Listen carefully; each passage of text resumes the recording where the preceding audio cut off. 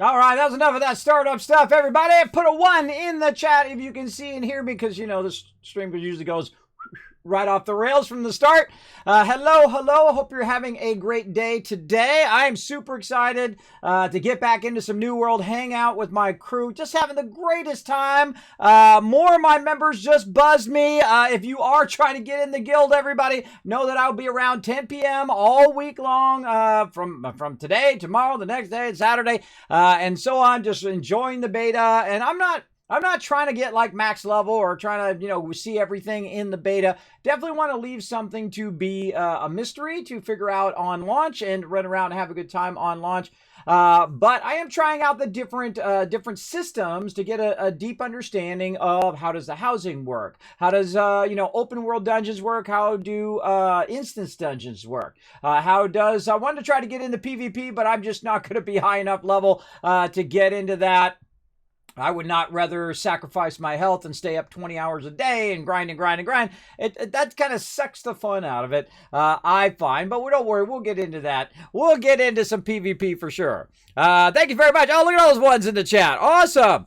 Who's ready, says Break? I'm ready. Let's do it. Let's get into it. That's Mr. Non-You coming in, waving. The Lurker Love. Hey, Mr. Non-You, great to see you. Jaeger coming in. Hey, Kismet. Hello, Jaeger. Thanks for coming in. I'm ready to play. How about you guys? You won. GG. Paul coming in with a salute. Thank you, Paul. Appreciate that. 33X, 33 coming in. Says, hey, Kismet, welcome. Hey, there's Frogman. I got to get you in the guild, bro. If you're on, let me know. I can only add you when you're online, I noticed. I have one of my longtime members, actually one of my very first Kismet Star awardees, the Mighty Sar, incredibly awesome, who actually sacrificed himself so that I could be a higher level prince, so I could add more people to the guild back in Lineage. 3 people had to take and actually die, which means they lost XP, everybody. So they literally lost like 8-10 hours worth of XP grinding by dying for the guild so that I could absorb their essence, I guess, and become a higher level prince at level 49 into 50 so that we could have a larger guild. So they actually sacrificed themselves and their time and whatnot. So I don't know if that doesn't deserve a Kismet Star. I don't know what does, everybody. Sacrificing for the rest of the guild. So let's get him in. There we go. Invite him in and then welcome him into there as well. Let's wait for it to pop up first. There you go, Sar, set you in. Let's get Frogman in here as well. Where are you at, Frogman? Did you send me a friend request? Here's what you do. You got to hit O, and then go ahead and type my name in. And then you can send me a friend request, and then from that friend request, I can invite you. I don't see you're online. It doesn't show me. Oh, there you go. Okay, now, nope, you already did send me a friend request. Never mind. Bam. There you go. All right, there's your request. There's your invite as well to the guild.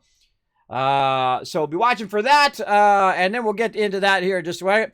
Kiz, any news on when the New World beta is ending? Yes, I know exactly when it's ending, exactly at what time. I do have an FAQ on my Discord, which tells you all that awesome information. It ends August 2nd, 2021 at 2:59 a.m. Eastern Standard Time. So again, you want to know a lot about New World. We have tons of info over there, including a bunch of tips and suggestions for finding theft, getting started, all of that stuff. And of course, I'll be, oh, there we go. Would like you to invite you into a group. No, you already got me. I already got you. So a lot of stuff up there, and if you would like to join the guild, we do have a tremendous amount of members just joining us already in the beta, probably about 3 times as much as I expected. Normally, not a lot of people play the betas, everybody, especially in my guild. Usually, maybe 20 at maximum, and we have nearly 50 in the guild right now playing the game. So it's pretty amazing. Or 50 of them have signed up to play the game. So that's pretty incredible, I think. So that's exactly when the New World beta is ending. And how about I just actually grab it and put it in the chat as well? Then you can copy paste it, put it on a notepad, and you'll have it. Bam, right there. There you go. You can also go ahead and check out the Discord. I'll go ahead and throw the Discord in the chat if you'd like to come join us as part of the Teamwork Tycoons. You go in there, you read the rules. I can also put that in the chat. I need a button for that. I need a button for join. That's what I need. I'll do that at my stream deck at some point. But there you go. You follow those 3 simple rules right there. It's like a new member quest. Let's see how good your teamwork is. Let's see if you got the skills. It's super easy. You just go in there, you read the rules, you click that green check mark, then you go ahead and answer the call down in the New World section. Just put your name along with a whole bunch of other people's names right down there and say, I'd like to join the guild, Kismet, and I will add you to the roster. Now, just so you know, after launch, I will be doing applications only. I will not be letting you just go in and join the guild. You'll have to apply to be part of the guild. And so you've won in. Now's your chance. Now's your chance to get in and join us. So let's go ahead and dive in, and let's say hello to everybody who just joined the guild. Let's go.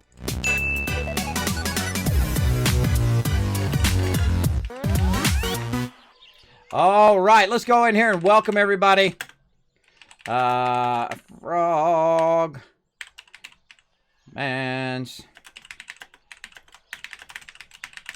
One of my favorite things to do is to welcome everybody in the guild chat like that. Welcome, sorry, Frogman. And I also expect everybody to respond in the guild and welcome new members every single time, just like we do in the chat when someone hits a follow or hits that resubscribe. We always say hello. We always say thanks for joining the guild and all of that. Make sure you say hello to especially Sar and Frogman. Frogman's a new member, and if Sar is one of my longest members, let's go check out when he joined the guild, everybody. Check it out right here. I already put him on the roster. That's right. We got the roster going. We're at 49 right now. Bandor also joined us. But Sar joined the guild on January 11th of 2003. That's right. That's 18 years ago, everybody. I have one of the longest running gaming guilds, 19 years together with over 1,000 members. And you're like, Keza, you don't have no... what was that? Sorry, I couldn't hear you. Couldn't hear you over the roar of all my members right there. Sorry. What are you trying to say? I don't have 1,000 members? What was that? What are you trying to say? Hold on. I'm a bit meticulous, everybody. I write down everybody's start times. And I did lose my actual computer in 2016, which is why this roster will stop. And then I stopped doing it. I stopped doing it because I was having lots of medical problems, and we stopped playing MMOs around that time. And that's because MMOs got a bit stale. It's the same thing over and over. They're all trying to copy World of Warcraft. And all of that, and I'm trying to, raise my family, take care of the IRLs and all of that, and all that stuff stabilizing out finally. Man, it's taken like 6, 7 years, 10 years or so, stabilize that, but working on my health, lost 50 pounds, GG, doing great, my health's doing much better. I did injure myself in a slip and slide incident. I injured my shoulder, which really makes my arm hurt right here, big time. But I went to the doctor, and the doctor gave me some medicine for it, so I'm doing better on that, and it doesn't hurt as much, or I just can't feel it, one or the other. I've been taking a lot of ibuprofen, Advil or aspirin, to keep that pain down, and it seems to be helping, so very good. Rolling in the deep, that's right. This is that, again, as a guild leader, having that many members start in a beta is unprecedented. I typically don't have that many, and I've been playing for 19 years. I've played just about all the big MMOs, including Lineage, Lord of the Rings Online, Star Wars The Old Republic, of course, World of Warcraft. We played Guild Wars 2. We played Elder Scrolls Online, etc., etc. I go on. And, of course, between all of my members, they've all played all the MMOs, or pretty much all of them, all the way back to EverQuest and Ultima and all of that stuff, and, of course, RuneScape and all of those. And a lot of the new ones as well. They give me all sorts of feedback on new MMOs and things that we're thinking of playing together. But to have around 50 members sign up is pretty incredible. Now, I've also been marking which ones are in the thing so I don't I don't forget to get them in there. Like we got Sar in there, and we got Frogman in there. Let me find Frogman in here somewhere. Where's he at? Where is he at? I know you're in here somewhere.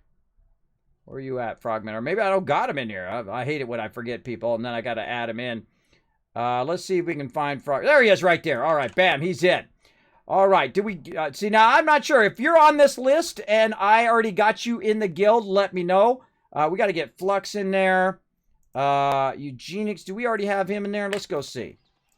Yeah, he's right there. Bam. Online. Okay, cool. That's easy. He's right there. Okay. Again, see, this is what I do. This is 60% of my time when I'm playing games, everybody, is micromanaging. It has to have the people got into there. Have we added them? All of that stuff into the guild. And let's see, Striker, Zarkane. Did we get Zarkane in? I don't remember, everybody, but I can look by name, which is awesome that you can sort by name. No, not yet. Not yet. All right, who else do we got to look for? Again, this is usually what I do most of the day, is I'm looking to see, Reaper. Did we get Reaper in? Reaper, where you hiding? Now, sometimes I look past, people's names, and if I've got you already in there, you let me know, all right? You let me know in the chat, in the Twitch chat. Or what you can do is you can let me know on the Discord. You guys have been really active. I appreciate that, on the Discord, on the, New World General. I've been posting a lot of tips, asking a lot of questions, really enlisting members to help out. I love that. I love to see that, for sure, for sure. So again, if you are already in the game and I have not added you, and put you in there, that is good to know. How about Band? Did I put Band in there yet? Bandor. I think he was still... Oh, I got him. I got him right there. All right. Yay, me. Yay, go me. Oh, wait. Wrong person. Let's see. Duras, I think, sent me a friend invite earlier. I think. I need to get him in there. And this is like behind the scenes. Box Kicker. See, I can't remember whether I friended them or whether I added them to the guild. So that's why I always follow up on this stuff. I don't see he's in there yet. You have to be a certain level, and you have to pick the same faction as us, right? You have to pick the Syndicate. If you don't pick the same faction as us, then you're screwed. Then you're screwed. You can't get into the guild. So do not pick the wrong faction. And we're going to have a member vote on which server and which faction that we're going to choose. Nothing is set in stone for right now. We'll also take into account other guilds and where they're going, where all the big streamers will be on, and all of that stuff. Will we want to be on the toxic streamer server? Probably not. We want to be on the cooler, nicer streamer server, I would think. Or whatever server that the members choose. I typically find that members are pretty smart about server choice. But as the leader, I may override it depending on if I have some interactions going with other guilds, or we have all decided as an alliance to go to a certain location and whatnot. So we will let you know. Now, again, if you would like to get into the guild, let me know. I will add you in, but you have to do that those steps first. I will not add you to the guild if you do not do those steps first, because that is how I know that you've got the magic, that you have the teamwork ability to get in the guild and to working together. Or at least that's the first inkling that you may have that ability. Now, I do ask that everybody who is online, which we got a ton of people online right now, almost 10 peeps online, I do ask that you are in the Discord whenever you are online. And that is to encourage other people to come play. If they see you're on the Discord, even if you're in the AFK section, they will go, hey, look, there's a bunch of people. It's active. Man, I want to come join that guild, and so on. So I do ask that everyone remember. See, this is what another one of my jobs, remind everybody. So.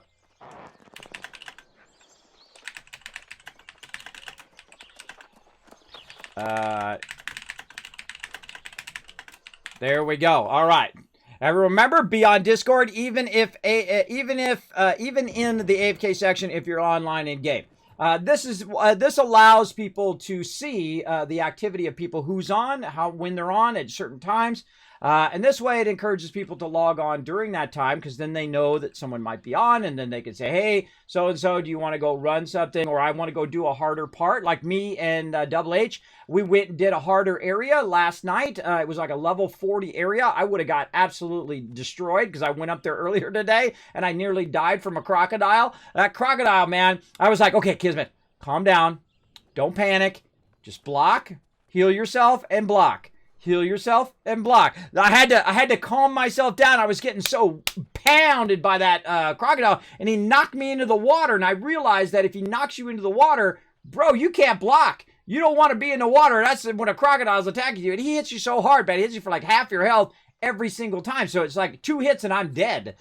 So I got that crocodile though, and that'll be on a That'll be on a separate highlight that you'll see later on. I was out there testing an idea I had. Is how to dual level your weapons. And I'll be talking a bit about that today. Also, a bit about running around as a group. So, we'll also talk about how to make this game a 10 out of 10. I want to hear your feedback on it. What would you love to be added to the game to make this game a 10 out of 10? Now, I'm going to go ahead and throw a few out already that's on my list. Obviously, the guild bank. You got to have a guild bank. Should be option number one, right? They got to get in there and put it right down here, right? They got a treasury, which is great. I like the treasury. That's good. But right here, guild bank. I got to have a guild bank because what we do as a guild is we exchange things. And if I have to go track every single person down, you know, I could have up to 300 members in this game. And I got to track 300 members down and to give them individual things. That's not going to work out, everybody. It's going to be very inconvenient because I may not be on and so on and so forth. Well, I'll be on a lot, but they may not be on. Basically... you have that guild bank, you can throw stuff in there. So if you have crafters and, you know, the crafter's like, hey, I'm looking for such and such thing, boom, in the guild bank. Hey, Kismet, I'm just starting the game. You got any gear? Oh, yeah, we put through a bunch of it in the guild bank for you. You know, a bunch of greens and blues. Snatch them up, use them when you need to, right? Because our goal is not, my goal is not to make the most money in the game and get the best gear in the game. I will do that over time anyway. That's like a byproduct of working with my crew. But the number one thing I want to do is facilitate the greatness of my entire team. And the way you do that is you exchange items, you give them items when they're lower levels, you help them out with certain quests as they go along, especially the faction quests. I've found those are incredibly helpful. The earlier you get those done, the more you can use those faction items right away. Of course, we also got some crafters that can help as well. Lasco coming in. He's a Love Train conductor. He's getting a gifted sub from the mighty Scripplin, who has just been boss moding. Man, Scripplin, you have just been crushing those gifted subs. I want to see some serious love in the chat, everybody, for Scripplin. He's just been coming in, giving out gifted subs left and right. Make sure to show him lots of love in the chat, everybody. There you go. What's my favorite thing about this game? Ooh, that is a tough one. I mean, overall, the game is beautiful. It encourages me to keep running around and collecting loot and whatnot because I just love to be in the game. I just love the beauty of the game. Number one, right? The actual world is an actual element of the game. That's what's so wonderful. Like the first time, right? You were running along in World of Warcraft and you took the thing over the top of the mountain and you saw that airport down there, and then you were like, how do I get to that airport? Which you can't get to unless you know the secret from back in the vanilla days. We got there. We got up to that thing. Me and my members, we'd use our levitate.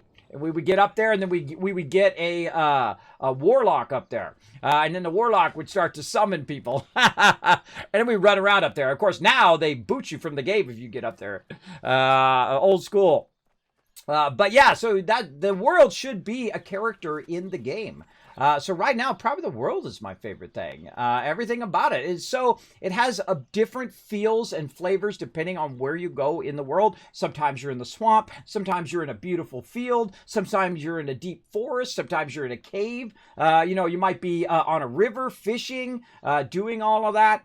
I feel like the quality level of the game is unmatched as well. I don't care what MMO you go and you look at, even World of Warcraft and all of those.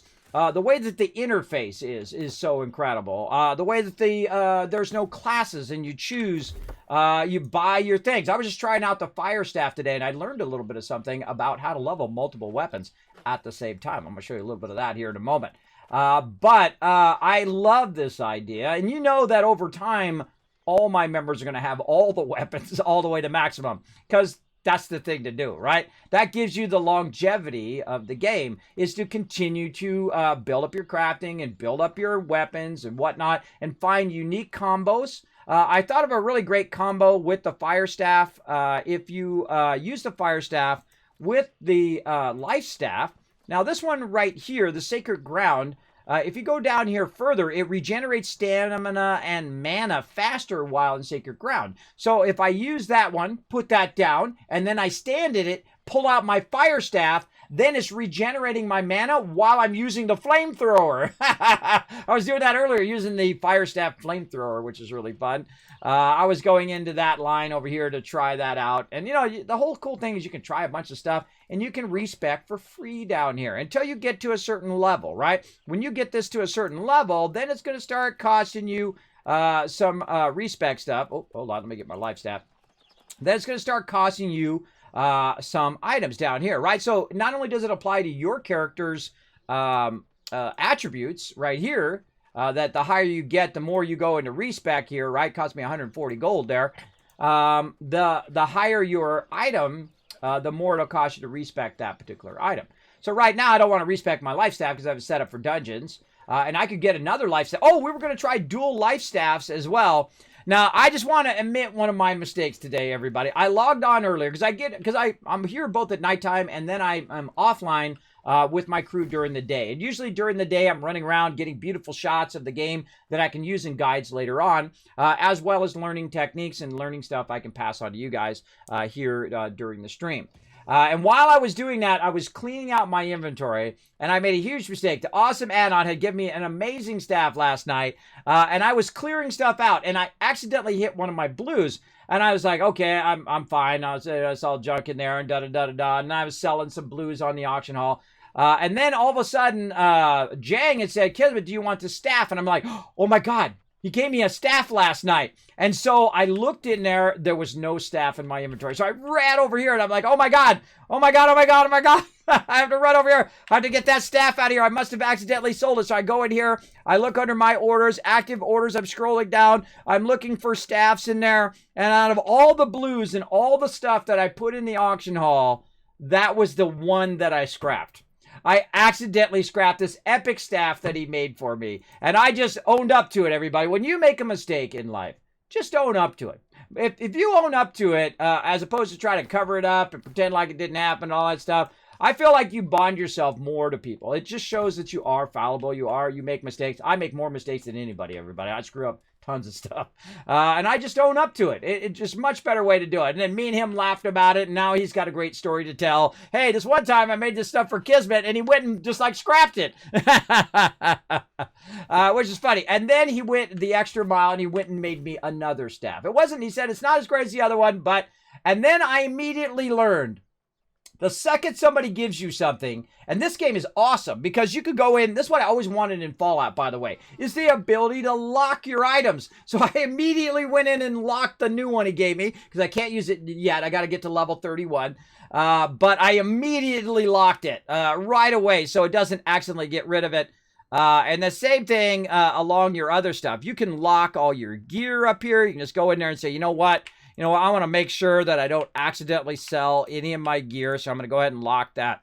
I'm going to make sure I don't accidentally sell all my stuff. I'm just holding down the Alt key, Alt left click, and you can literally lock all your stuff that you're using, except for this stuff up here. You can't lock your food and whatnot, but you can lock all your gear. So if you accidentally, like, switch something in there, if you accidentally switch something in there that you don't want to, I can't lock the bag.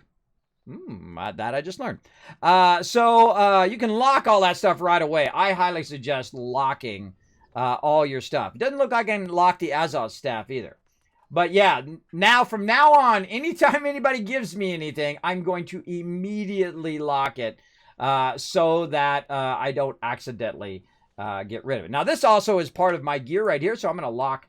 No, not salvage. Lock, bro. Lock. L for lock. There we go. I'm going to immediately lock that. Actually, I was holding down L, not Alt. I was holding down L for lock. Now, something I don't want right here, I can go ahead and salvage that, get rid of that, get rid of this, so on. And then I've got items in there. I know I don't want to sell those, and I don't want to scrap those. So, lesson learned. Lesson learned. So, this is like a combination of all your favorite MMOs, everybody. It has the wonderful dodge roll of Guild Wars 2, which I absolutely love. Guild Wars 2, a phenomenal game, by the way. If you haven't played at least the base game, fantastic ideas in Guild Wars 2 that will really push MMOs forward, including group loot. So everything is instance looted. Even ore nodes, by the way. So if you run up to get an ore node, this instance, so someone else runs up to get it, guess what? They can get it too. You're not fighting over ore nodes, which you actually do in this game. That's old school, everybody. That is probably the #1 reason people get in PvP is someone stole their 2 silver, and I log online, and all of a sudden the whole guild is battling out in the middle of the fields, and they're all like, what the heck is going on? Why are the battles? Someone called for help, Kismet. I answered, and then the whole guild came in there, and all of a sudden now we're in this big old battle against this other guild. And I'm like, dude, you're in a big old battle against another guild for 2 silver? That's why I have to now go and talk to their guild leader and figure out what's going on so they don't run around and gank our members wherever they go. That's why you started that whole entire war. Just walk away, bro. Just walk away. And it's usually a new member. My longtime members know not to do that. It's like, all right, it's 2 silver. I go, there's another silver node right over here I can go get. But it's usually a new member who has like a chip on their shoulder or something, and they get all upset about someone stealing their node or whatever reason, stealing their mob or whatever. And the great thing is you don't steal mobs in here either. If you get a certain percentage of damage on a mob, even if someone else is hitting it, then you do get credit for it as well. Same thing when you're in a group. Whenever you're doing like the quests, we found out, especially that Ezra, the enchanter, you want to go as a group because you're not, especially as a caster class like me, I am not going to out DPS anybody, everybody. There's nobody I'm going to out DPS unless I'm like full focus and max level and all of that, then maybe. But I'm not going to out DPS someone who can just kill that mob within 5 seconds. But if you go with a group, we did learn that is how you do it. So you group up, get everybody in there, pow, everybody gets credit, GG, you're out. That's the way to bypass standing in line, you know, like in the 1990s MMOs where you're standing in line, you got 50 people in front of you and you're, okay, he killed the boss and then the line moves up. And then the next person kills the boss and the line moves up. You shouldn't be having that in 2021, bro. I mean, hey, in the 90s it was understandable because those were the mechanics of the game. But nowadays, that should not be happening. Of course, I've been giving that feedback. Hey, this should not be happening. You should need to up the spawn when there's a lot of people around. You should encourage them to group up when they're there and so on so that everybody's getting it. So it's not a competition to get that one, mob or whatnot. Too old school. Too old school. Yeah, look at that. You're getting some love in the chat for that gifted sub. There you go. Hey, Grosnor, Grumbles. Howdy, folks. Howdy, howdy. Welcome, welcome. Everybody say hello to Grosnor in the chat. I'm probably butchering your name. That's part of my charm, everybody. I butcher everybody's name. That's my thing. I don't do it on purpose. That's just, sleep apnea, not always functioning at 100% up there anymore, everybody. I just like to throw that out. And I let my members know and I let everybody know here on stream that, it does affect my ability. I did get lots of sleep today, though. I got a lot of sleep. Grosnor, you got it. Oh, my gosh. Well, there we go. Look at that. It's a miracle, everybody. A miracle happened in my stream today. Wow. I got someone's name right today, everybody. It's a miracle. Oh, Warforge. Hey, always great to see you, Warforge. What's up? Okay. Now, before I get in with my crew and we might run some dungeons or do some fun stuff like that, I always check in with my crew and say, hey, anybody need anything? Do you want to run some dungeons? Do you need help with quests? All that kind of stuff. My job, facilitate their greatness, right? It ain't all about me. Oh, I'm the best player and look at me and I get all the best gear and all of that. That's a young man's game. My job as the leader is to make sure that everybody gets the help that they need. And so I'm going to run out here. Now, where is this little place that's right outside here? Right down here. And something that I've been working on is a combination of the Life Staff and the Ice Gauntlet. And I thought, well, great. I got my Ice Gauntlet built up pretty nicely. It's got a great turret on it that I like. The ability to go and ice block like you can in World of Warcraft as a mage. So I can do that as a healer. Sometimes it has saved my butt, actually more than a few times, saved my butt in dungeons and whatnot. But I thought, say you wanted to add another weapon, right? Like, say I want to add the Fire Staff. And so when you're using the Fire Staff at low levels, well, against cows, it'll be pretty effective. Right there. Oh, what the heck? Stuck. There we go. And so cows also give you tons of resources. Pow. Like red meat and rawhide. But if you're fighting a mob, and you want to get XP on this weapon, but also your secondary weapon, I found that the glove is really great that way because it will put a turret down and then hit the mob while you're also hitting it with your second weapon. But when I hit it with this weapon here, I can hit it a few times.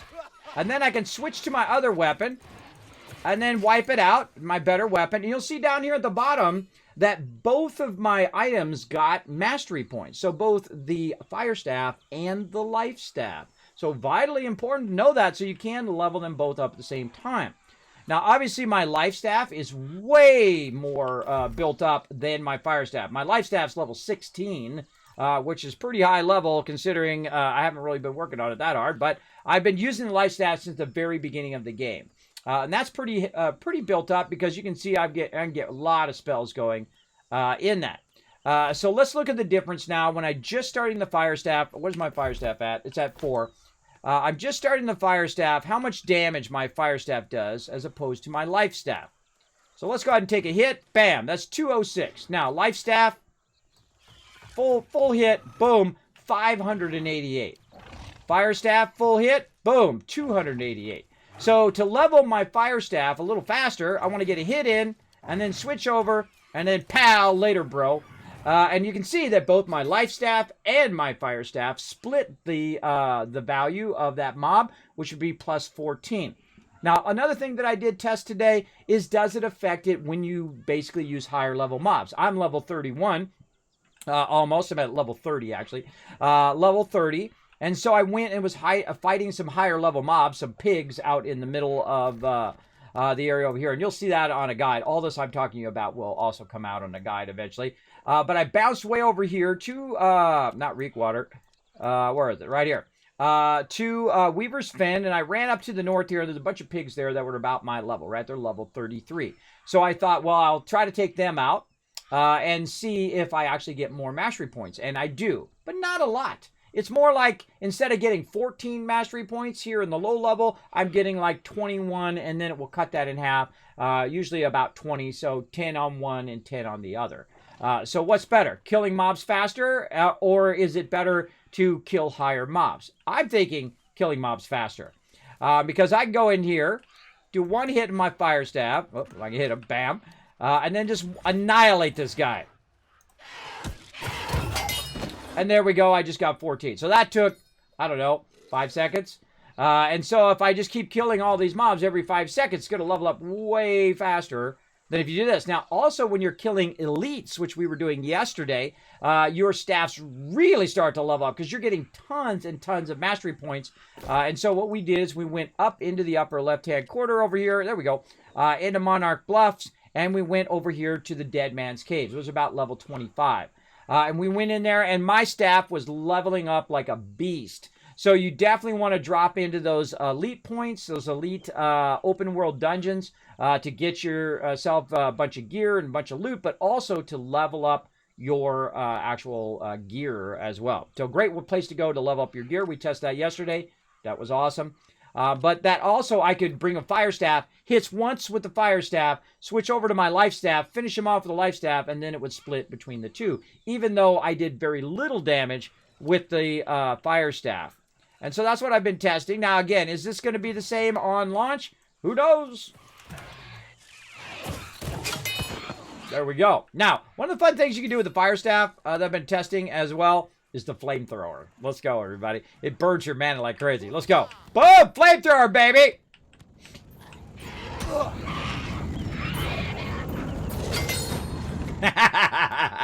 Love the flamethrower, but holy mackerel, does it burn your mana? Oh, potatoes. I want some potatoes. Now, one of the things that I'm going to be doing, I have this great idea, is to do some cartography when we go ahead and go live. Why can I not get those potatoes? Why can't I not get the potatoes? I want the potatoes.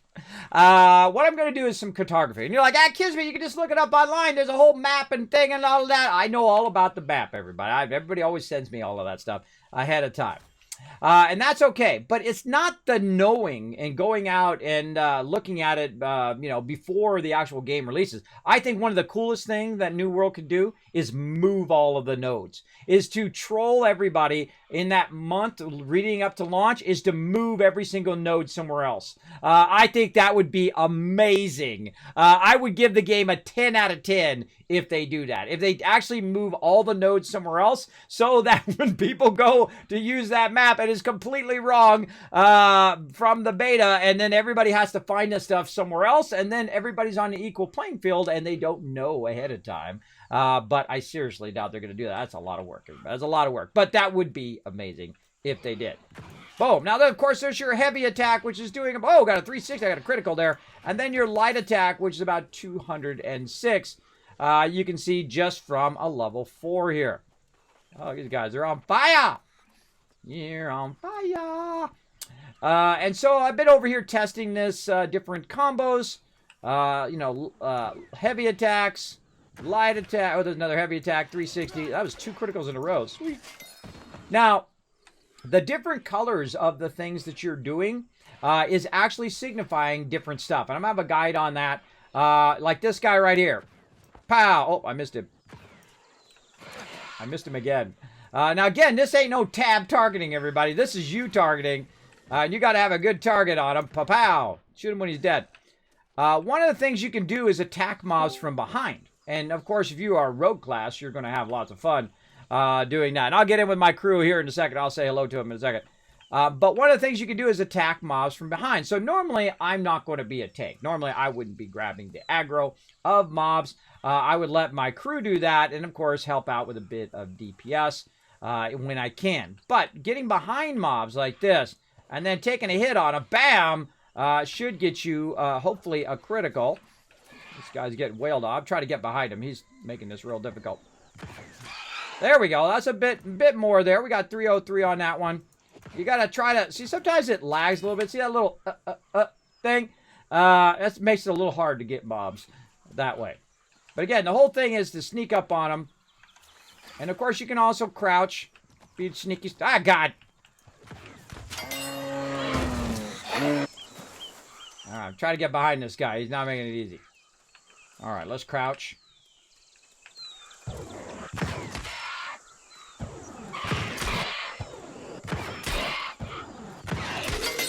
And there we go. So those were all normal hits. Of course, they were white. And, of course, the orange ones are going to be your higher criticals. And then there's other things, because certain mobs are weak to certain types of damage, right? So if you're using fire damage, or if you're using nature damage, or whatever it is, I'll have guides in all of those as well, which damage is best for which mobs. And that's going to be important, right? So you could have different weapons for attacking different mobs. You could have different sets of armor for different things, like collecting, or battling, PvE, or PvP, and all of that. And that's what makes the game amazing, everybody, because I know I'm going to do all of that. I know I'm going to have sets for collecting. I know I'm going to have gear for certain reasons. And it's going to be awesome. Except for another thing that they do need to make this game a 10 out of 10 is the ability to have item sets, right? Who has ever used item sets in World of Warcraft? I have. I actually installed a mod to change my item sets for different reasons, right? So if you're PvPing, you'd want to have a different set of gears. Now, of course, like Star Wars The Old Republic, Guild Wars 2, they have item sets. They have different sets of gear that you can switch in and out of with a single button. Pow, I want to use this set, I want to use that set, or I want to use a cosmetic set, right? I want to click it, change my set just to look more sharp. Maybe I'm going to a ball. I want to look more fancy. Or maybe I'm just out there fishing and I want to have my overalls on and I want to have my, my fishing hat while I'm fishing as well. I feel like they definitely are going to need to add that at some point for sure. And you can see right here that there is a different equipment load as well. And that has to do with your light, medium, and heavy armor, and then also when you're encumbered. But when you're light armor, you deal 20% bonus damage. So I'm doing higher damage because I'm using the lighter armor. And then, of course, you basically get 10% damage on medium, and then your debuffs actually last longer when you're in medium. And then, of course, heavy, your block stability is increased by 15%, so they're not going to get as many knockbacks and knockdowns. And then, of course, your debuffs last 20% longer. Now, as a healer, in PvE, I would go light all the time. The reason why is you don't want to get hit. You don't get hit, you don't have to heal. It's as simple as that. Dodge roll, bro. Like right now, you see I got hit a bit down there, but I'm a healer. So bam, bam, and then there we go. And I can just stand in my circle here and it'll heal me up. Right? But even better, don't get hit. Dodge roll, baby. I love the dodge roll. Now, I can dodge roll backwards. I can dodge roll to the side if I want, like this. You can dodge roll any way you want. You can dodge roll forward if you want. Probably not your best idea. Sometimes I do, though. It's a great way to trip up the mobs when they are coming at you like this.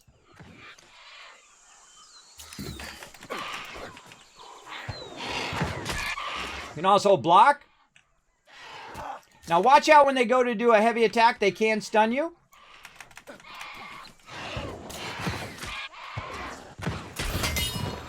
Zero amount of healing I needed to do there, everybody. Don't get hit. That's my plan as a healer. Now, of course, if I was doing PvP, that's not going to be possible.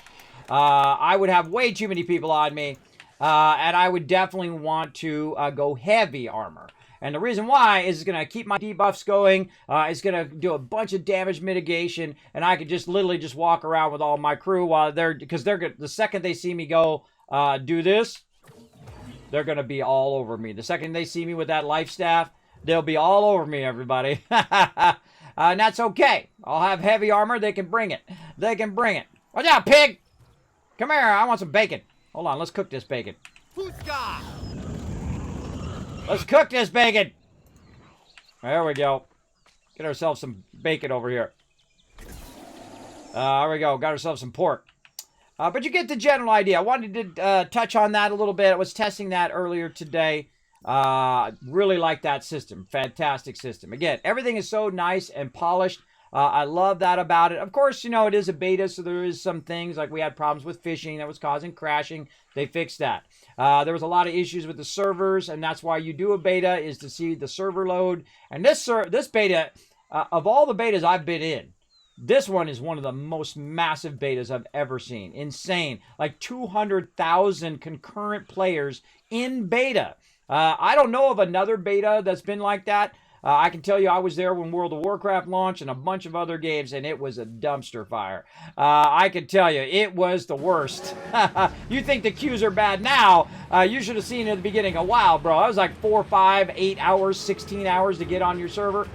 Crazy. Pink Ranger coming in with a massive 22 months of sub love. Show her some love. She's going to be modding for me today. One of my longest mods, as well as my very first sub here on Twitch. Did you know that? Very first sub. Actually, not my longest sub. My longest sub is actually on Patreon, who has been with me forever. But she's my very first sub here on Twitch. I appreciate her big time. Oh, look out. Techie coming in, showing some love as well. 6 months of sub love, getting a brand new sub badge as well. There you go. Oh, H2O ready for launch. There you go, bro. Oh, he's got the group photo as the desktop picture. Oh, I like that. Oh, that's 10 out of 10, H2O. I love that, bro. All right, I'm gonna go give you some love on the. I'm looking on the Discord, everybody. All right, stupid. What is this enable thread stuff? Get that out of my face, Discord. Get it out of my face. That's a GG. Where's my GG at? Where's it at? Right there. Boom, GG. Nice. He's got the group photo as his desktop photo. I'll have to go in and put like Teamwork Tycoons over the top of that or something. Make that in desktop picture. That's a great idea. H2O. I better write that down or I'm gonna forget. Let's see. We're gonna do a group photo this Saturday, by the way, before the beta is over. If you do need me to get you as a photo, here's what you do. You go to the login screen and you get your character facing forward, hopefully. And just take a screenshot of you in the login screen. And then make sure you get it really high quality. You know, hit F12. Get it in your Steam documents. It'll be in your documents folder under Steam or whatever folder you set it up for. You can go into Steam and look at your screenshot folder in the settings. I'll put all that information on the Discord. Hopefully I'll get to that tomorrow. And then you can go ahead and just send me your photo if you can't make the photo on Saturday, and I'll use my magical Photoshop wizardry to put you into the photo. All right? I'm talking to all my members as well. In case you can't make it, it'll be 11 p.m. Eastern Standard Time on Saturday. We haven't chosen the place yet. I'm still looking around for places. Haven't looked for it too hard yet, but I'll probably get into that tomorrow afternoon. And whatnot, trying to find a good place. Now, if you have a suggestion, you run into a spot, take a screenshot of it, post it onto the New World General over there, and then I will be able to know it over there. So I just want to talk a little bit about leveling up your stuff. So we'll be working a bit with the fire staff today and have a little bit of fun with that as we run along. Also, a great combo. In the very beginning, I was using sword and shield and life staff at the same time. So pretty cool. Oh, thank you so much for the follow. I've got a brand new Teamwork Tycoon. Everybody show them some love in the chat.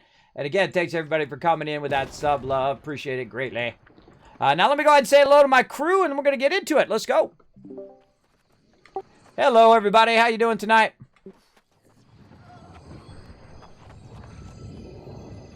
All right. Does anybody need any help with anything? You want to run some dungeons? Do you need some faction rep help? Anything like that?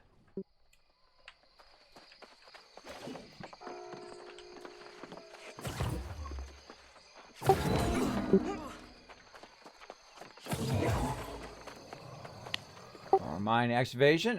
Expedition. The level 25 one.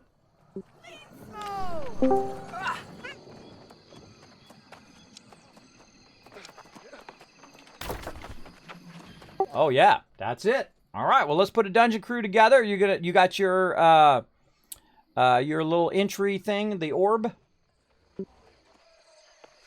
All right, who wants to lend a hand to a member? All right, Jaeger, I'm going to get you in to start, and anybody else who wants to lend a hand, let me know. All right, let's get you in. All right, awesome. I don't see you online for some reason. This online thing is a little iffy. I have to scroll down through the thing and then scroll back up, and then people show online. That needs a little work.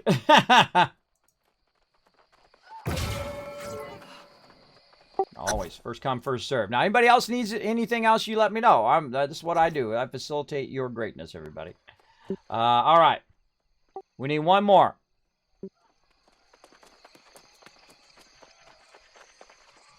Anybody else? Little crickets. I hear crickets. All right. Well.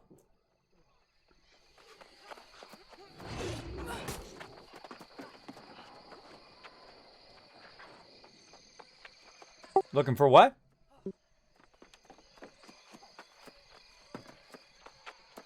Oh, I can tell you where there's a bunch of boss mobs. You can go down down into the elites. So you looking for, what are you looking for a boss mob for?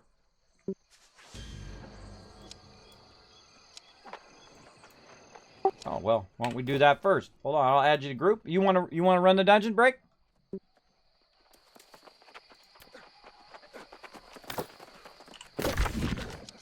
All right. Do you want help with that boss? See where you're at, and maybe we'll come help.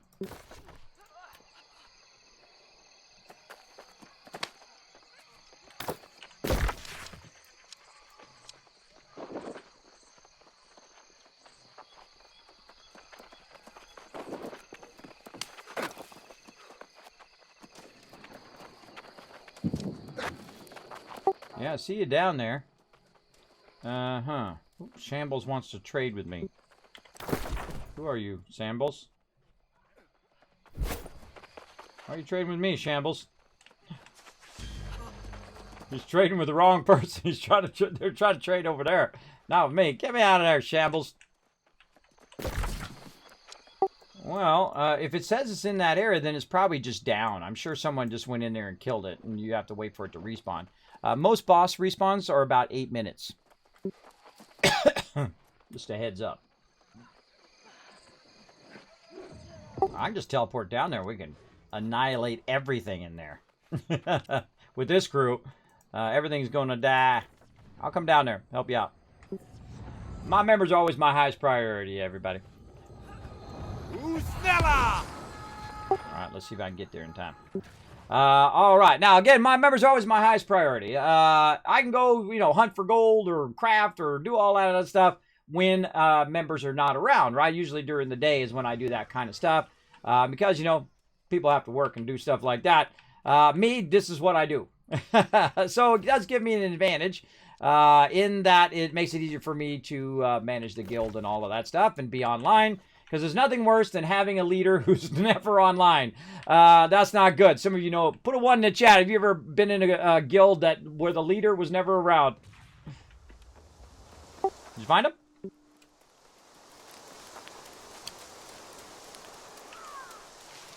Oh, I thought he said.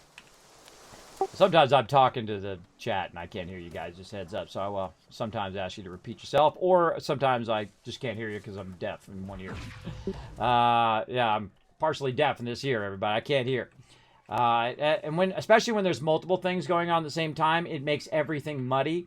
And I could get a hearing aid if I had money, but I don't have money to buy one. So, those things are like $2,000. Let's see, feed my children or get myself a hearing aid. I think feed my children first, right? I would prioritize that first. Very much so. So, yeah. All right, try to dodge all these mobs here. I could kill them all, but I'm going to run up here instead. How lush the game is there. But I like to run around with no interface like this. It is the greatest thing, man. It is...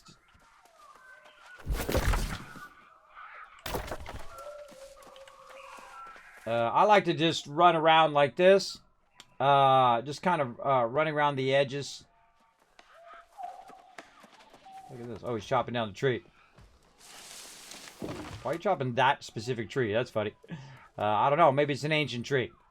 So you can climb up on the rocks, but you have to get the right rocks to climb up. But they have like that Tomb Raider thing, right? Or a lot of other games have the same thing where you can pull yourself up. It's really cool, really great mechanic of the game because they've designed the world so well that allows you to climb up on the rocks and get up on higher areas and whatnot. It's not like all the top areas are, forbidden to go to. You can climb your way up there if you are diligent. Into getting in these little nooks and crannies and then trying to jump your way up and whatnot. Or jump over here and then you get over here on the edge and try to hit that edge like that. And then you can climb up this way. Again, they have everything kind of angled in such a way. That's a lot of what I do in MMOs, I think, is climbing from here to there and everywhere. What's up, Wolf? How you doing, bro? Catch me if you can, sucker! I'm out! And so I do a lot of climbing. Because when you get up in the hill areas, that's where you're going to find your wolves. So you can get rawhide. You're going to find a bunch of ore and unique plants and things. So I feel like exploring up on the rocks is one of the best things you can do to find those kind of hidden and better resources. Or at least your like favorite resource spot, right? Where there's nobody around and you can just grind all day long. And whatnot. And you got to sometimes do a bunch of jumping, right, to get yourself up like that. And most MMOs are like that, where you're just kind of jumping your way up. And now we're back to the road. And look, I've never even been over here in this playthrough. I actually did play through here in First Light and also in the lower areas in the preview last year. That was pretty fun. But we've been focusing mainly on where our faction has been. In the King's area there. I'm just kind of running along here. Actually, I need to cut to the right. Oh, I gotta go this way. Now, I'm at the level now. I'm like level 30, so these level 21s aren't as scary as they were when I was level 10. But I can bypass pretty much most of them. Just keep running. Now, one of my great tricks is to use the ice gauntlet to put the turret down, and they go after the turret. And then I can go ahead. Look at this guy. He's all gold. I can go ahead and then.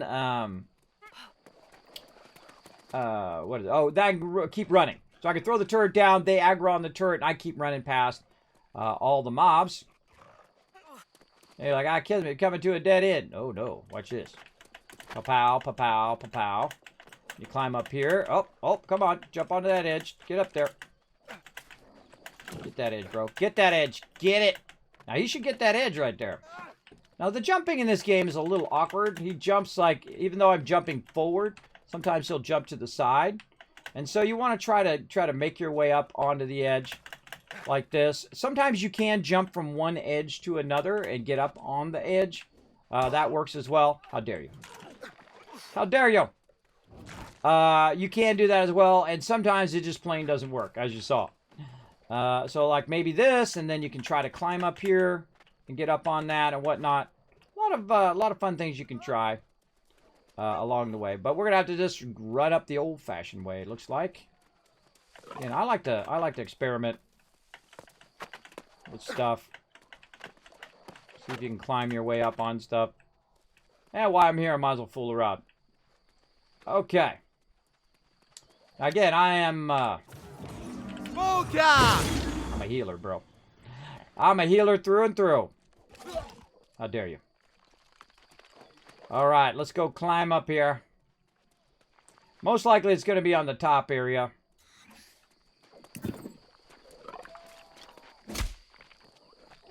I find on these kind of things that the boss is usually up at the highest area.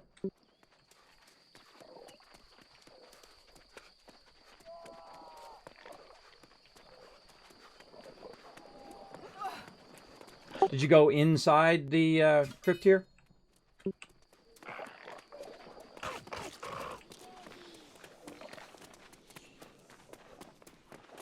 I bet you he's in the back.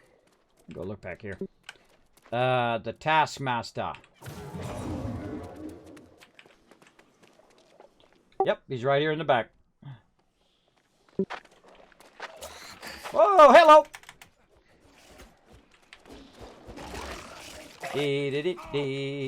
Alright, let's party! Oh, God.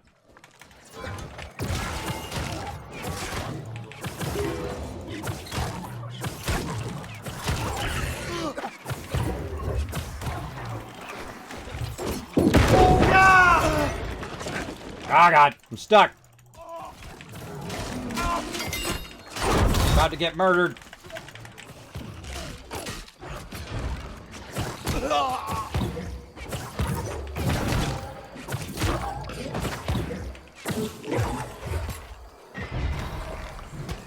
What the heck?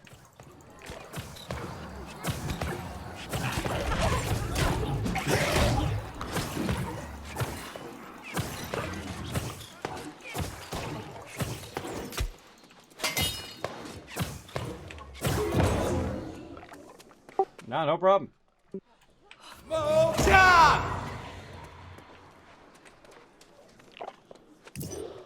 Oh, I did that the other night. I was looking for these chests, and I was running through this tower, and I just kept running through it, and I, God, where the heck are all these chests at? And then I realized it was not on the tower. There was only like 5 or 6 of them. It was actually out in the lower part of where the tower is on a separate area where you run around and grab some more. So I literally spent like an extra hour looking for those chests.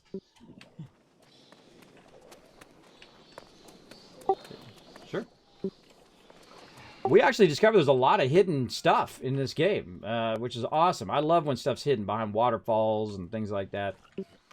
I dig it. Jeez, my fire staff.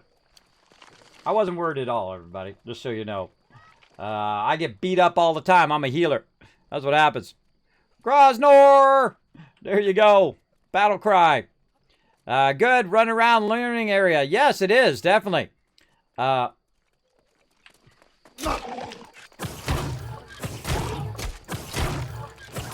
follow the ledge if I wouldn't get wailed on by a bunch of mobs who are blocking my way.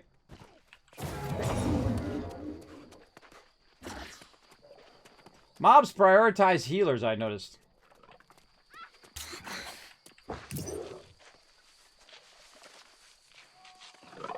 Oh, yeah, these are the things I look for. Oh, my God, I got 2 greens out of that. Nice.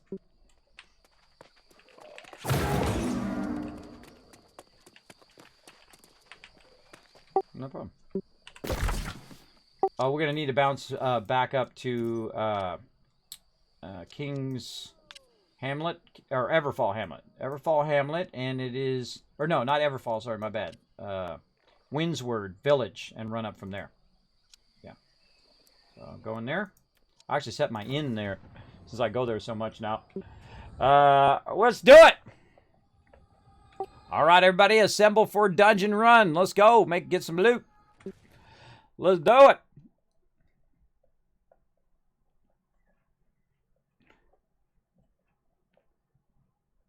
Yeah, I do that. I do that all the time, Pink Ranger. I actually upgrade my modems on purpose every couple years because there's always some new, like, better modem out with better Wi-Fi.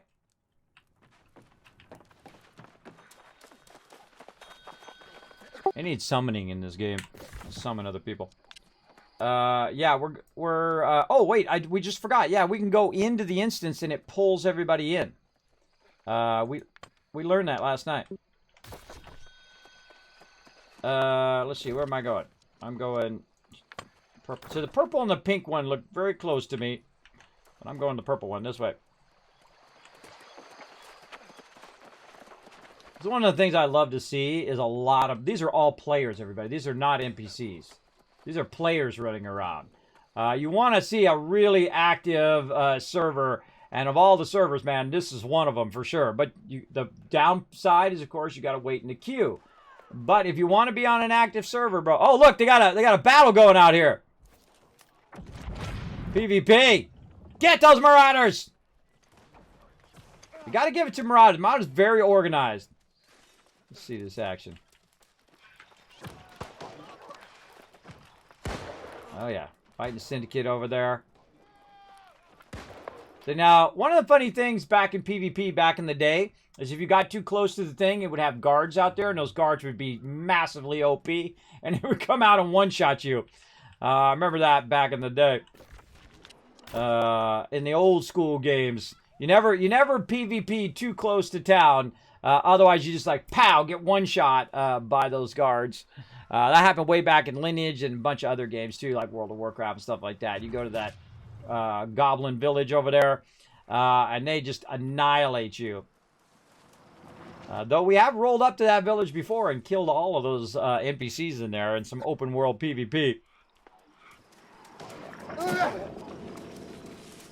We've rolled up into all the different zones. We've gone into the Horde stronghold, into their main city, and rolled up in there and killed all their NPCs.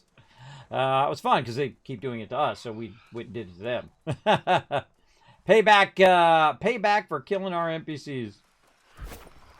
Now what we're doing over here is this is called expeditions, aka dungeons, right? So the dungeons you run together. This is an instance dungeon. So I'm gonna get over here now. Hey, what's up, bro? You're wrecked. I'm gonna hang out here for a minute while I'm waiting for my crew. I can see I got double H already here, and my job is to heal. So I'm gonna be healing them now. I've switched my kind of healing setup to be more mobile. Now, based on your what you choose is whether they're going to be more mobile or where it's going to be more like spot healing. Now, I'm not a big fan of the scroll wheel through the people in your party. That makes it really awkward as a healer. I need to be able to press so and so and heal like within a second. That half second of me scrolling through everybody's name could mean life or death. I'm not a big fan of that scroll targeting. I would much prefer to have it on my buttons where I can press 1, 2, or 3, or 4, or 5, and I can choose everybody in there, or really 1, 2, 3, 4, because control is me. So if I hit R or Q, I can go ahead and just heal everybody around there. I can also AoE heal, but if I need to go in and heal everybody else out, I don't want them to have to stand in the green circle. And that green circle is annoying because they're getting knocked back out of the green circle. The mobs are not cooperating and whatnot. It's really difficult to heal. Though those heals are much more powerful than some of these mobile heals, unless I build them way up, which is what I'm doing. And I'm getting very, very high focus, so I can do bigger heals at each time I go ahead and do them. All right, how we looking? We ready to rock? Okay, well, we need somebody with an orb. I burned my orb up, so someone run up there and orb up this thing.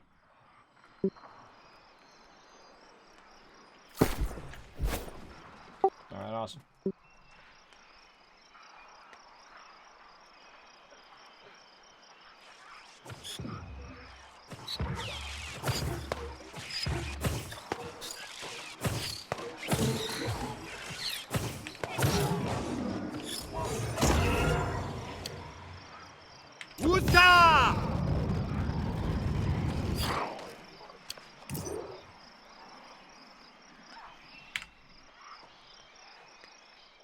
That guy was trying to get my attention. He wanted me to join his group. That's like non-verbal communication. You see that? I can tell exactly what he wanted. He wanted me as a healer to join his group. But too bad, everybody. I'm busy. I always prioritize my members. I hate getting in pug groups because pug groups did what was a great example last, I think it was last night we did it. Is a great example is someone gets in the pug group and they immediately feel like they're the person in charge. And they go running off and they go do that. I am too old to be everybody's babysitter, everybody. If you don't know your role in a group, if you can't get in a pug group and then work together and have the tank be the front man and all of that, then forget it. I don't want to deal with you. And we booted that guy. He's like, and then he buzzed me later and he was complaining. Oh, God, it's just a level 25 is. What's the big deal? Dude, the big deal is I don't want to run around with someone who can't work as a part of a team. If you just feel like you already know everything and you're going to run up ahead and make it miserable for me as the healer, forget about it. I am not going to heal you, bro. All right, we got 4 out of 5 here. Oh, we're looking good. All right, we're going to put Warforge on tank. That sounds good. Now, remember, my heals are usually going to be on Warforged, so if you like to be healed, then you need to stand in that green circle, or really, I'm not going to put it on the ground. I'm going to have it around him or around a mob, and I have long cooldown, so stay in the green circle if you can.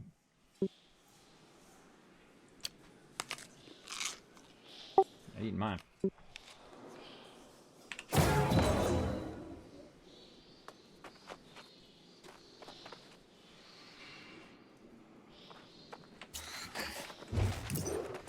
Also, remember, everybody, if you do run into other people or you get stuck, just holster your weapon with X, and then you can run through other players so you don't get stuck. Get my fire staff out.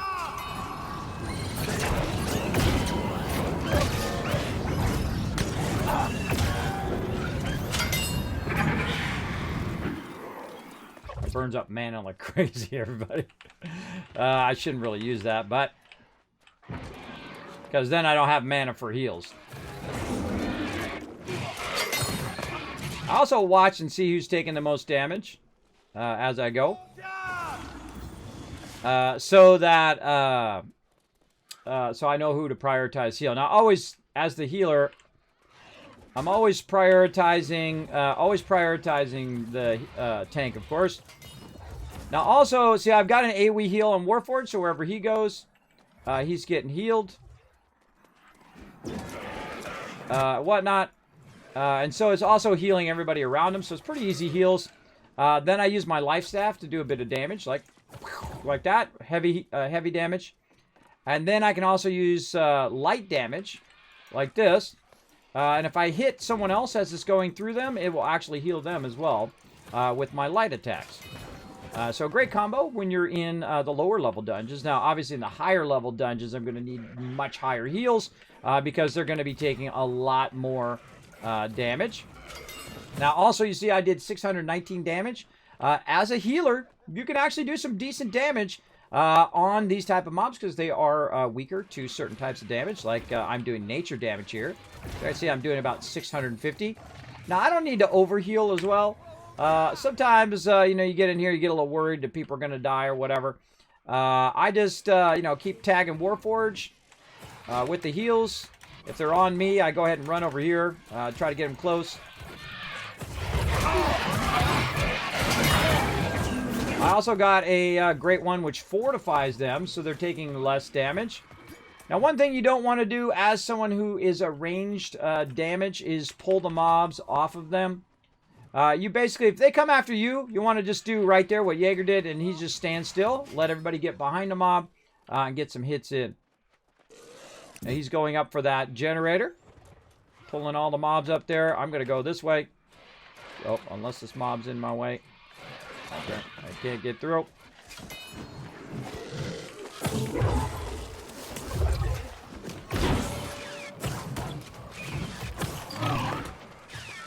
In my job, don't get hit. See me dodge roll out of the way?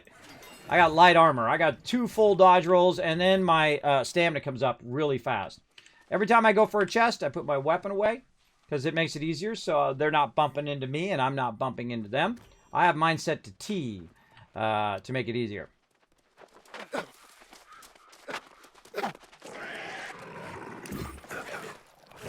Who's the new person?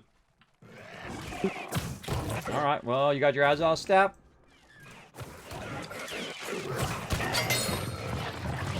Mobs respawn.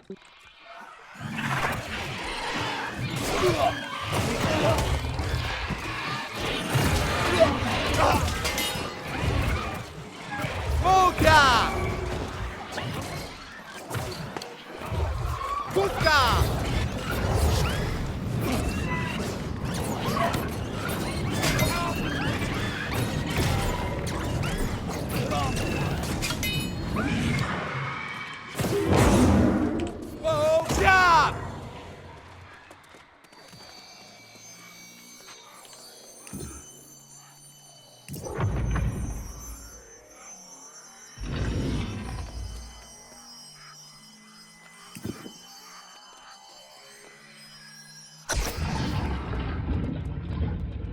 Cool.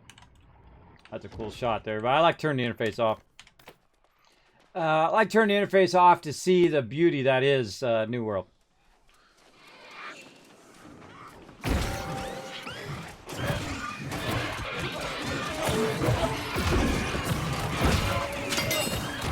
Now, one of the problems with hitting the mobs is what will happen is that will stay here and not move with your group. I did that on purpose. So you can see that now that has like a 30-second cooldown, so you're going to need to have some other spells to help out when you do it. Or I can just do some light attacks wherever my crew is, and you'll see they'll get a bit of heals with those light attacks. And I can also go ahead and hit the mob, whatnot. Now, I feel like my favorite one is this one, because it does a easy heal. It's an AoE heal, and I'm targeting anybody, and it comes up pretty quick. Ooh, free loot. I suggest to holster your stuff while you're down here. Now, we found this hidden chest in the dungeons. This is what makes this game potentially a 10 out of 10. I love hidden stuff. I love hidden stuff under dungeons because it just tells you, I wonder what else is hidden in here, right? What else have they hidden in the dungeons? What else have they hidden around the world? Hidden areas. We've found a lot of various different hidden areas so far. And I would imagine there's probably hundreds and maybe even thousands more. So I can't wait to find them all. For sure, for sure. There we go. Let's see. Let me catch up here in chat. Internet's buffing. Oh, no. 2018. Oh, boy. Yeah, I would definitely swap it out. I swap mine out every couple years. Absolutely. Yeah. I prefer to use my own equipment as much as possible. There you go. Only time to use equipment. Oh, here we go.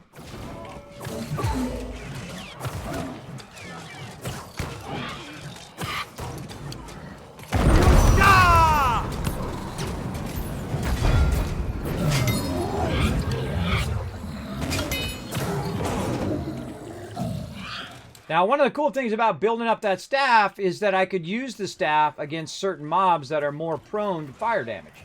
And thus, when I'm using that versus fire mobs, they'll take a lot more damage with that particular weapon.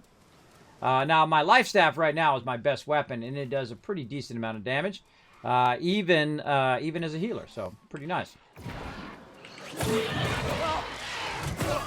Sometimes I try to hit people, and I just happen to miss them every now and again. And then it goes on the ground, and then when they move, it doesn't move with them, which is not good. There we go. We'll do it.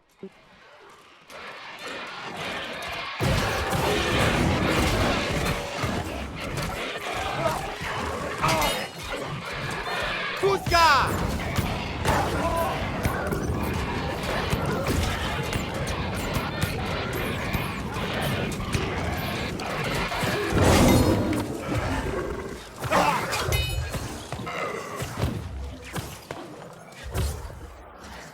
I don't know.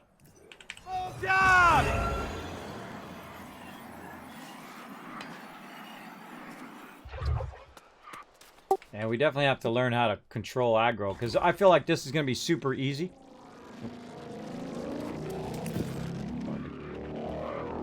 Yeah, we definitely need to learn to control aggro, because I feel like this instance is probably going to be among the easiest. And then when we get into the tougher stuff where we really have to have that control, definitely going to need to work on that. Whatever. Also another guy coming from the left, just a heads up.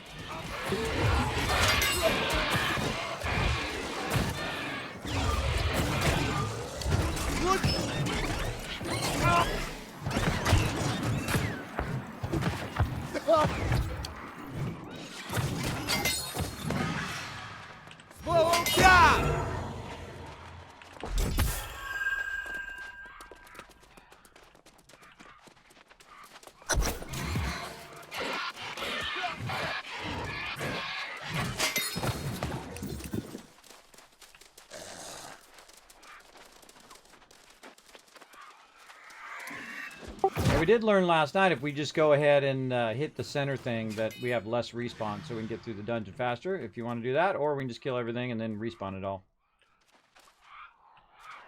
Right over here. That thing in the center.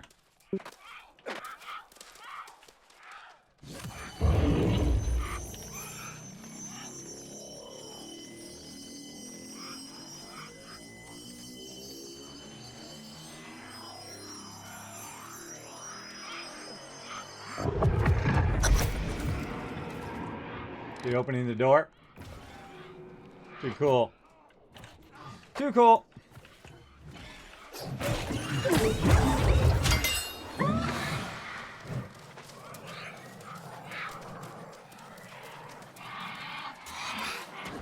I feel like that effect, while awesome, is way too much.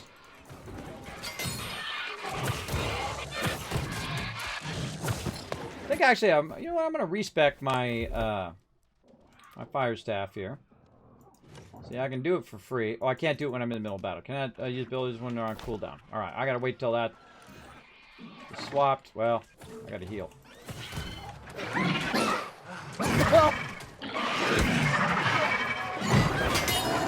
You guys are all over the place. I'm getting wailed on. Group up with Warforged on him. Yeah. I'm getting wailed on. I'm blocked. Can't get out. Gonna die. Got no heals.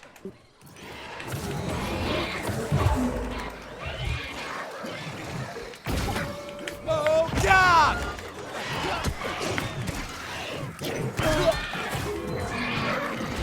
Yeah, get this guy off me.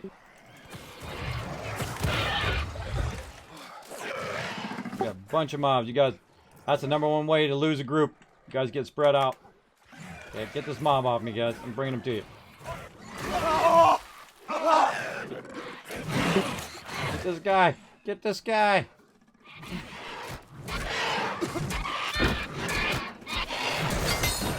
Alright. I got you. I got you. I'm gonna get break. Keep him busy. Uh-oh. Uh-oh. I've got 2 down. Okay, break. I'm gonna bring you back up. Move away. Roll away. Bringing up another one. Move him away from here. Move him away. Okay. Yeah, don't split up. Always stay with the tank. Now you learn that lesson. Yeah, I don't have 15 heals in this game. I only got 3 heals and they go on cooldown and that's it. You guys are just, you're going to die. Nothing I can do. Don't forget the chest over here. Well, it's everybody split in 2 groups. You ran after the spawn, and they stayed behind and killed the other mobs.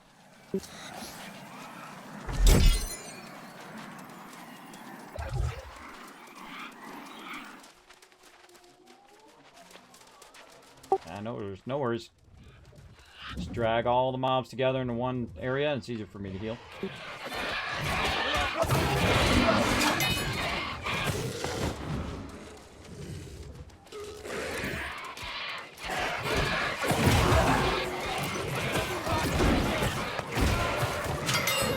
We survived. No wipe.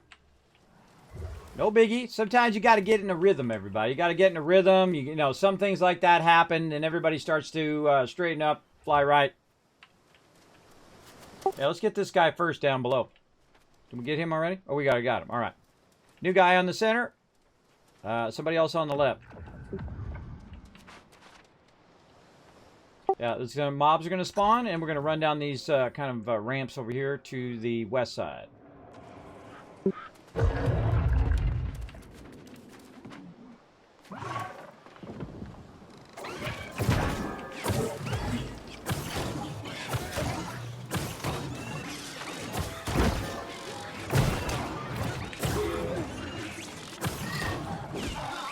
Second mob coming in. Big boy.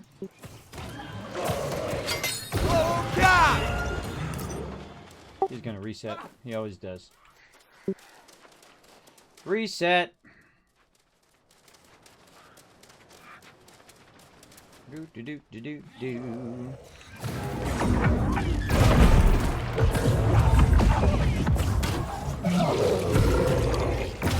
Puska! Whoa, whoa, that's costing me my health. The heck? Actually cost me my health. You see that? My health started going down. I was standing in that stuff. Not good. Not good. I don't like it when it costs me my health. I put my weapon away a lot because I'm usually running in the back, so people can run through me and get ahead of me, like this. Okay. I always think of my peeps, everybody. How can I make it easier? Gotta grab the big guy in too while you're at it. There you go. Bring him into Warforged. Whoop, he's gonna come after me. Don't fight on the bridge, guys. Don't fight on the bridge. Get off of there. I can tell you that's not gonna end well.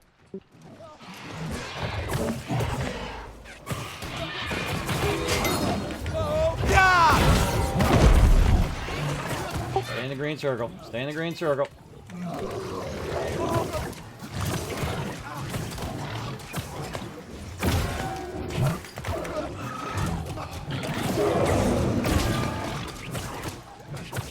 Oh, God! Wasn't worried at all, everybody. Wasn't worried at all. Kismet on point, bro. Yeah, he wanted to say hello to me big time.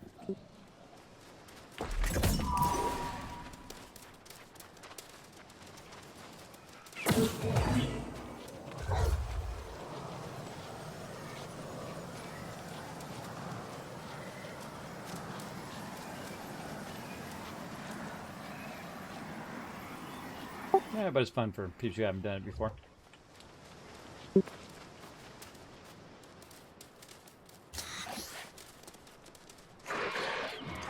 I'm waiting for them to group up first. Bam. Then I reduce their the damage they're taking. Then I'll help out with little deeps.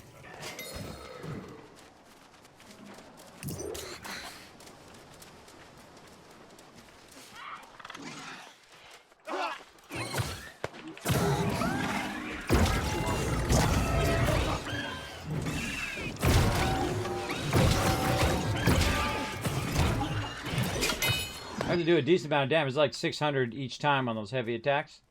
You can see I'm saving my large heal. So we push the center.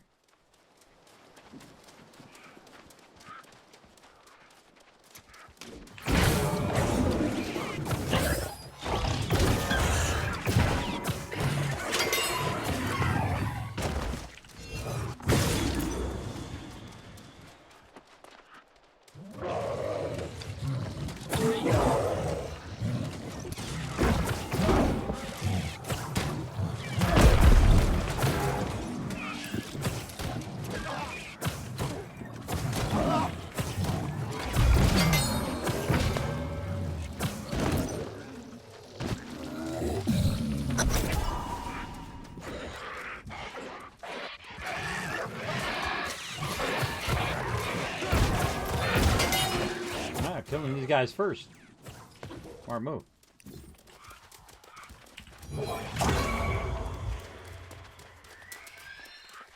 Gotta know your role, everybody. Gotta know what to do. Stay together with the tank. I'm not dead. I'm a bit tired and sitting waving my hand around. There you go. Yeah, I like the fact that they have a down system, and so you can bring people back up, and anybody can res. It doesn't have to be the healer, but I'm the one who's usually the most free, right? Because I can go ahead and boom, throw a heal on them like that, and then they can heal and they can do all of that while I'm resing somebody. So it's usually the best option of a healer or an off DPS who isn't the primary DPS or the tank. Usually that's a good secondary.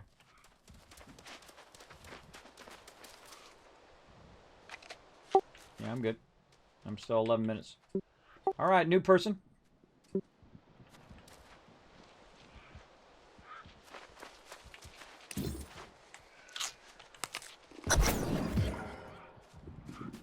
Where'd we get that from?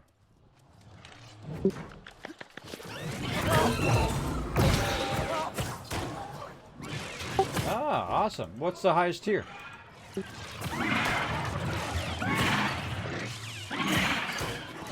Ooh.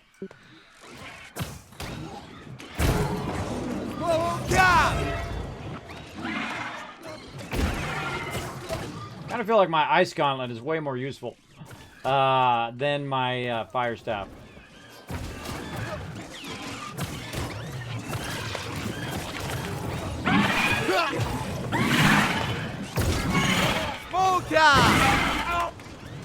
Oh, I got killed. You guys might want to res me.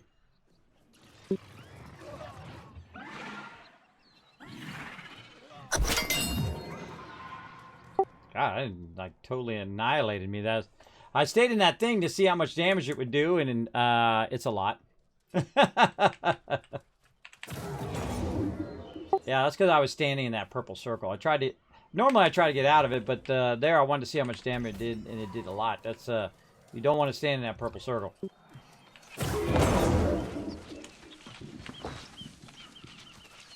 Not good. Don't stand in that. Roll out of that, everybody. You stay in it, they just keep hitting you. Oh, yeah. Oh, you're going to walk away with crazy tons of loot. You'll probably be overburdened. We got a lot more to go.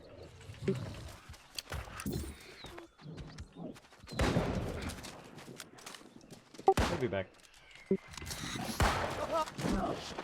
He's smacking you around.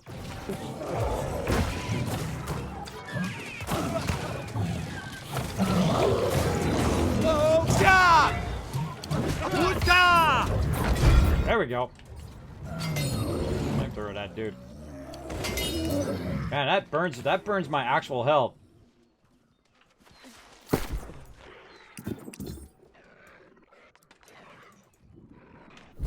Hold up a second. Hold up. No, after this. After you're done with this one, hold up for a sec. I gotta switch weapons, so I gotta wait for my stuff to come off, cool down.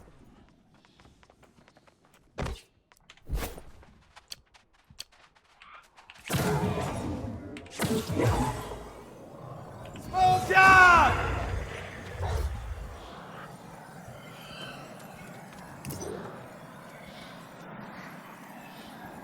All right, go ahead. Yep, I'm good. Switching back to my ice gauntlet. I kind of like that better. Doesn't burn up all my mana. I can put that ice pylon down, and so it's doing DPS, and then also keeping mobs off of me. But one of the dangerous things about the ice pylon is it can drag other mobs, so you can't cause a wipe doing that, so be real careful. Whoa, boom, he got smacked. Another thing that it does is it can put me in an ice block. Like earlier, you know, when I was getting wailed on, I could have ice blocked. That would have been super useful. Miss me, sucker. Missed.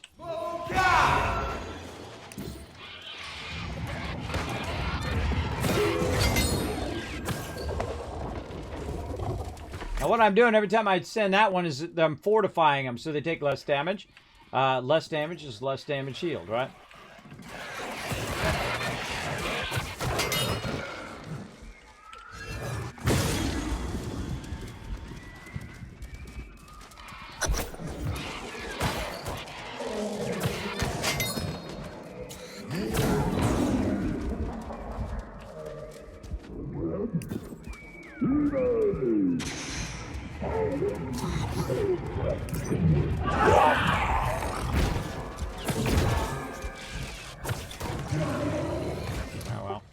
Watch out for ads. Keep those ads off of me.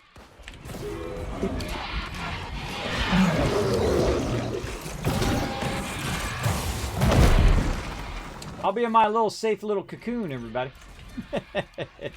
Until I'm needed.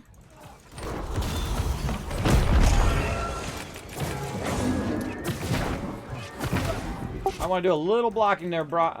A little blocking with your right mouse button. There you go. Try to reduce some of that damage.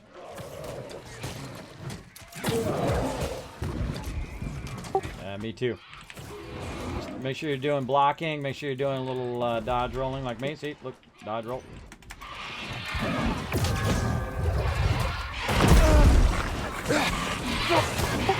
Gonna block up. Feel free to wail on him.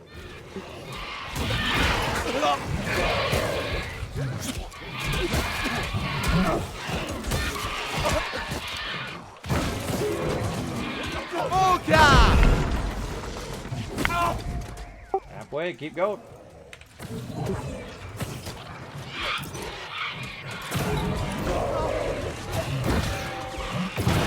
Couple on me.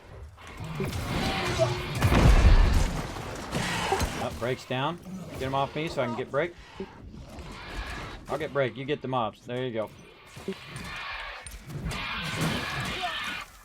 Make sure to move back. Don't run in there when you first come back up so I can heal you. There you go. Now you can run in there. Big heal coming up.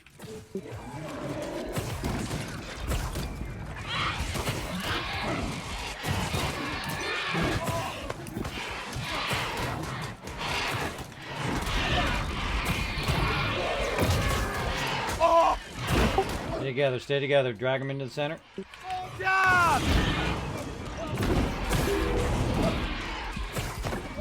Break. Get in there.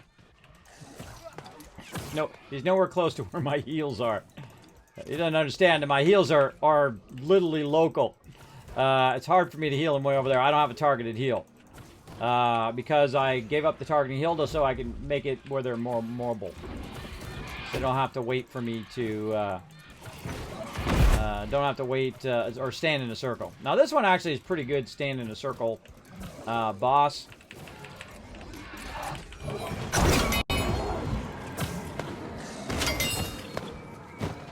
Victory once again. GG.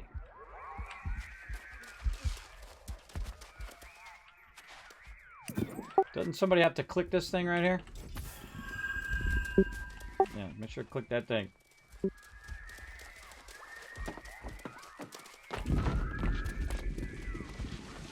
Check for them blues. You probably got something sweet. Let's see what I got.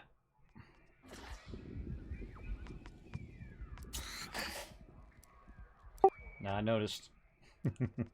No worries. Yeah, I also switched to a more mobile healing strategy, but you guys got to stay together. If you get spread out, it doesn't work as well. I can't single target heal. So it's more of a bunch of group heals, but then you don't have to stay in one spot, right? I don't have to do the circle on the ground and stay in the circle, which is okay for the end boss, but all the other bosses is really obnoxious. You have to stand in the circle all the time.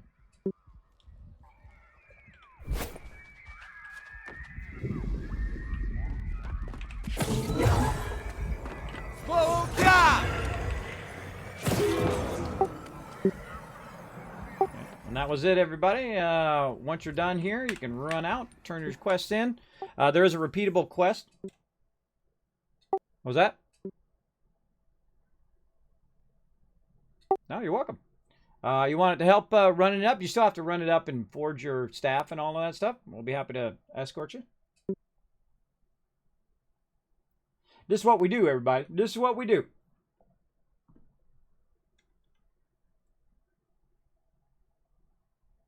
Oh, yeah. And then he gives you another quest, I think, after that. I can't remember. I can't remember.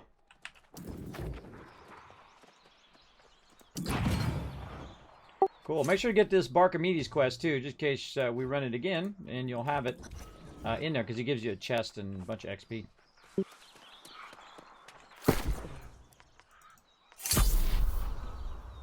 Bam! Loots.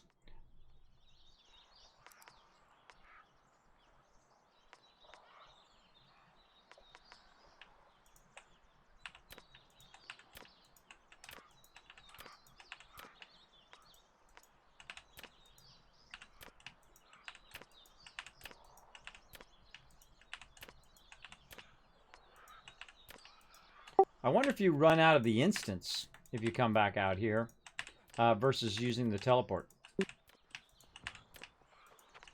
Yeah, that'd be something to try next time.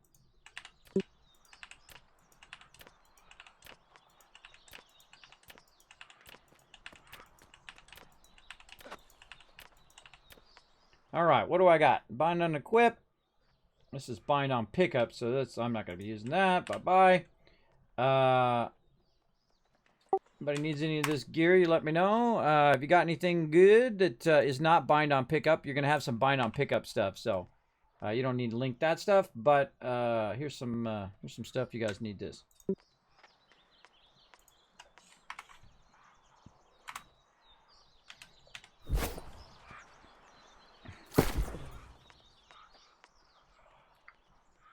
You let me know if you need it, and I'll just give it to you.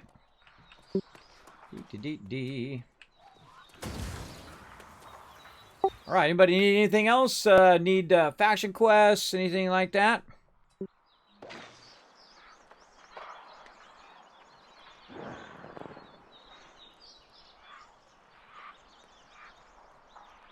Is that the one that's out in, what's that, Weaver's Fen?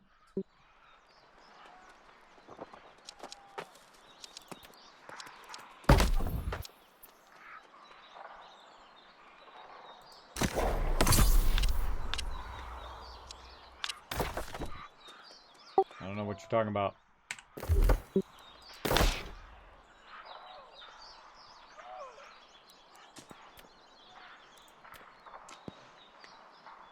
Yeah, which faction rep are you on? What's the name of the third one?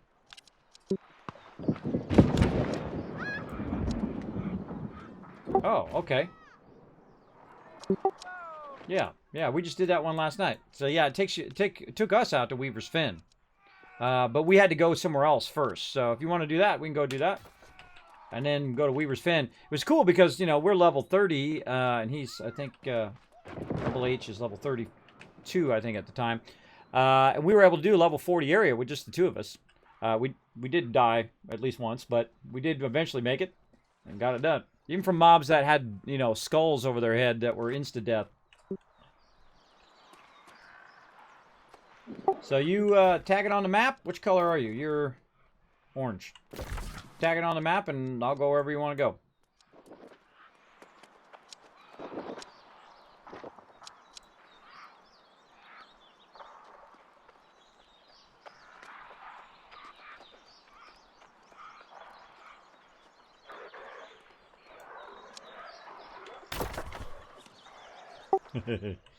Yeah, it's actually two quests I find later on. You have the first quest, and that quest gives you a secondary quest. It's under side stories.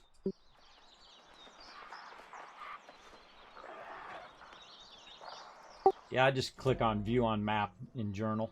I use that a lot. Right here, everybody. View in map. Boom. Right there. Right there is where mine is. Look at all these quests up here, too. As you get to different levels, you'll see that your quests will bounce up. Bombs away, says Mr. Otts, or Motts. Mr. Otts. Yeah, I got that turned off right now. Don't be doing any of that. Kids is in your settings. Gameplay at the bottom. Have you tried out the other targeted healing options? I have. Actually, I've been testing them out. I haven't found one that I really like so far. But I have been turning them on and off and trying different things. Let me find them in here. Let's see. Not key bindings. I think it's gameplay. Down here. Yeah. See, I've got targeted healing. I've turned that off before. Freeform camera enables freeform camera when you're locked on a target. Disable to have the camera active target. Enables lock. Hold on, 77. Sorry, I was talking to stream. What was that?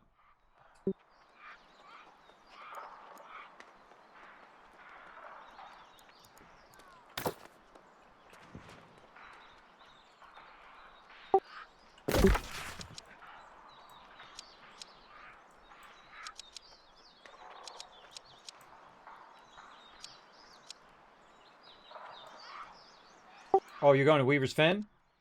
Right? Alright, cool. Okay, I'll meet you over there at quick travel. I'm gonna reset my cooldown on my house. That is like the greatest thing, by the way, everybody. I suggest everybody get a house, and then you can cool it down with Azov, and then just recall to the house. Just get the cheapest non-rep house you can buy, you know, 2,500 or whatever. It makes a huge difference in travel. Because what I'm going to do, instead of just running up to that fast travel, I'll just fast travel back to my house, then fast travel to the fast travel. Makes it really nice, really quick. See, now I fast travel here, now I'm in town, and now I can just bounce straight over here. And when I run out of Azov, all I have to do is fight mobs, and I get Azov from that. Or you can go seal the breaches. You get a bunch from that. You'll get them as drops, as little vials, though you should use those for crafting, etc. So yeah, I really like it if I could just simply press a person's number, 1, 2, 3, or 4. Obviously not me, because I can self-target already with my other spells.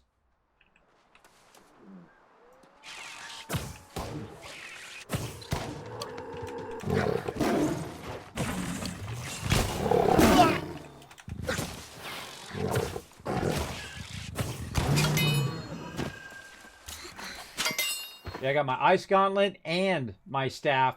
Both got credit for that.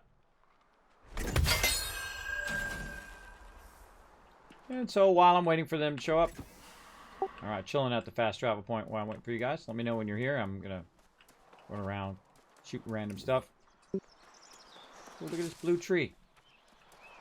Oh, Wordwood tree. Not high enough level. Really, God, all my logging all that time. I've been logging like a crazy man. Where's my trade skills? What is my logging at? 75. 75. We'll get that going. See, I'm not trying to be too serious about crafting or too serious about getting all my skills all the way up or all my weapons all the way up. Because in beta, all this is going to be wiped. So all of that, you know, grinding would be a huge waste because it's not going to be persistent. So I'm just kind of get a sampling of all the different things, right? Like, you know, wood, doing a little bit of wood crafting, do a little bit of arcane, a little bit of, you know, making items and furniture and all of that stuff.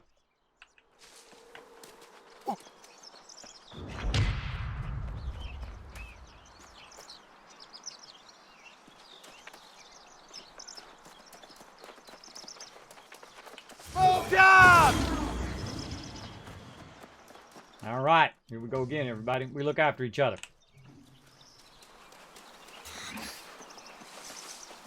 Now, the funny irony, Warforge, I'm actually catching up to him. It was funny, though, because some of my members just logged on like a couple days ago, like 3 or 4 days ago, and bam, they're already as high level as me. I was like, dang, bro. Been kicking booty. In with the Ice Club. A little Ice Gauntlet mastery.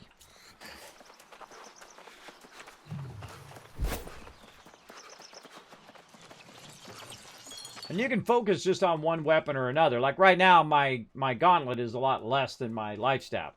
But I've been trying to balance them pretty well. Again, I typically put my weapons away. So if I'm standing here, he can run right through my character when I'm running. I feel like that's probably something I'll you know, try to get everybody used to, holstering their weapons while they're running in file. So everyone's not bumping into each other and getting stuck and all of that stuff. You know you want to. Whoop whoop! Smoke out! I love jumping off stuff, everybody. Whoop whoop!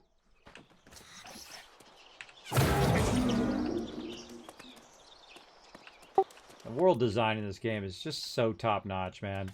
Freaking pirate ship. Laying on the ground. So awesome. Sunken pirate ship, everybody. Too awesome.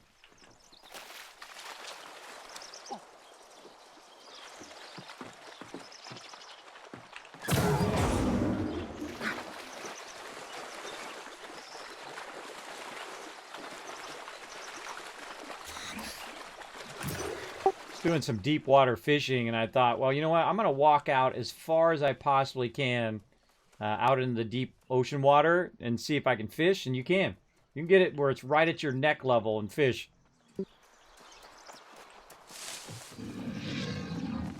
Gator on the right. Look out, those things do it. Uh-oh, run away. Look out, Double H.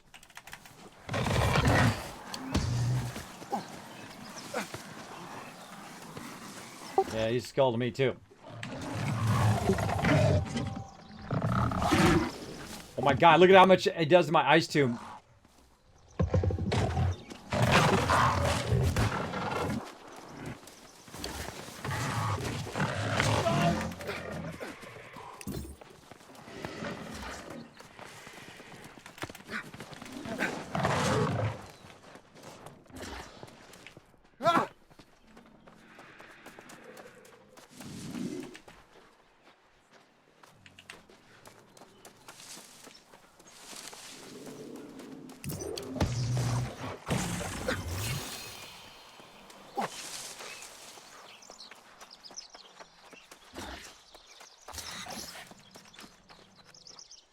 I was fighting an alligator that was actually lower level than me. He almost killed me earlier today. That's an insta-death there. Yeah, probably wanted to get more up on the road. I don't know where we were going because we're in reek water right now. We're in the 65 zone. Well, I'm going to just go ahead and call moving on out of here. I'm going to go ahead and do some underwater walking. Well, now we know. Our first foray into reek water. Probably want to go a little bit more north. Reek water is one of the highest level zones in the game. Didn't even realize we were going into reek water. Wasn't watching. See, I'm good at surviving, everybody. That's why you wear light armor. You get the heck out of there, bro.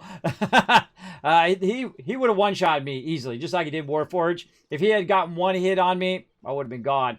So I tried to get it where Double H could run away, but he was sitting there shooting it. I was like, dude, run away. We're going to die. If it one-shotted our tank, believe me, going to die.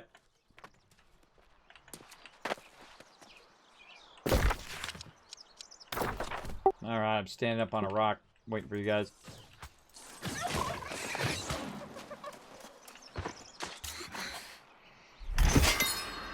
Ooh, got some Azov. Wow.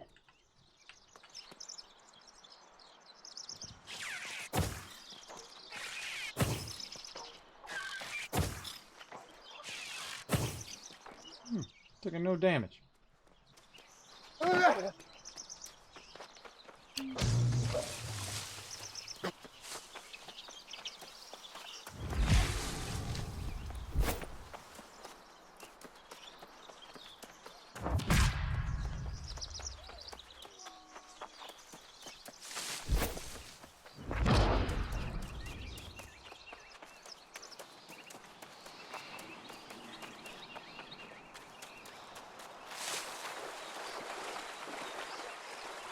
Where the tank goes, I go.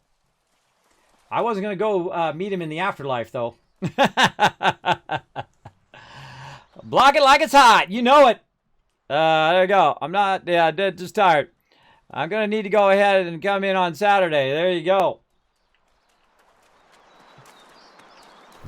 Going to need you to come in on Saturday. A little Office Space reference there.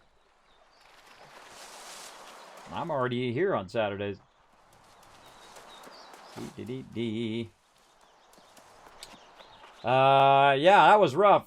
That was a rough one. Now, they got auto run, so you can't auto run. Now, I can actually just teleport up to there. I was going to try to res them, but there was no way. The thing about the crocodiles is they not only do they do a lunge attack, but they do a double distance lunge attack. So you can't just dodge roll once. You have to dodge roll twice, and then you have no dodge roll. And you saw me double dodge roll again and again and again because I have to get away from him because there's no way he can actually reach me if I only do a single dodge roll. I learned that about crocodiles. And so then I run up on the top. I get up there. He's coming for me because mobs are stupid. And so when they get up on the top and I jump down, he goes back and loops back, and then I'm out. I'm out, bro. That's an old school mob technique. Mobs typically will not jump down wherever you jump down, though sometimes they do. Sometimes they will jump down on you, so keep that in mind.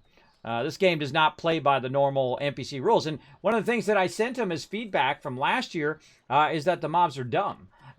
Is that they will come in and they'll get stuck on a fence, and you can just stand on the other side of the fence and just keep hitting them, and then they won't run around the fence. Well, guess what? They fixed it. They fixed it. It will run around the fence now, so look out. It's way smarter in the way that it targets you and finds you among the stuff. So be very, very careful. Very, very careful.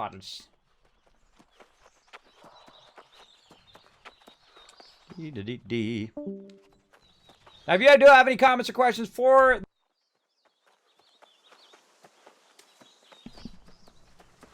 Now, if you do have any comment or questions, let me know in the chat. You can go ahead and use my name, Kismet, in the chat. It'll highlight red. Know you're talking directly to me. I'm just running with my crew.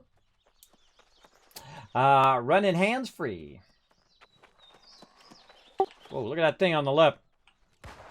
I don't know. It looks like a bear. Don't shoot at stuff before you know what its level is, bro. That's scary. Just start shooting at it. Yeah, let's get that bear. Screw it.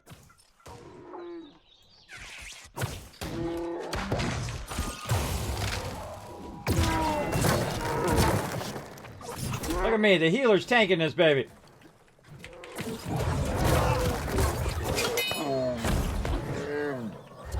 Oh, he's like a nature bear. Now I'm gonna... I can't, oh, he's mining. He's actually not skinning. He's mining. He's like stone. We got 100 mining.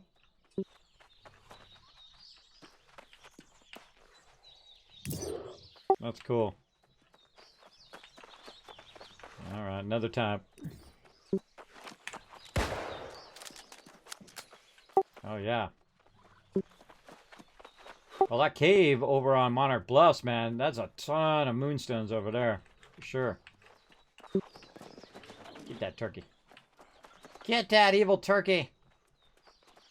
Just dawned on me. I wonder if town board stuff applies to everybody in the group. I mean, if you kill so many turkeys, does that mean if one person in the group kills a turkey, everybody gets credit?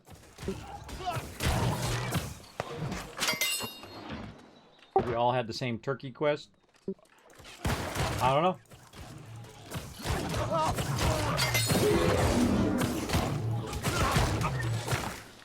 Oops. Gotta watch out when you're ranged, man. It shoots really far. I could have aggroed the other one.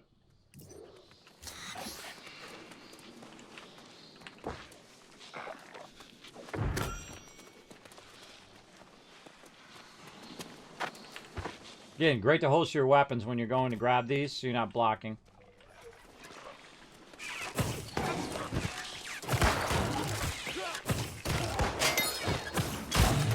Oh, an archer. Oh, how dare you.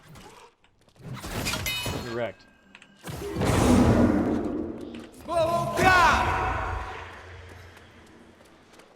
The great thing about that particular spell is notice there's still healing. Couple spells there that they're dot spells, so they'll heal them over time, max them out over time. Plus, they also have their food going, like I should have my food going, so they're getting a heal from that too.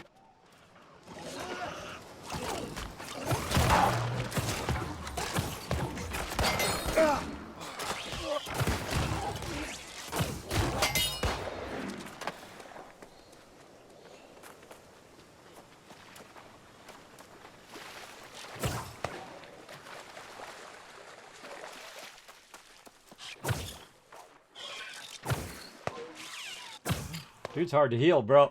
He's hard to heal. He's dodging it right when I shoot. It's because, you know, you got to build it up sometimes. There we go. A little heal in there. Boom. I don't know if this loot is going to be at this level on launch, everybody. I highly doubt it. I highly doubt that you're gonna get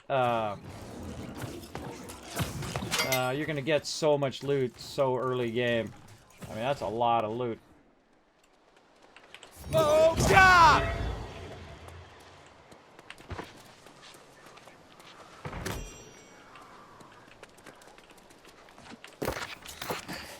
Not reading any of that until launch. We'll get into the storyline on launch, everybody. Right now, we're just testing the game out. Beta testing it.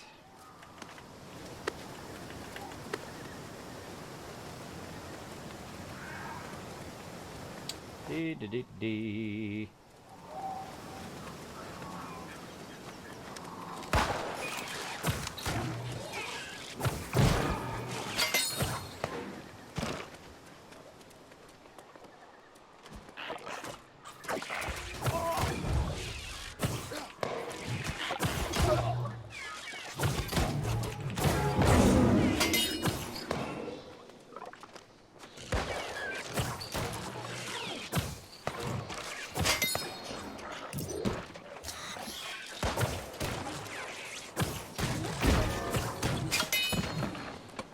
I do pretty good damage against these guys. These guys are weak to nature damage. That's if I can hit them. Weak to the nature damage.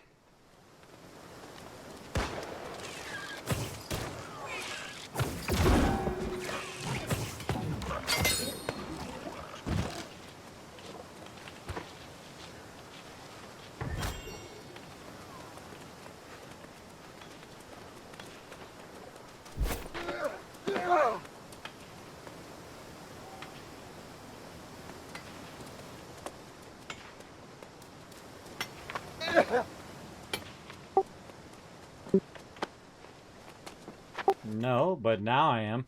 That's a brilliant idea. That's brilliant, man. Totally gonna need a luck set.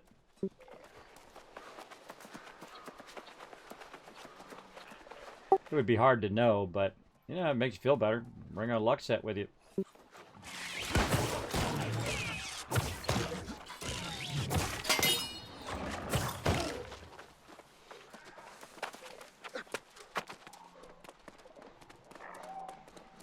Yeah, me and Double H were here last night.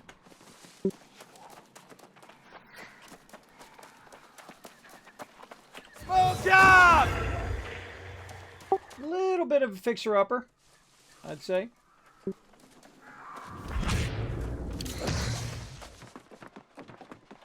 Little bit of a fixer-upper, everybody. I mean, not bad for a place in the swamp, you know?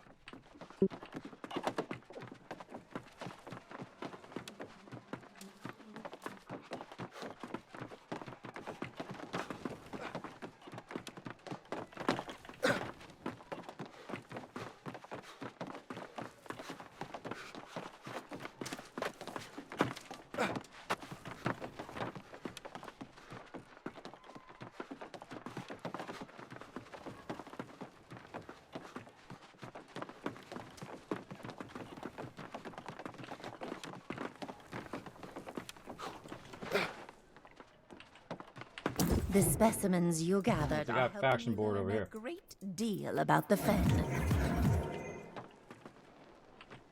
Might as well. Hey, you should grab these faction quests just in case, Double H. Might help you. While we're out and about. I grabbed the faction quests while you're here, guys. Just in case we run through one of those areas. We got to kill those mobs anyway for his quest. Might as well get that extra faction love. Get her going on. Nice catch and bless you. Thank you. Yeah, I try to mute the microphone so I'm not sneezing in your guys' ear.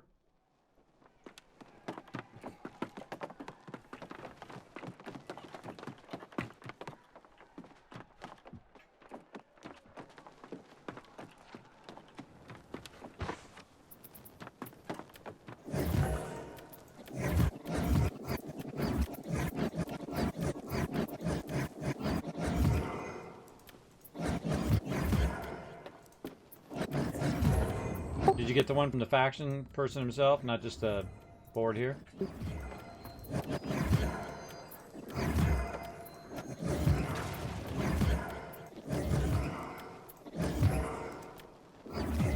I got any of them to see if I had the actual resources for it, and then I canceled every single one of them because this ain't our faction, so screw them.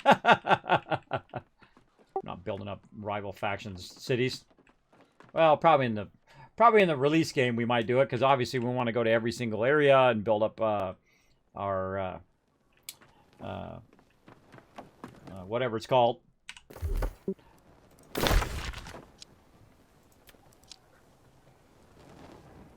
True, yeah. It's territory standings. We want to get our territory standings up in every area eventually. So, for that very reason, to take it over if we want. Alrighty.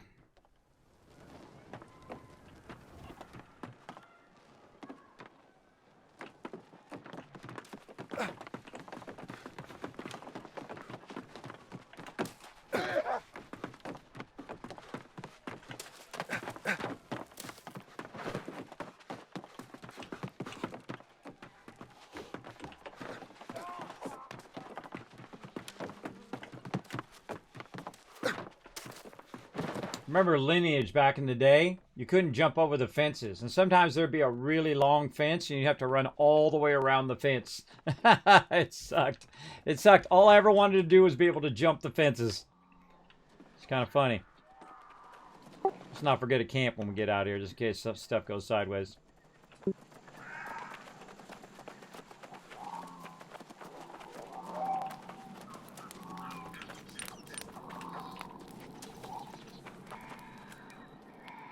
Yeah, we'll build one. We'll build one when we get out there, but use that one for now.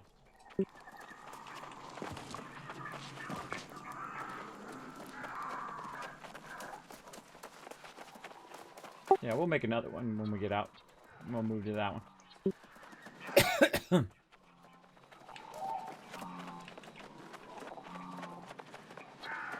Imagine this game had follow, like in World of Warcraft, where you can follow your other characters.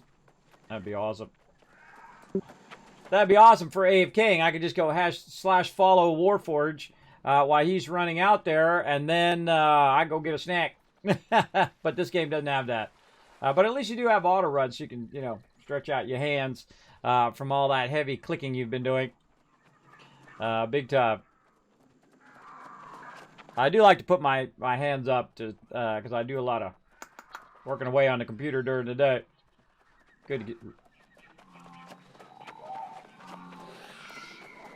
Yeah, there's some insta-kill mobs around here, so look out for that. Yeah, this way on the right is where we're gonna die. What we did is we went around behind it, around to the backside. See where you're at there? If you cut across where the purple is, you can bypass this graveyard and then not die. So if you go toward purple and then cut left. I think it might be easier. With 3 of us, we should be okay, though. But, might as well not have to fight all the way through all of that.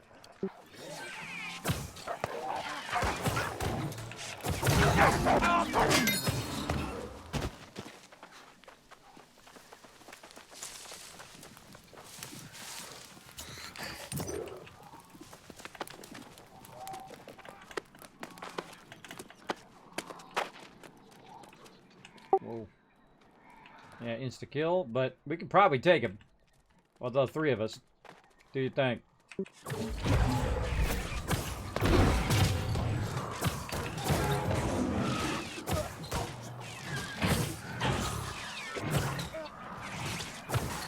Smoke out! I love that about this game. I mean, this character's probably 15 levels above us, and we can still take him. Oh, he is? Okay. To me, he's 10 levels higher.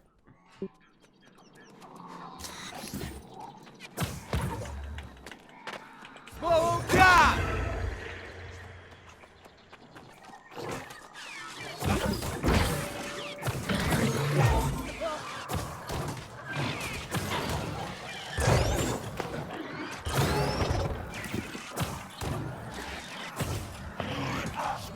out!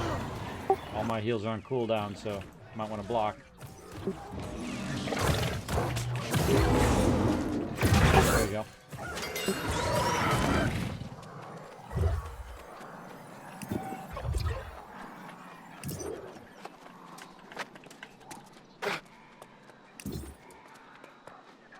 See, we ran around the back way to avoid all those high-level mobs, but we didn't know that. I just ran that way just because that's how I wanted to run. And then we tried to run out there yesterday, and I just died from those really hardcore mobs there.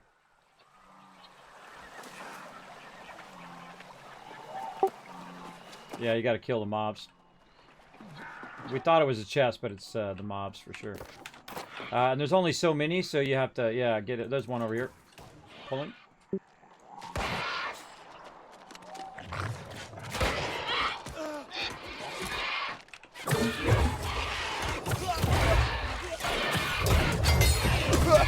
How dare you? How dare you? Smoke out!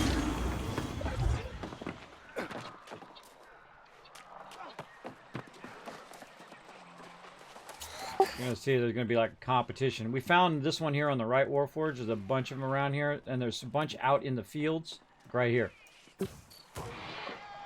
Right, pulling another one.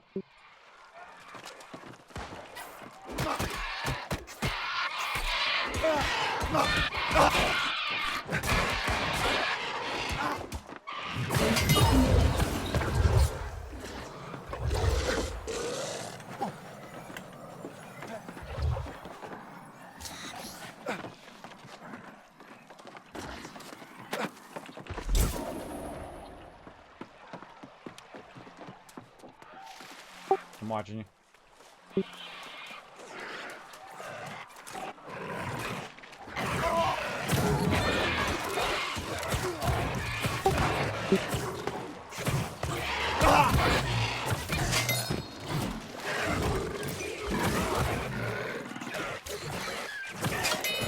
He always throws it at me for some reason. I don't know. Smoke out! I'm always watching those mobs that do range because they like to hit me.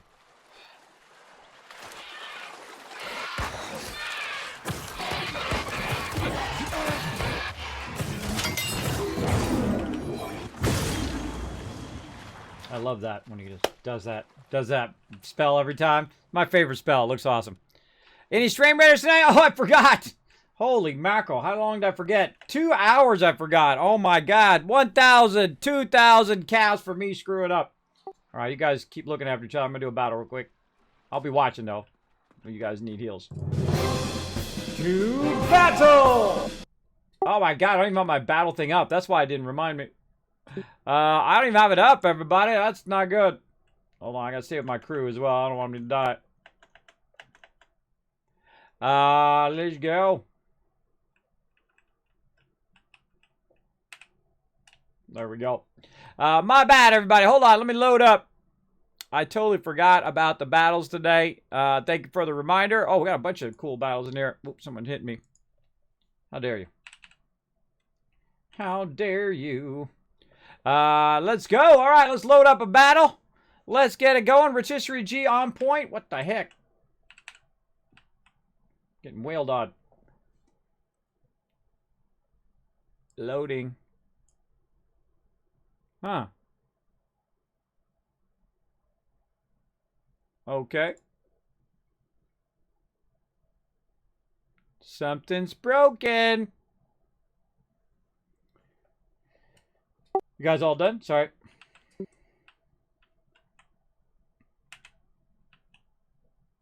Alrighty. I'm trying to start a battle, but it's broken or something. Broken! You guys keep running, I'm watching. Yeah, let's go back the way we came. Watch out for these dudes.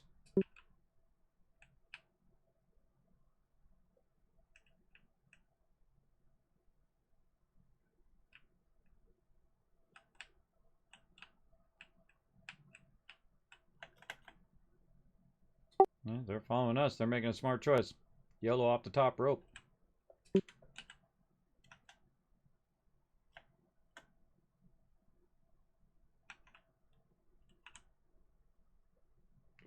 All right, something's busted. Let me go back in the game while I fix that.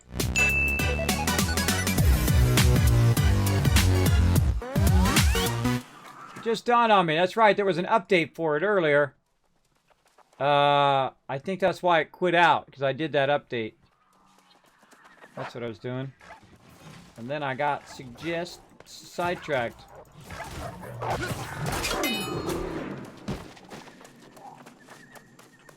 Let me try again.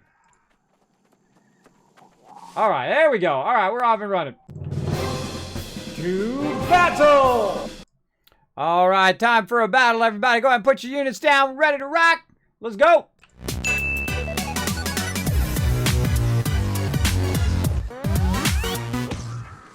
Alright, running down the hill. Or down the road, running my crew back. Sorry about the battles, everybody. I did get sidetracked. Sometimes I do. I was talking a bit about stuff in game and working with my crew to help them out. But I do like to keep those battles going.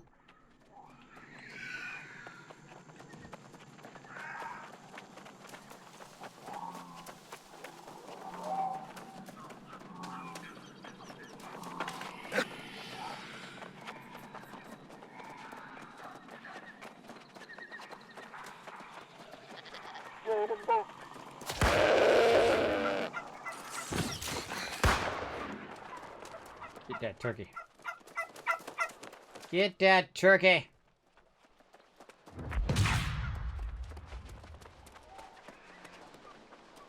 South Vega Bridge. I can't go on any longer. Bye. Smoke out!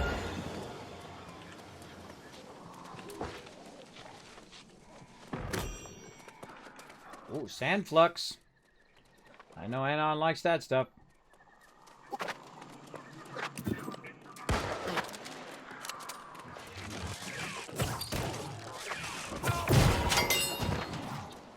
Get wrecked.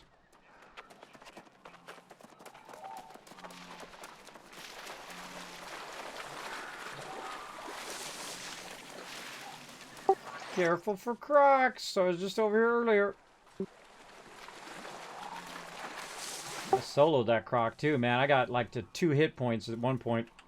I was like, all right, calm down, Kismet. Calm down. You got this. You got this. And I just blocked him while I healed myself all the way back up. And I was line of sighting him around a tree. I did get him, though. I love how you can climb up on stuff. Isn't that cool? I think that's a really great feature in the game.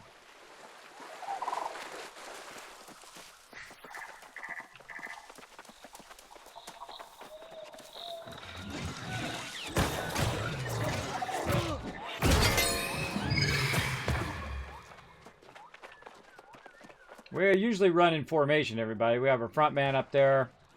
Usually I'm in the back.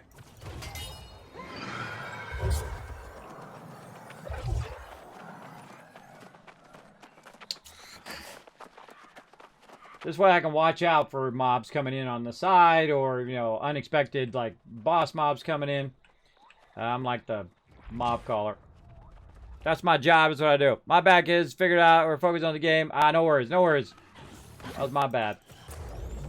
Oh, ouch. Smoke out!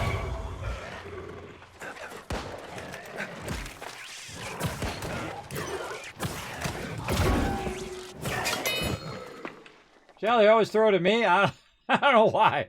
Like they always target the healer on those ranged. I think it's funny.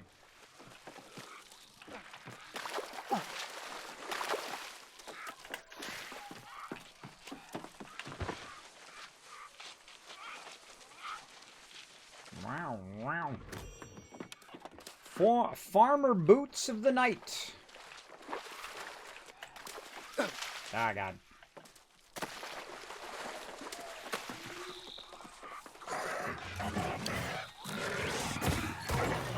Big boss on your left.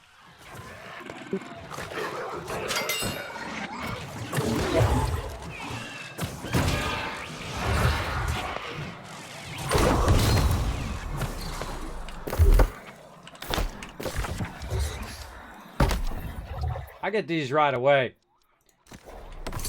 Those really do make a difference. For sure.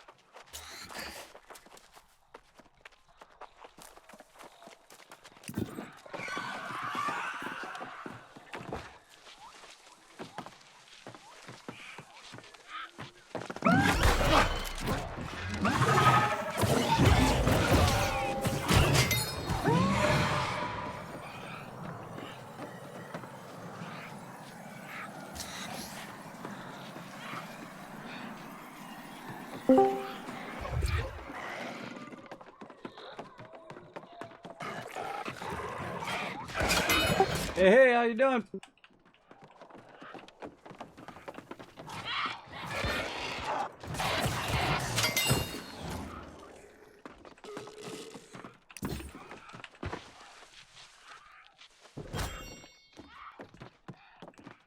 Those are definitely worth getting. You get all these different solvents and different things for used in crafting. Definitely want to hit those up. Smoke job!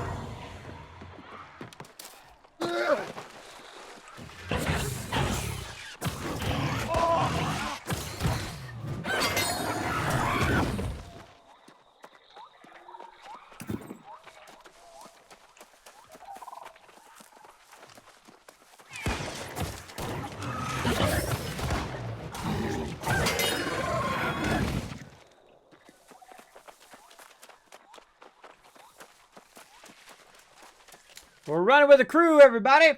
Now, if you can think of a way of making this game a 10 out of 10 on launch, you let me know in the chat.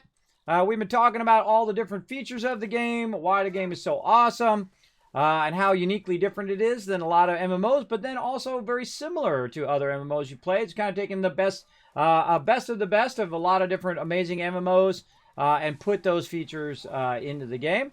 Including the inability to choose a class. You don't have to choose a class. You go and you choose it by your weapons and then your armor, and you can make a unique set just for you, how you like to play.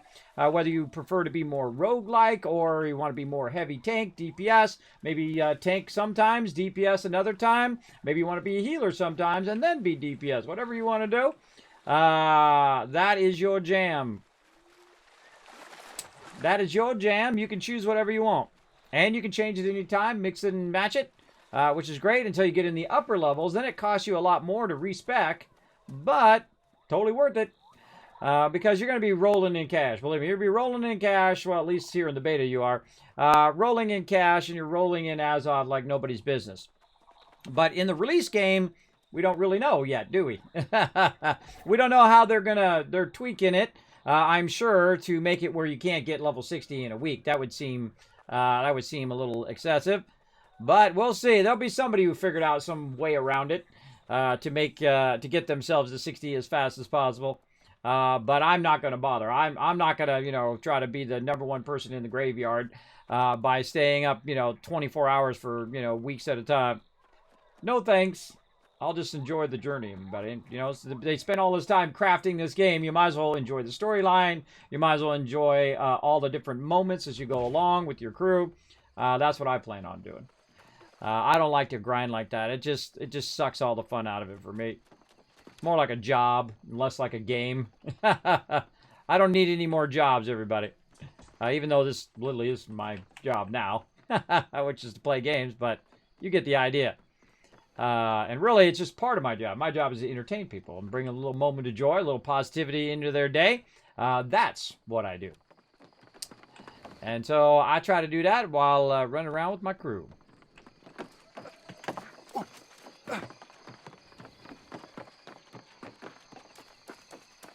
Get that fast travel. Get it. A lot of hoofing around in the swamps.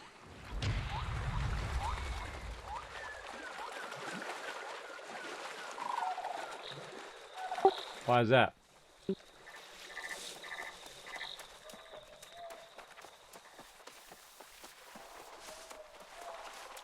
Oh yeah, he's really went heavy in crafting.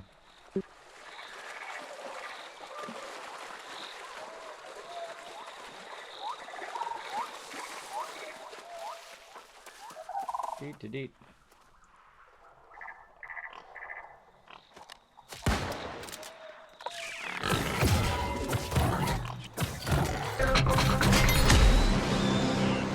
Oh, look out. We got a new Teamwork Tycoon. Thank you, Juno, for coming in and showing some love to the stream. Appreciate that.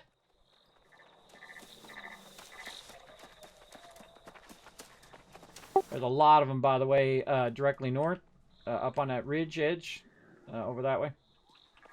I was here earlier doing some testing of multi-leveling.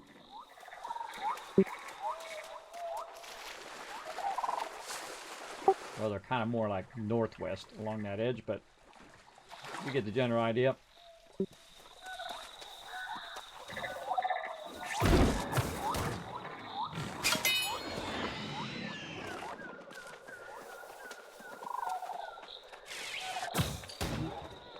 We've already done this. We did this last night.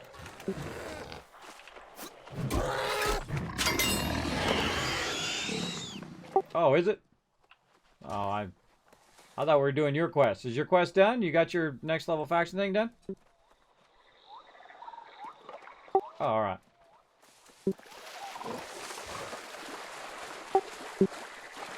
Oh, yeah, I wasn't even doing the faction quest earlier. I was just testing weapon distributing. Like when I was using the fire staff, because I just tried the fire staff, and then saw what it balances out as, because it'll split that amount based on the level of the mob. Works pretty good. Now, that loot. Great way to multi-level your weapons. Get one hit of one weapon in, and then use your primary weapon to wipe them out. And then it splits it between the two weapons. Even if you do a very low damage with the other weapon. I'll show you an example here in a second. If I hit with this one, and I switch over, and if I get another hit in, there we go. Even though I did a lot more damage with this one, you'll see Ice Gauntlet got 6, and Life Staff got 6. So it does split it every time. Now, is that going to be that way in launch? I don't know. Double H is running into a thing down there. I think he DC'd and he's taking some damage.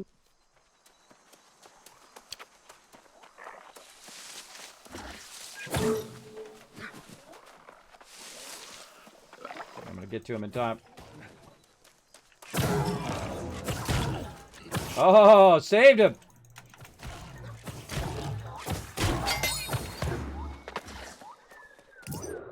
Full job! That was a Skelly. Got him.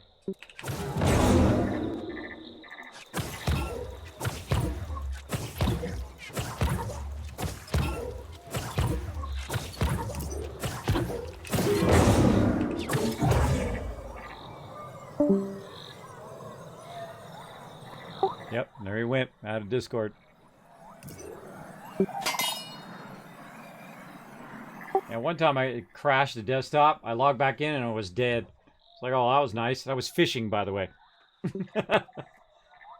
That's nice. You're just sitting there fishing. I log back in. I'm dead from fishing. Appropriate name, the Baconator, and we're killing pigs. So now what we do is we give them the member a couple minutes to log back in again. We just sit here and we wait. If they don't come back in a couple minutes, then we'll push forward, and then when they let us know they're back in, then we'll come back and double back.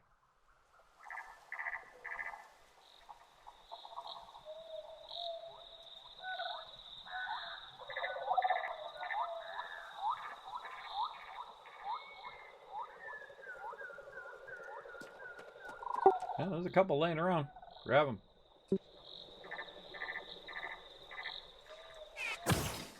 I think there's one over that way.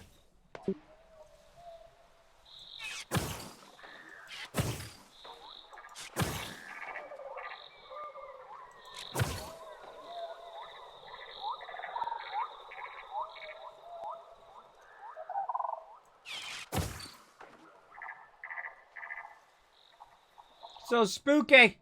This fat is spooky, everybody. Characters walk so funny when you walk through water. Yeah, they haven't added that animation yet. Again, remember it's beta.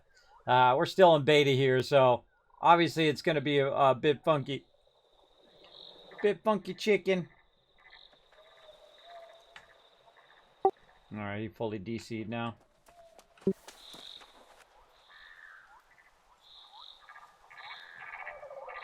Yeah, no worries. Yeah. Right now, he's cussing out his internet, I can tell you right now. He's like, damn it, I was right in the middle of having fun and the darn internet knocked me off. So, I don't know. I don't know. Maybe his girlfriend came in and pulled out his internet. Maybe his girlfriend came along and said, you're not spending enough attention with me. Bam! No more computer games for you. That happens. But I'm betting you it's internet. That's always the way it is. Ugh, stretch it out. Ugh. We give him a minute. Oh, there he is in chat. All right, go on without me. All right, he said to go on without him in Twitch chat. We'll double back. He'll be safe if he comes in there.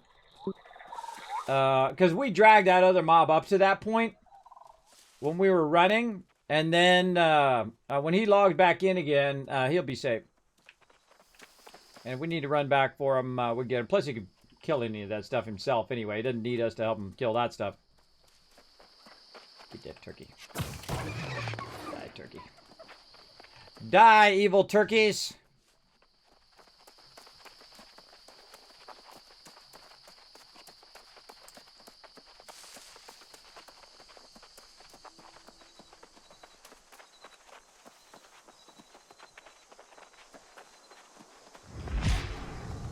Oh, I just had a cool idea. Hold up for a second. I just had a cool idea. Hold up.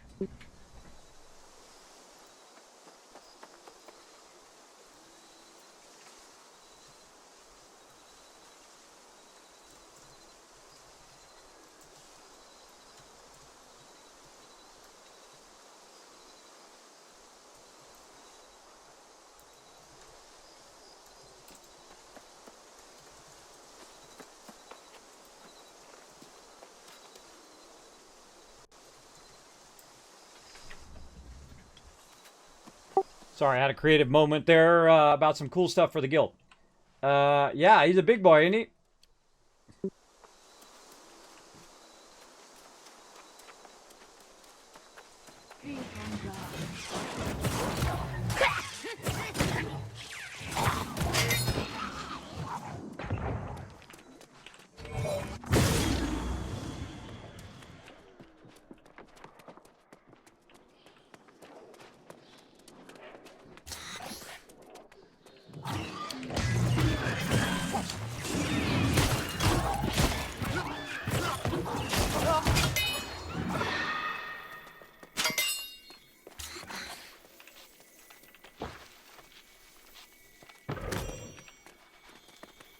I can smell loot. I can sense loot from 100 miles away. I can sense it.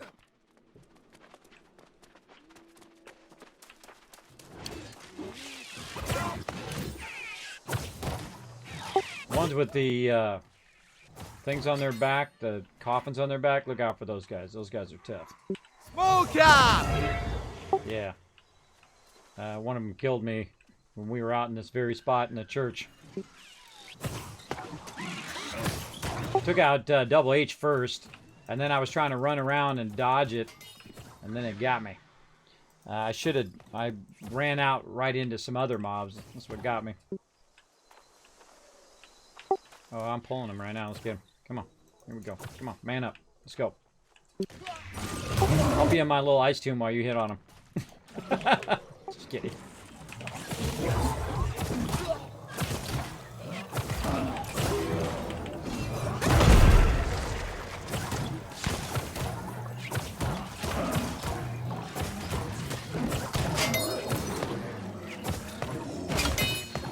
Mama. Oh, wait up, bro. Wait up. Wait up for the heals to cool down, man.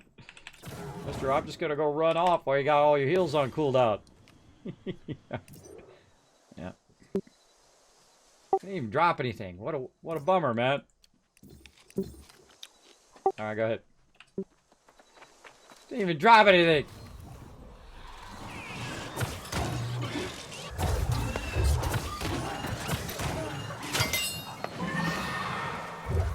I think a big old mob like that would drop something.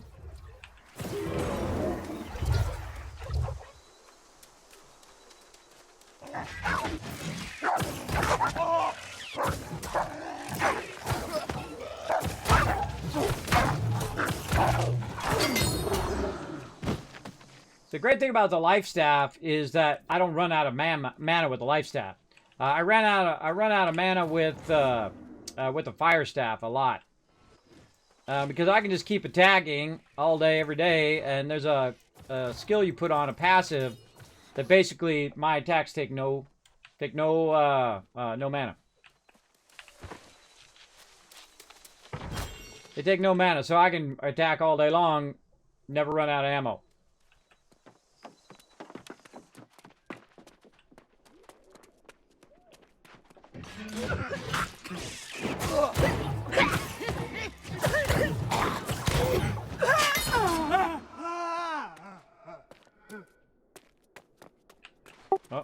Who took the... Did we take the Covenant one? Oh. Oh, that's embarrassing, bro.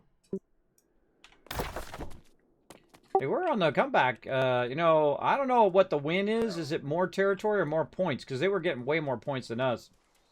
Huh.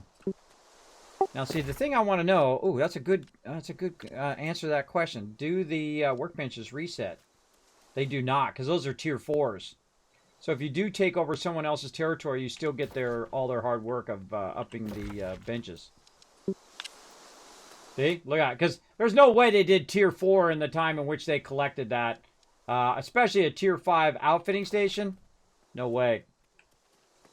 Now where'd he go? Way over there.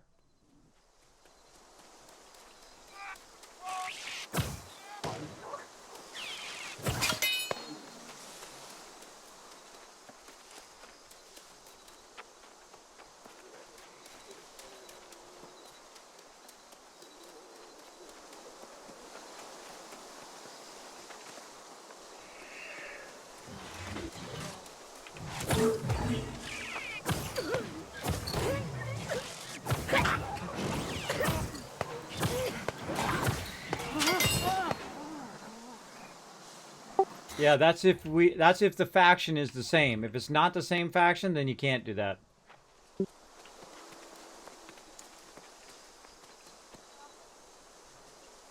Yep.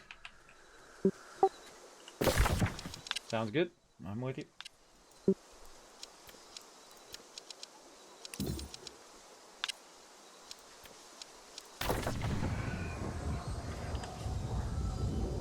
How beautiful this game is, everybody. Everywhere you go, it's like, oh, it's so beautiful. There we go. Let me capture the chat. Yeah, internet went down. Sorry, yeah, I kind of noticed that. I saved your life, Double H. I mean, right at the last second, too, man. I was running down that hill as fast as I could. I tried to set a heal down there and try to hit the mob, but it was one of those mobs that were in the ground level. Saved it just before you died. Out of all the provision boxes I've come across, no one has hit any salt. I don't know. There are some good loot you can get out of those things. And then he's going to... You're going back to Weaver's Fen, right? On my way. So off we go, everybody. We're gonna go get her on, get her done. I always forget about my potions, too. I really got to get into using my potions. I have a bunch of really nice potions. Mana potions, regeneration potions, which do both mana and health. But I keep forgetting about them in the moment in which you need them. Like food, I think food should be a lesser potion, or a lesser one on your bar. And the number one potion should obviously be a heal potion, or if you're doing a lot of casting like me, if you're using like the fire staff or something like that, you would want to move your mana staff up. And it's necessity. Where am I going around here? I'm going that way. Yeah, I just said that.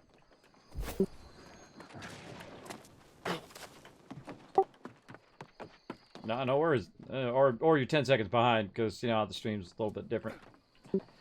The stream is usually offset from what they can hear in the Discord.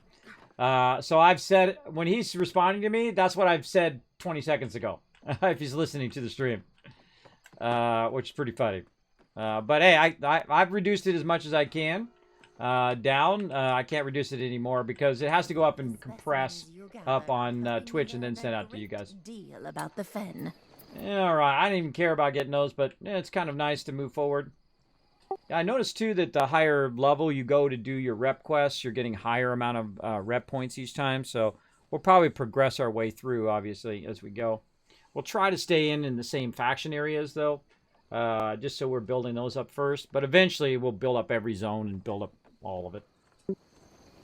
And then we'll take it all. It'll be ours. We'll take it all. Every zone will be ours. We'll take it over.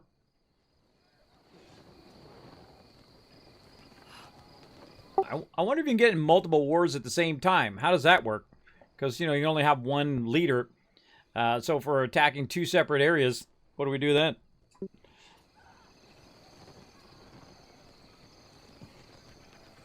No, there you go. Just running around battling in every single zone all day for 20 hours a day. Every day we're just like 20 hours of just PvP battles. Yeah.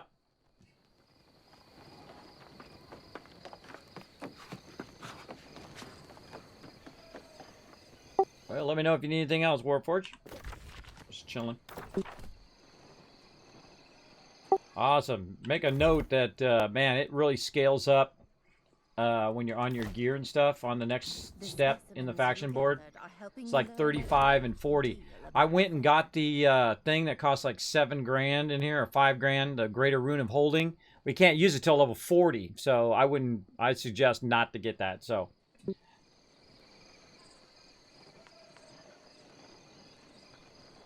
Yeah. Oh, did I hit 31? I would suggest to have Anon make you something. He made me a really nice staff, which I accidentally scrapped. And then he made me another one very kindly today. I would definitely hit that up in the in-between stage between 30 and 35, for sure. The specimens you gather. Actually, we should probably look at what his is versus what's in here.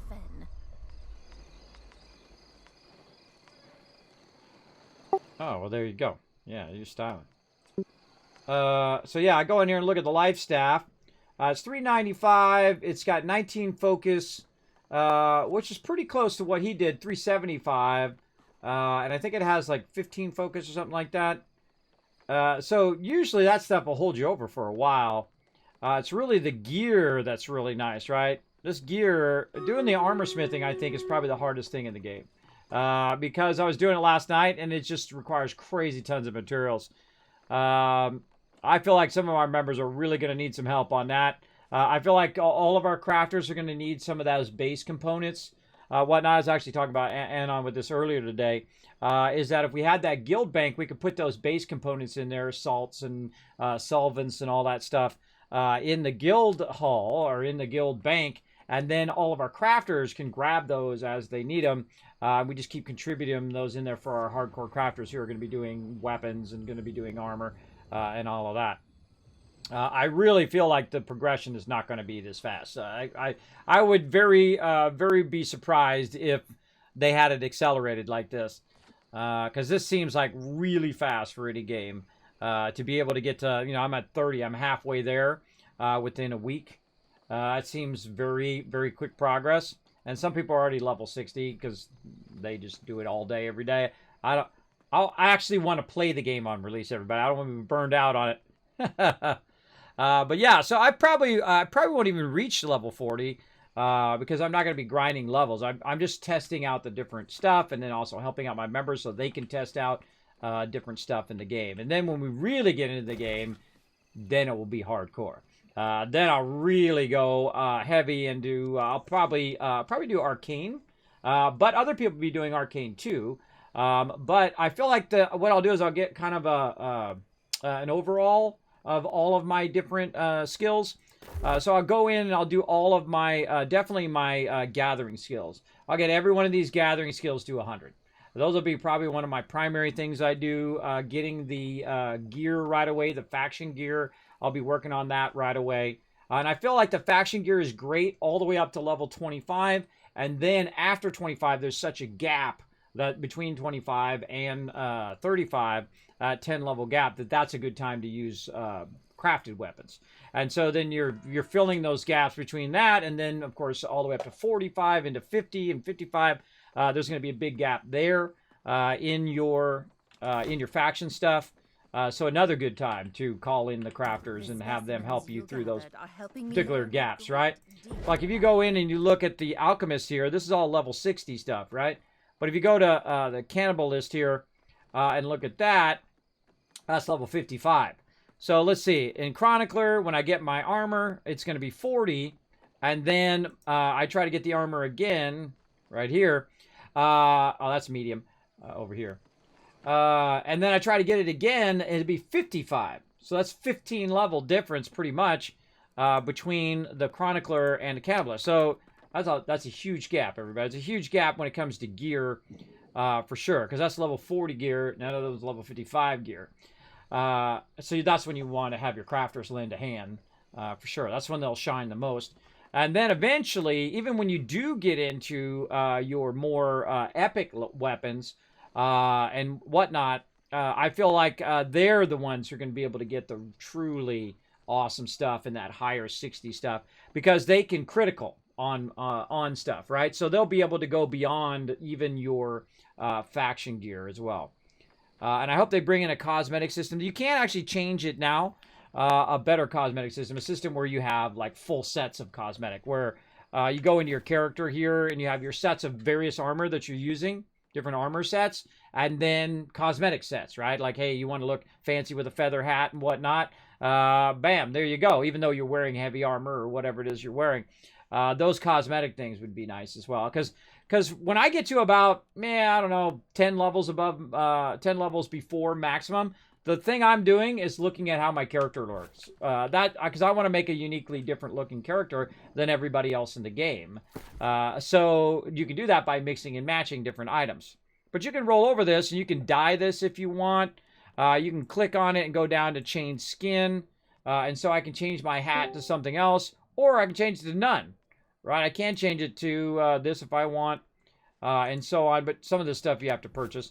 But you get the general idea of all that. Now, they've actually made it where you can purchase stuff for free right now, basically, because they give you a bunch of them, like 35,000. So, unlock bundle. Unlock. Bam. I can apply that set. Accept. And I get out of there. Bam. Look, I look like everybody else now. I don't like anything on the head of my character. I like to hide headgear like that. I like to see my character when he's running around, all the facial expressions and things that are going on when he's talking to other NPCs. One of the things this game doesn't have is when you're talking to an NPC, like if I go talk to this guy right here, it doesn't have like that connection. The specimens you gathered are helping me learn a great deal about... I'm looking at the back of this guy. I really feel like the camera should zoom in and then you just have that perspective and everybody else around you should fade out. Because whenever you're having a shot, there's a reason why they do close-ups, everybody, is because you feel more emotionally invested in that story when you are close up with the thing and you're seeing their face expression and your face expression. That's how humans, pick up on body language and whatnot. But when you're doing it like this, it's very impersonal. It's very like you're removed from what she's saying anyway. And there's always someone that runs up, just like this happened. There's always someone, perfect timing. There's always someone who runs up and is blocking your view of that NPC because you can't go first person. All I can do is zoom in and try to get above them while I'm talking to this person and whatnot. But hey, I want to change my armor back. Let's go back to the store here. Now, I'm hoping that they don't, add a bunch of stuff. Emotes. Let's do it. I mean, hey, it's free. What the heck? What do we care? Armor skin, unlocked. Destroyer's Wrath, unlock. I don't know. I wonder if this stuff carries over. I seriously doubt it. We got the bunny. Oh, I don't have enough. I don't have enough. That's where that bunny came from. There's been a bunch of various different stuff in here that people have been unlocking. Smuggler's Crest Pack.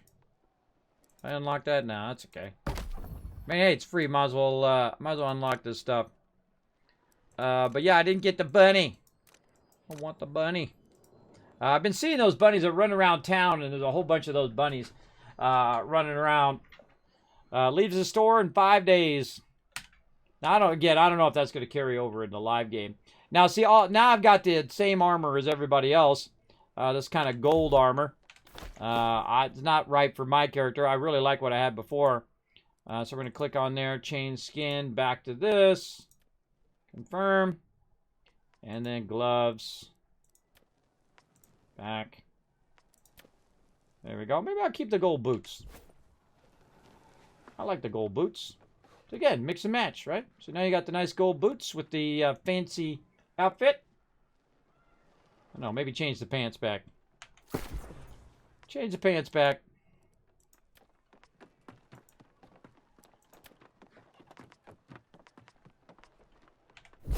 There we go. Mix and match. Some gold boots. Some gold booties.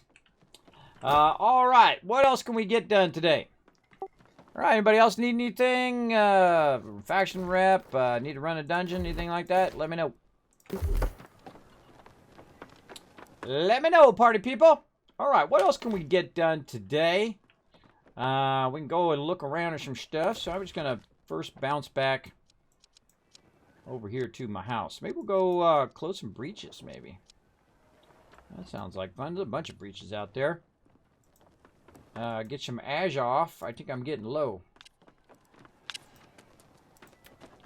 I think I'm getting low. Maybe some fishing. Maybe I'll show you guys some fishing. Let's do that. That sounds fun. Nachu! That was his name. Nachu! Bam. All right, well, if anybody needs me, I'll be off fishing. Go show them the fishing.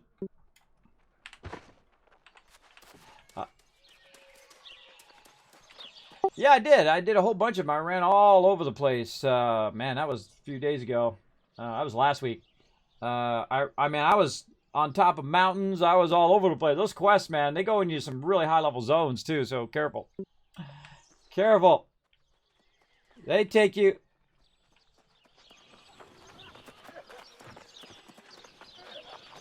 There you go. All right, so let's do some fishing. First thing we're going to do, put our weapon away. We're going to get over here.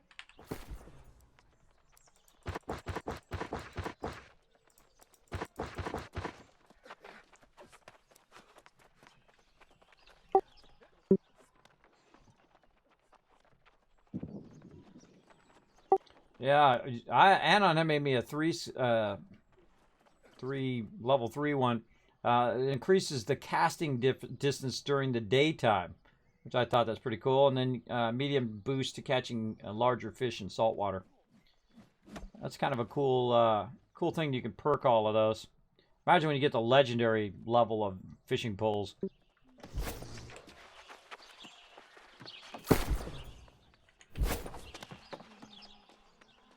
I find usually when you cast further that you get larger fish when you, especially when you go in the salt water, because if you go in the deeper area, like I walked all the way out until I started to drown, and then I backed up just a little bit where the water was literally at my neck level, and then when I cast out, it's like 18 to 19 deep in the salt water, and then I'm getting really large fish out of that, especially with bait. Let's go look in the auction hall. By the way, everybody, I had 26 gold earlier today. Now I have 710.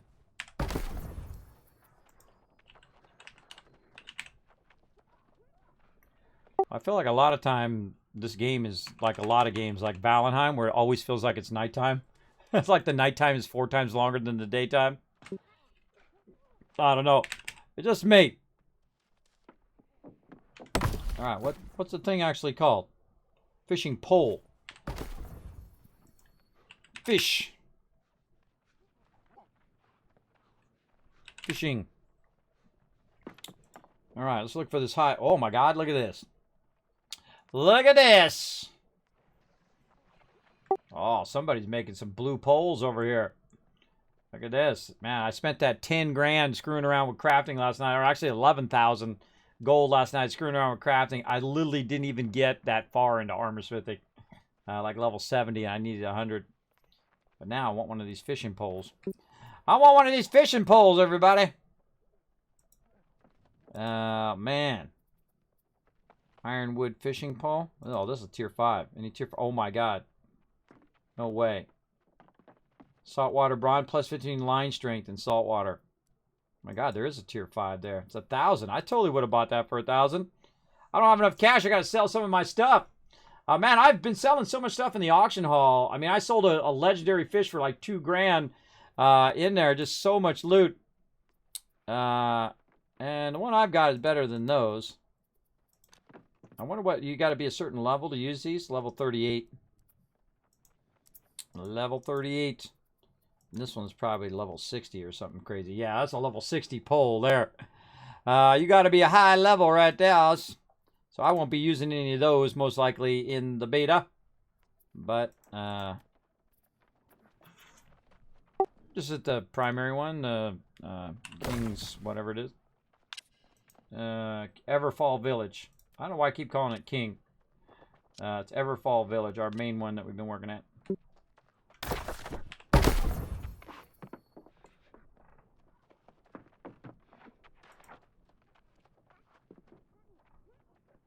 Yeah, in the upper right-hand corner. Show orders at whatever you want to look at. Yeah.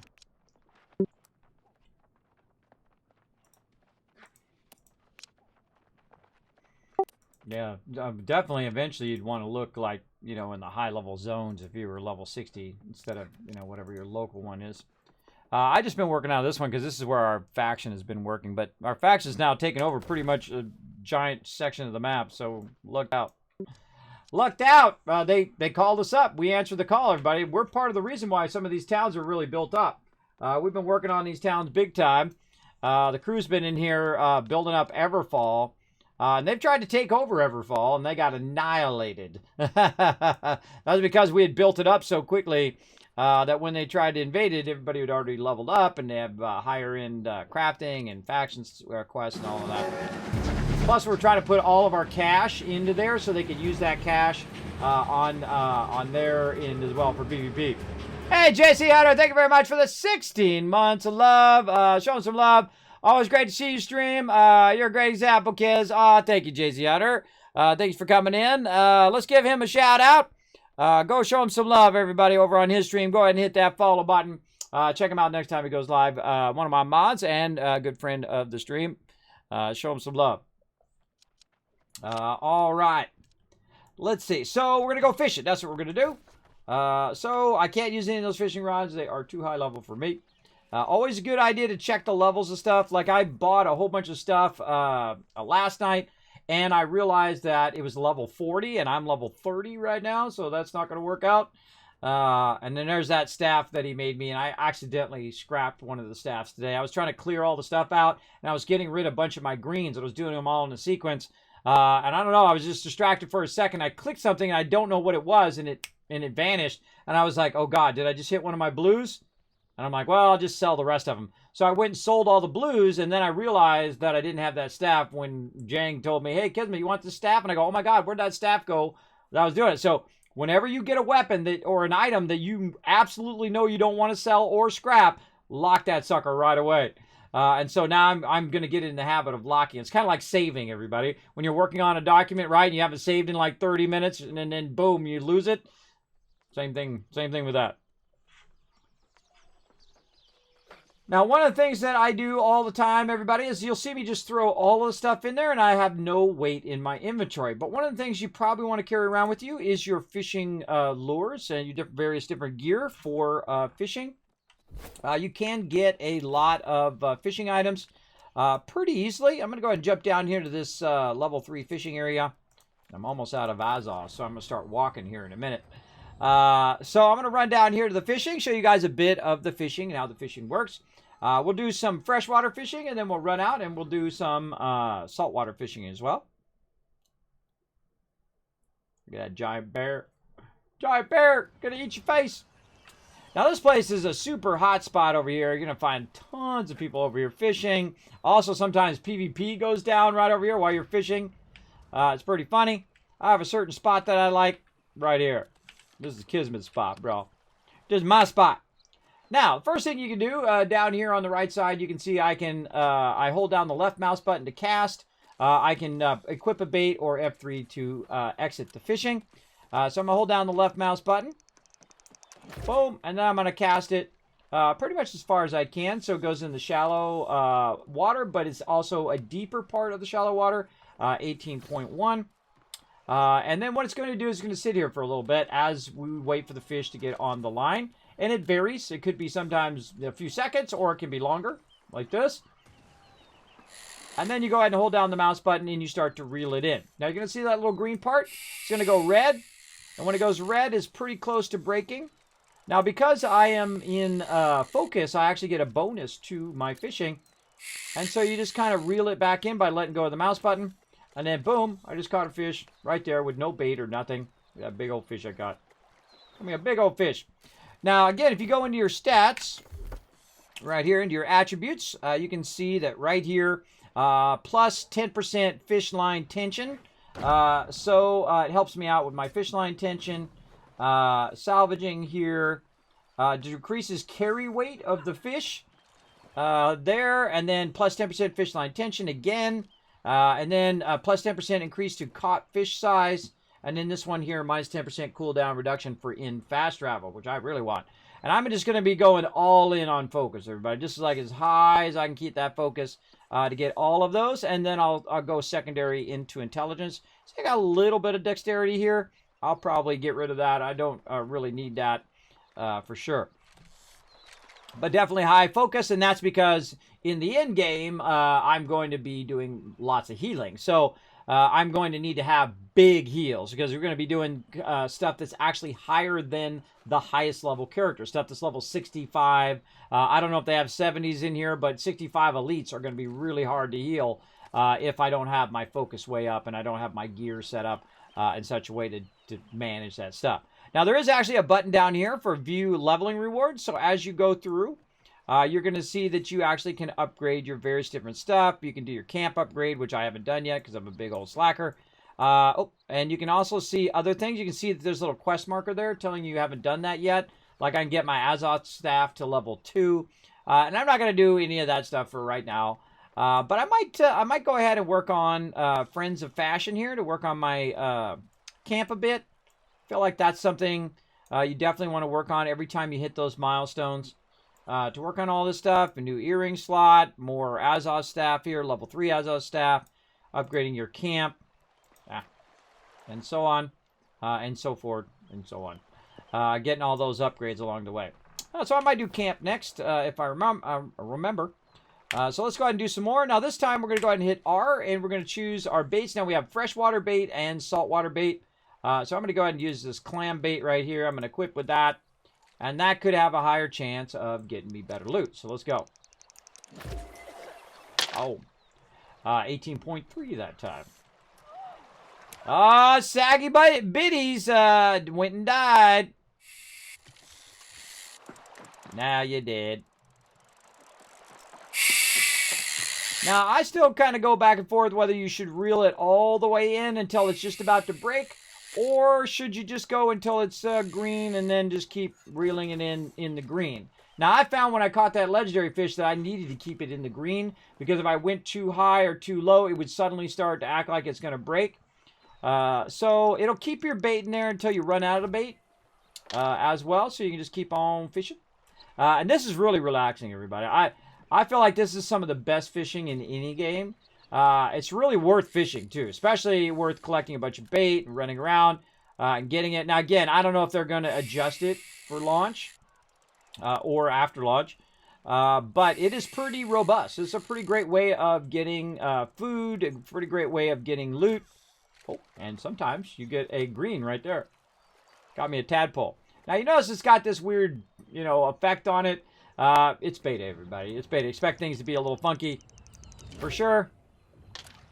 But I try to get up to that max cast each time. Sometimes I hit the max.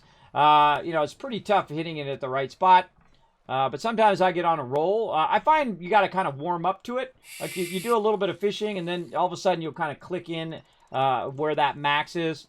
By the way, you can also see the fish in the water while you're dragging him in. You can actually see him in the water, which I think is super cool. So you already know what you're going to get, whether it's a fish or a chest or something like that. You know right away what you're going to get. Now, of course, if I get a green, I actually get better fishing. I actually get more toward my fishing than if I just fish without bait. So it's going to give me 130 versus 100 or 140, whatever it is, depending on what I pull in. But it basically gives me more fishing XP the better fish that I catch. So it's definitely worth grabbing bait. And all you have to do is run around in the bushes and grab a whole bunch of them. I can grab fireflies and stuff like that Oh, there's a 20-pounder right there. Look at that big old boy. That's a big old boy now. Clam bait works pretty great. Of course, different bait going to give you different amount of chance to get better stuff. Now, they also have little areas that you can find, little hot spots that you can find to fish in. If you do see those hot spots in the beta, I found that even though they look like they're gone, they're usually still there. And I've seen people stop fishing in them when they go away, and then I just keep fishing in them, and I keep getting the hot spot, which is pretty funny. That people didn't try it. Like, I'd like to try. Whoa, there's a 24-pound salmon right there. All right, let's do this. Boom. And again, this is freshwater, shallow fishing. You can find water all over the place to fish in. Pretty awesome. You got to be high level to use that, like level 40.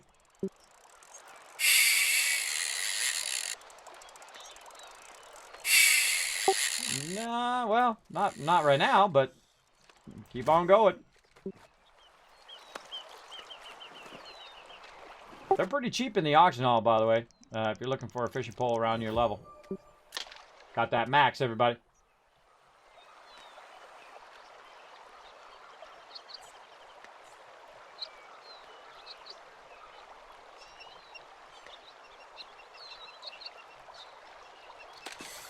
Oh yeah, I was talking about that earlier too. That's why I didn't get it, because it was so expensive. But one, and two, I wasn't level 40, so you must have missed that part.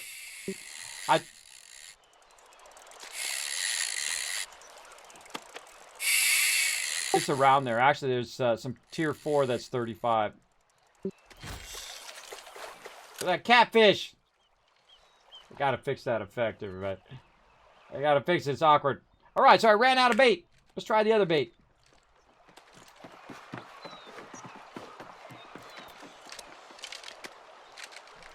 We're just going to go until we're out of bait.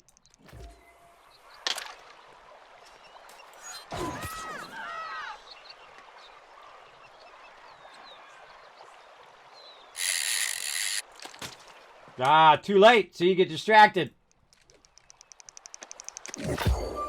There we go.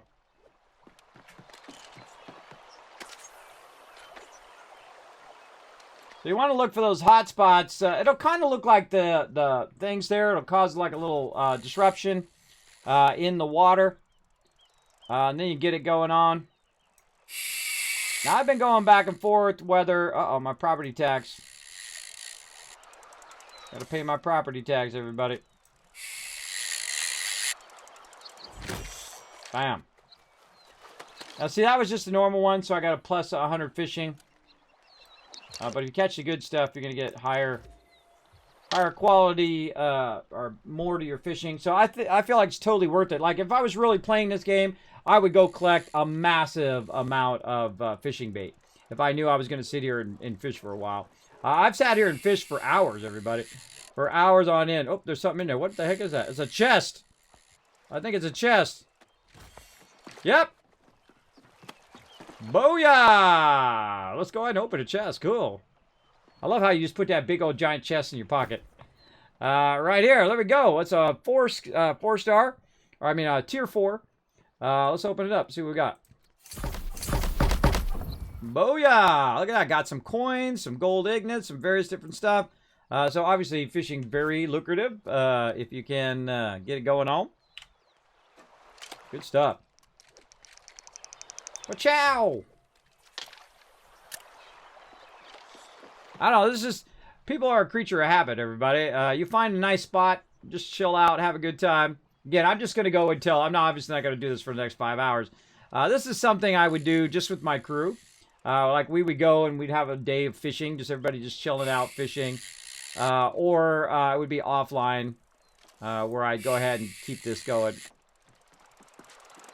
But fishing is fun in this game. I love the whole reel idea where you're reeling it in and then you're reeling back. You're reeling in. It's like you were really... Because that's usually what you do with like gigantic tuna and stuff like that. Is that you'll reel them in a little at a little and then you'll let go a little bit. And then you reel in and let go a little bit.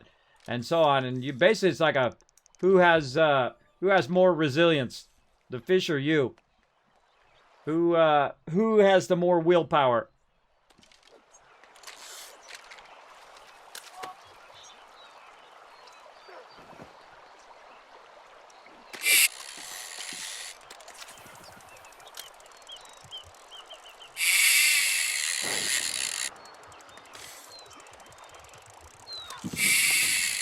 Oh yeah, PvP going on. A lot of PvP going on around this fishing hole. Not getting as good with that. So there we go. So we're out of it. Now you're like, hey Kismet, how do I get more? Well, what you do is you go ahead and run on over here. Put this away. Run around all these dudes. Jump down over here. Look in the bushes.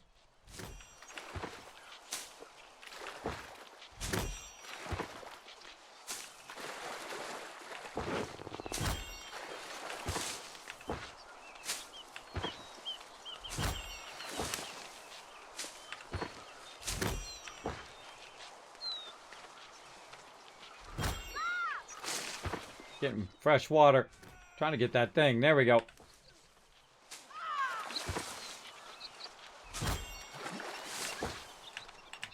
Ah.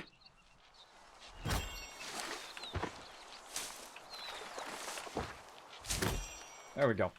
So you run around in the bushes. Try to get as many fireflies as you can. You know, it's like hit and miss, right?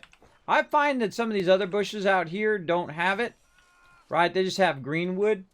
But the ones you want are more kind of along the edge. These bulrushes right here. I don't know. I don't usually get it from those other ones. I get it from these sometimes, the bulrush ones. These out here. These are greenwood.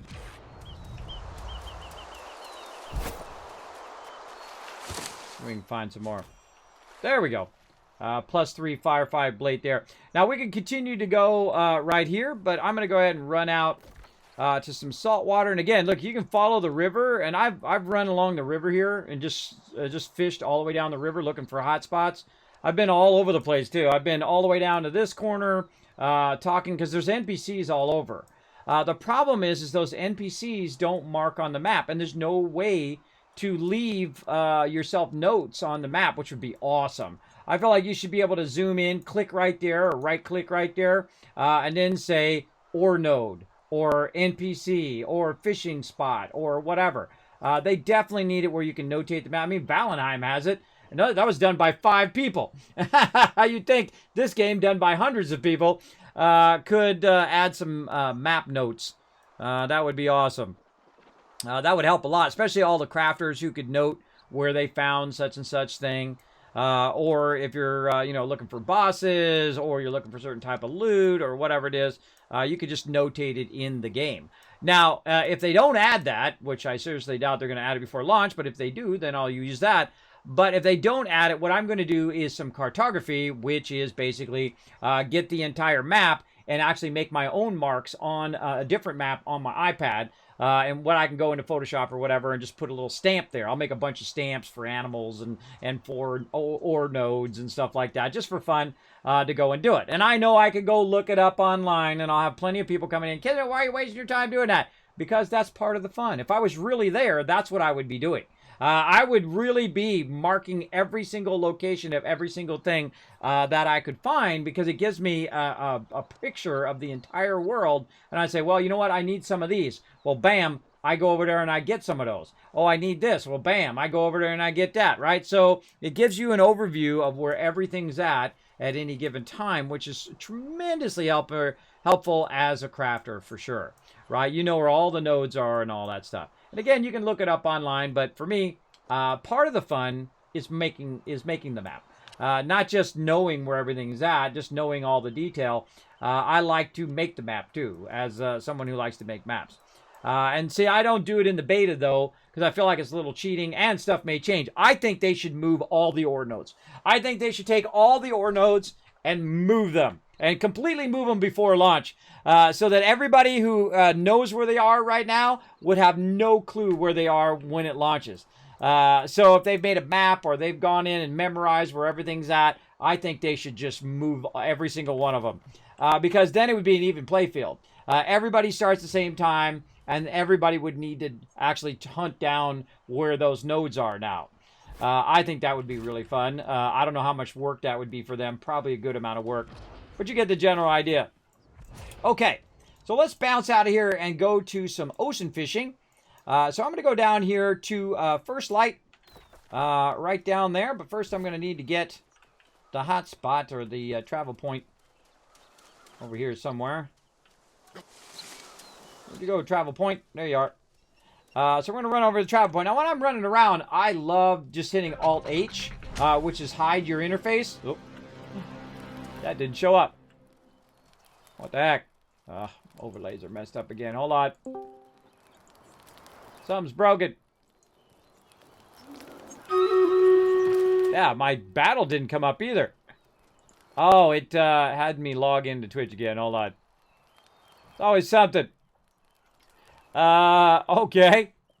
That is a very not nice name, so I'm glad it didn't come up. I'm not replaying it. Maybe it was fate trying to help me.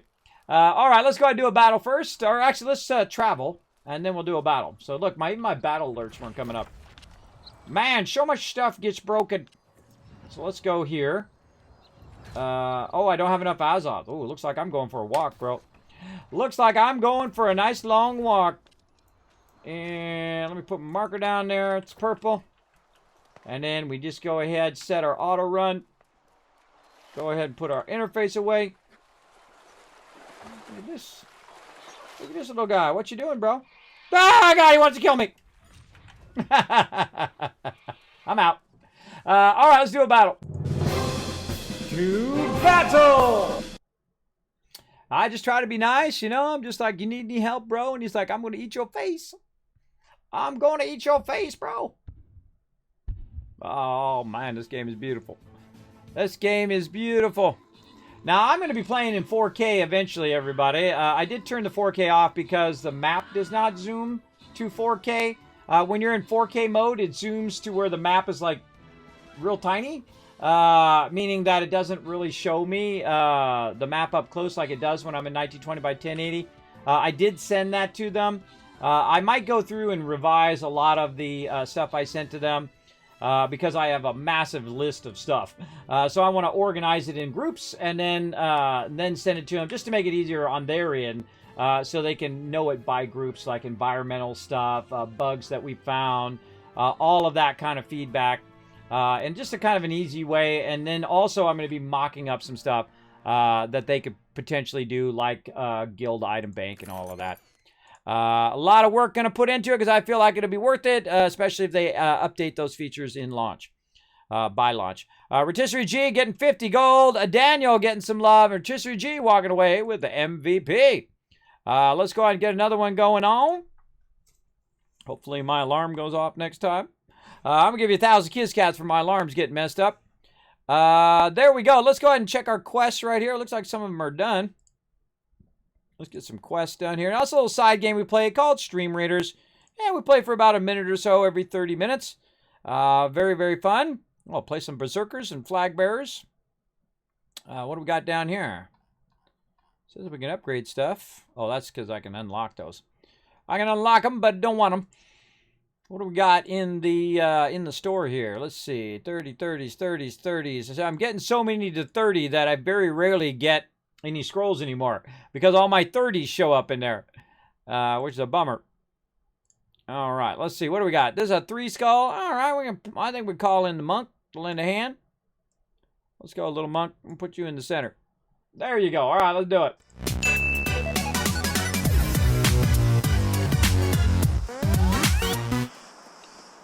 Let's keep it running. All right, we're going to go ahead and run our way through all the way over here as well. Oh, hold on a second. Let me go in here and use the magic that is Stream Elements. I just thought of something awesome. Let's see. Where is it at? They moved everything around. I can't find anything anymore. Right here. Right here. Now, one of the big advantages of having stream elements, everybody, if you are a streamer, which I really love, is that you can actually go in, if someone puts an obscene name or something stupid like that last person did, I can literally just go into the data and take that name out. So I don't have to have it popping up right down here the whole entire time. It's called winning. Winning at streaming, everybody. So if you want to win at streaming, go get Stream Elements, streamelements.com. They are the best. They've had my back since before I was even an affiliate here on Twitch. And of course, I became affiliate and partner short after that. So big thanks to them for the love and support. They support streamers no matter if you got one person in your channel or whether you are some of the top streamers on Twitch now, use Stream Elements. So big shout out to them. They always have my back. I appreciate them. I appreciate them helping out the smaller streamer like me. Let's go. I consider smaller streamer as anybody below 1,000 average. And then between 1,000, if you're 1,000 up, then you're a medium level streamer. And then the big streamers are the ones who have 10,000 plus. They have lots of people in their channel. But you know what? I'd rather have, 100, 200 people hanging out on my channel who are awesome than 10,000 jerks. That's for sure. Because I don't mess around. If you're disrespectful, you're gone, bro. You GG. Bye-bye. You're out of there. Now, by the way, notice the area I'm in right now? I'm in this kind of brown, high-level area. If you go over here and you look, it's going to call the Highlands, where you can find your precious metals like silver ore, iron ore, and then some stone and boulders and whatnot to collect. So it's good when you're running through there. You saw I found an ore node there. Yeah, just snatch that up while I'm running. I also very often switch to my ice glove, and the reason why I do that is to put my staff away. So I'm not running with the staff. It's kind of like running with scissors. Now, if you do run out of Azoth, no worries. You can actually go clear a bunch of those portals at level, I think it's like 15 I started clearing those portals. And get tons of it. You also get vials of it that you can use, though those are probably better for crafting. But me, I run around with no interface, and if I run into something, I just collect it as I go. Kind of feel like it's more fun to collect it as you're running around versus, coming back specifically and grabbing it. Just like that. And then just keep on rocking. I have to be zoomed in as well. And that's just going to build up that skill again and again and again. Oh, look over here. This is die right here. Everybody's been telling me about this one. Kismet, you got to get this. Oh, that's not it. Not the rock. Get this. Oh, maybe I'm too low level. Let's see. Oh, there we go. Tango Wisp. There's ones that are blue like this that are actually dye. That one's not it. Or I don't know if that's it. There's another one that I do know is it. But that's not it. Not the one I was looking for anyway. But I just grab whatever. If I can grab it, I grab it. Like here, we got some nuts on the ground. Bam, grab them. Pine cones is actually what they look like. Grab those. And again, if I just run in anything, if I can grab it, I grab it. You might as well. Either you might give it to your friends. They may need it. Or whatnot. So I need to be running toward the purple. This way. Again, I'll turn my interface back on again so I can reorient myself. And then I'll just try to remember to keep running in that direction.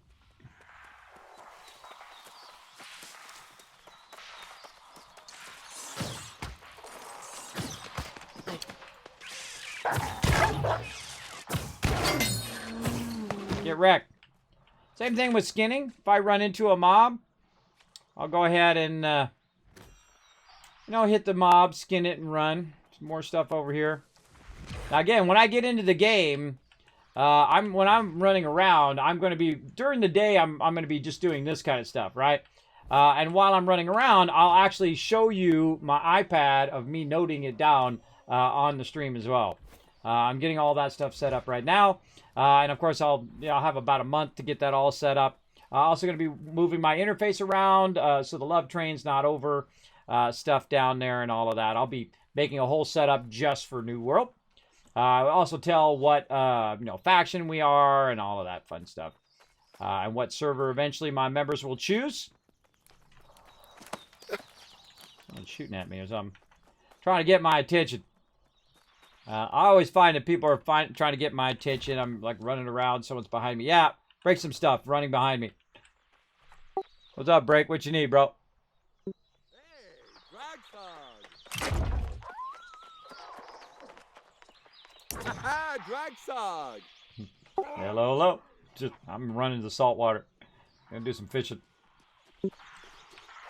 All right, I'm on. Now, see, sometimes they're trying to get my attention, and I have the interface off, so I can't see them talking to me or whatnot. And sometimes it happens to me quite often because I'm the leader, so people try to get my attention. Though they could just hit me on Discord. Best way to get me is I'm usually sitting in Discord chat. That's the best way for me to get a hold of me. Because again, a lot of times I'm recording full screen without me in the photo, much like this. I'll show you. Like this, everybody. So you can still hear me, but you can't see me. And this is how I run around in the game. Put a 1 in the chat if you think this game is beautiful, because I really, really do. It's amazing.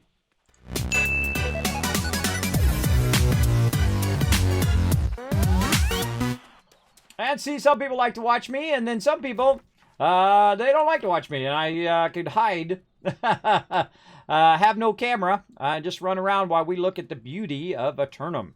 And that's a series I wanted to start last week, but they had the server was down for like 4 or 5 hours.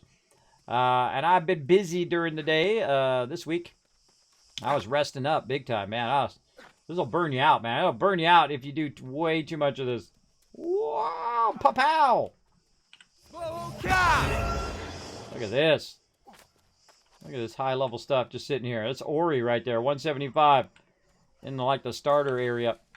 That's a torturous thing, everybody, to have that Ori in the starter area.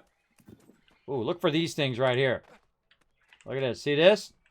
These are, there's a lot of stuff that's on there, like butterflies and things like that. Whenever you see one of these, hopefully you have enough, high enough collecting skill and grab those. Some of those are epic levels, too, which is pretty cool. Oh, there's a note over here. Oh, hold there, a little note. We are going to read you after launch. Whoop! Pow!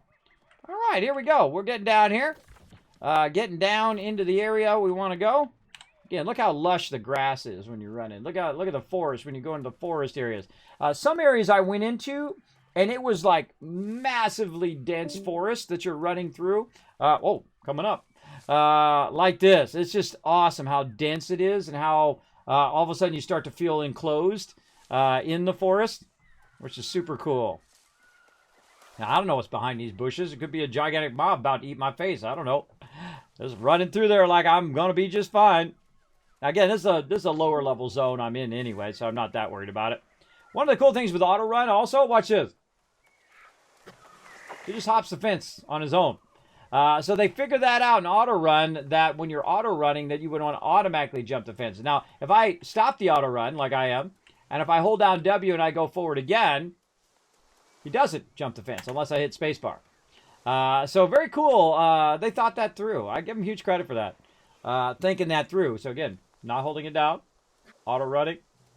And he'll sometimes get stuck too, obviously if you run into a certain item. But the auto run is awesome. Look out, Mr. Pig! I'm coming through. Do some saltwater fishing.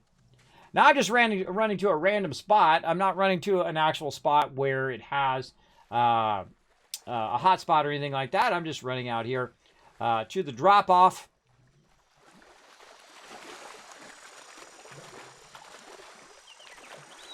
Okay, now there's one problem without the interface. You could drown because you don't know how far you can go before you can breathe. Like right there, you can breathe, right? Now, one of the things you can't do is you can't fish while without the interface, because you have to see the interface, because it's going to tell you when to grab the fish. Now, I think you can probably learn it after a while exactly, but you can also come right up here and cast it way out there. Now it's 7.9. Notice it says deep, right? Because we're in the deep salt water. So we'll do a few with no bait, and then we'll do some with bait. Let's see what we get.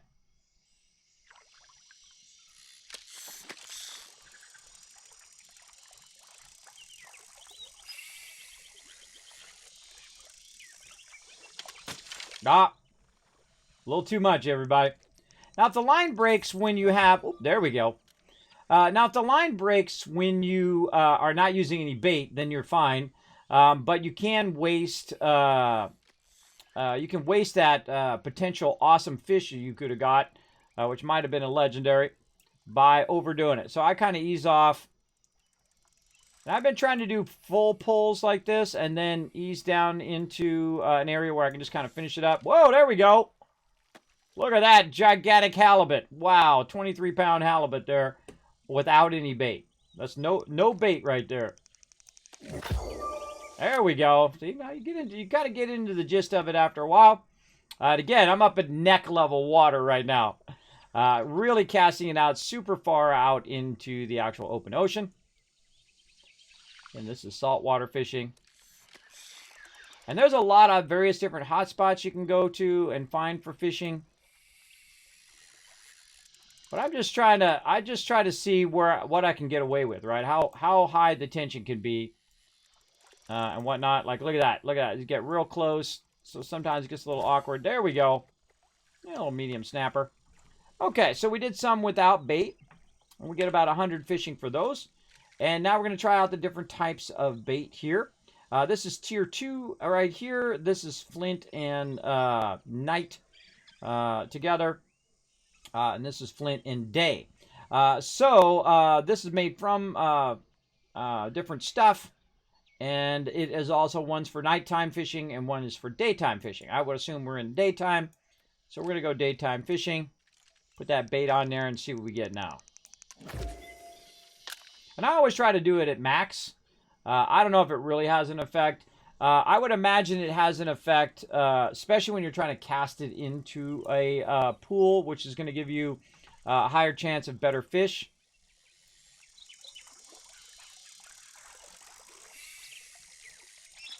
It's so cool how you can see the fish when you're pulling it in, or you can see whatever it is. Sometimes I get boots. I get an anchor, which is cool because anchors you can turn into iron ingots.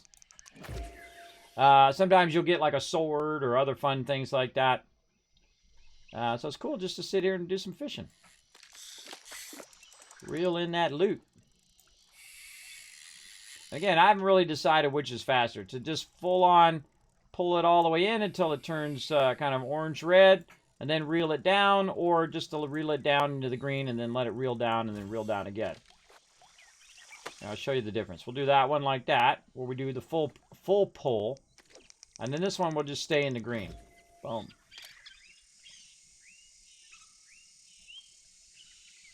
But again, each fish is going to be different, so they're going to be different sizes. And they're going to be either easier or harder to pull in. So there, green, and then green. A lot more reeling back on that. Kind of feel like pulling it all in at once. Kind of goes a little bit faster, especially on the small fish like that one. It's only like 1 pound fish. There we go. Oh, 18.6 deep. Now, because of the fishing pole, it actually casts it further because it has a perk on the fishing pole that will cast it out a bit further than my other fishing pole. You can see we have some sort of fish on the line.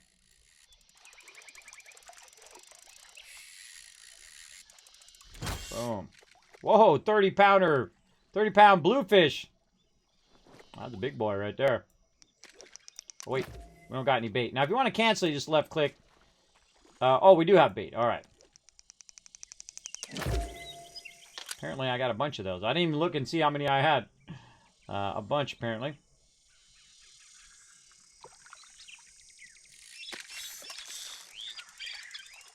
Of course, I would imagine the higher quality bait that you have, the better chance at those big fish.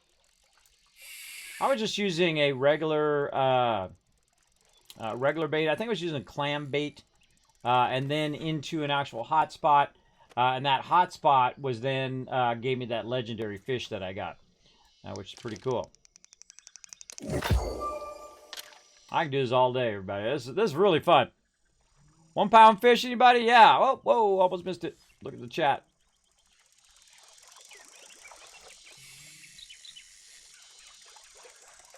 So yeah, I was that legendary fish probably took me 2 or 3 minutes to actually reel in, because you got to reel him in real slow as well, maybe a minute or 2 minutes, because it took a while to reel that guy in, because he every little bit would be like, whoop, tension goes way up, way up, way up every time I would start to pull him forward.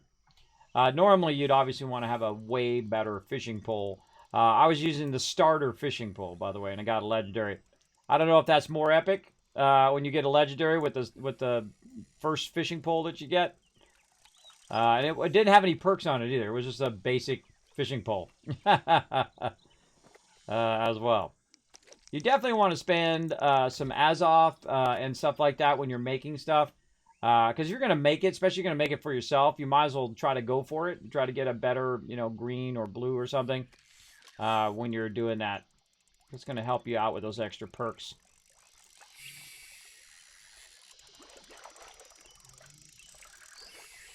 Now I have a little bit of a guide on fishing and so on. Well, there's a 23-pounder. Nice. All right, let's try a different bait.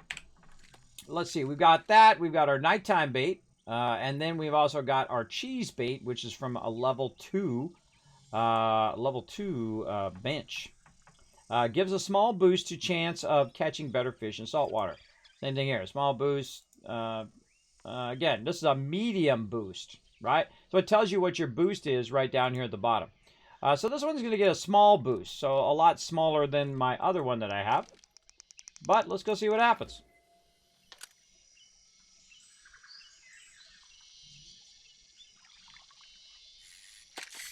You never know. This is all random anyway. It's going to give you a boost, but it's going to random roll what kind of fish you're going to get. So even with a smaller boost, you may get a better fish than you got with the other one. Whoa, there's level 31 too. Yeah, look at that, 12-pound flounder. Oh, the big boy. So obviously you want to work with the bait that's the higher level, the medium level one. Or obviously a large boost bait would be great as well. I'll be getting all into that. All the different types of bait and all the different types of stuff that you can grab and pull in. Oh, I got more points too. And I'll be testing that out in the real game. Now, everything that we're doing now is up in the air. Everything that we're doing, even this fishing, the way the fishing works, the way you do your boards, the way you get XP, the way you do your factions, everything's up in the air because they may change any or all of that before launch. It's going to be probably pretty much the same as we've got now with a lot of adjustments to the speed at which you do everything, right? The amount of XP that you get, the amount of stuff that you get from each thing that you do, like maybe get less Azoth, you might get less XP from the town boards and whatnot. Obviously, they have it accelerated because it's a beta, and they want people to do it within a couple weeks and not spend 5 months, getting it going.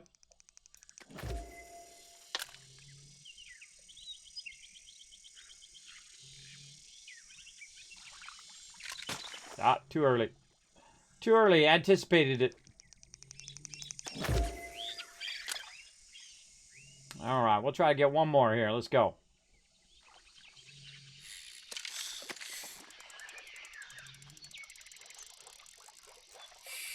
I like to push my luck. I like to go way up on the thing.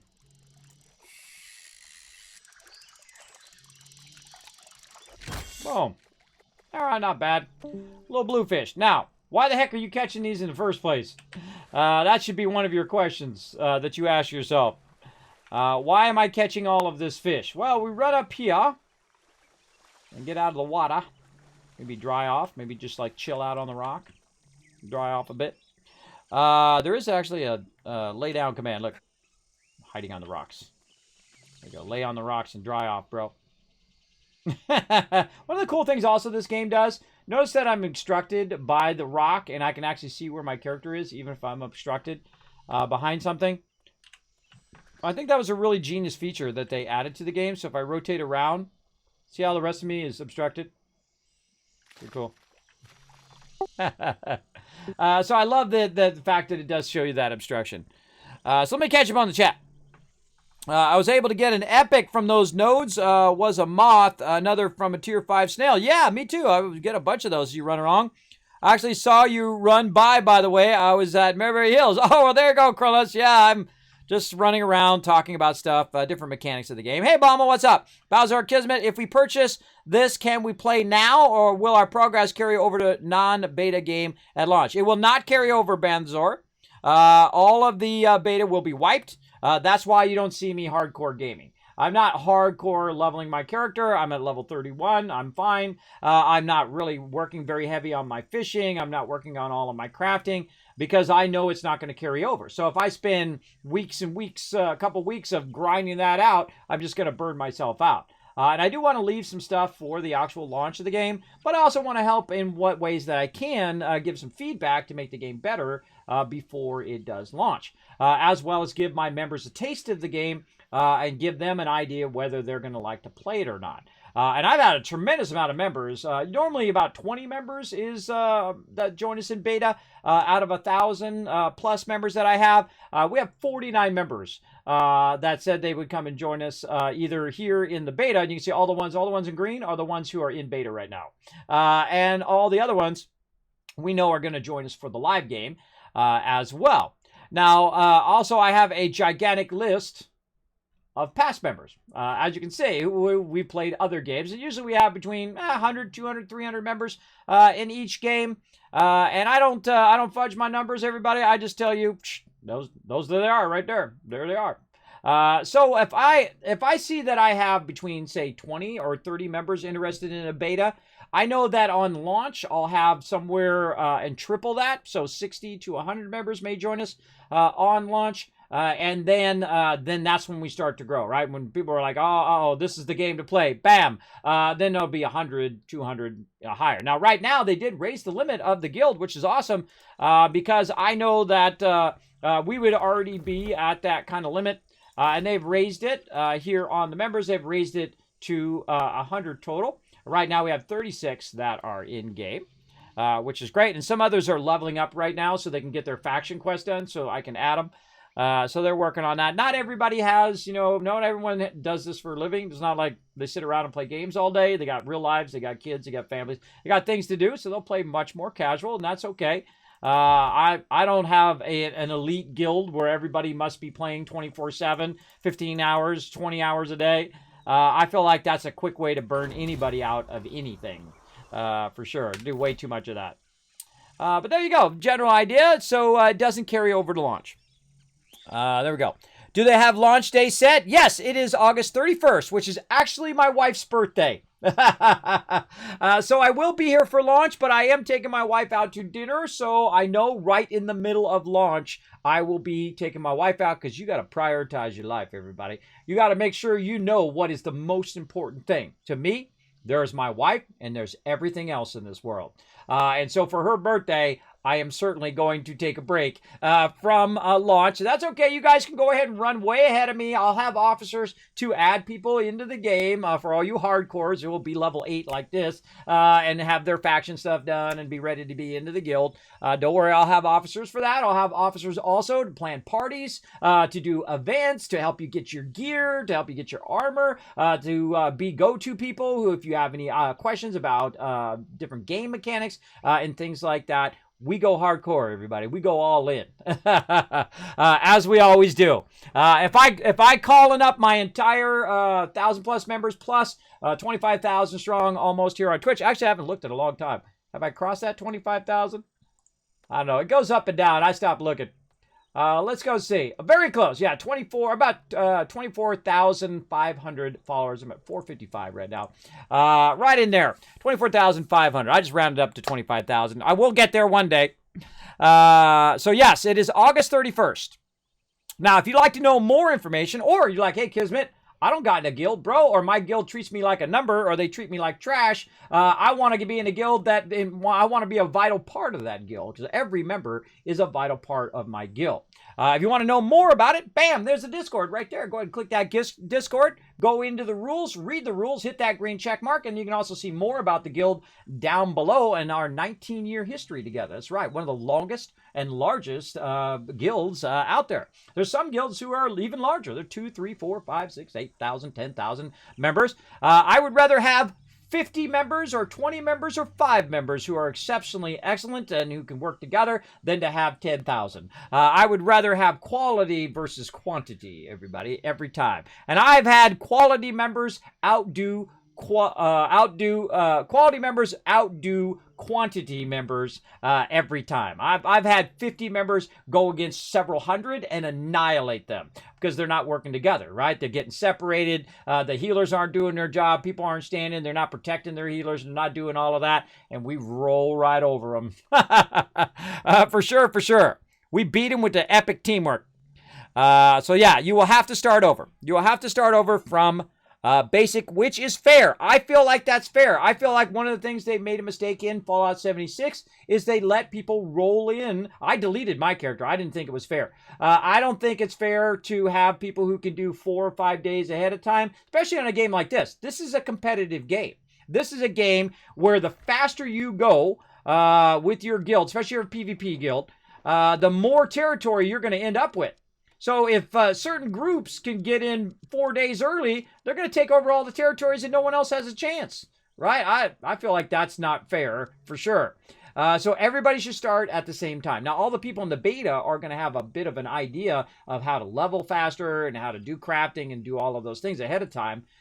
They will have a knowledge advantage over everybody else who's just starting and never played the game before and don't know anything about it. They will have a massive advantage. But I think they should move all the ore nodes. I think they should move all of the nodes somewhere else, in some other location. So when the game launches, they're like, "Oh God, wait! What happened to all my stone was over here, all my iron was over here, and now the iron nodes aren't there anymore. They moved them."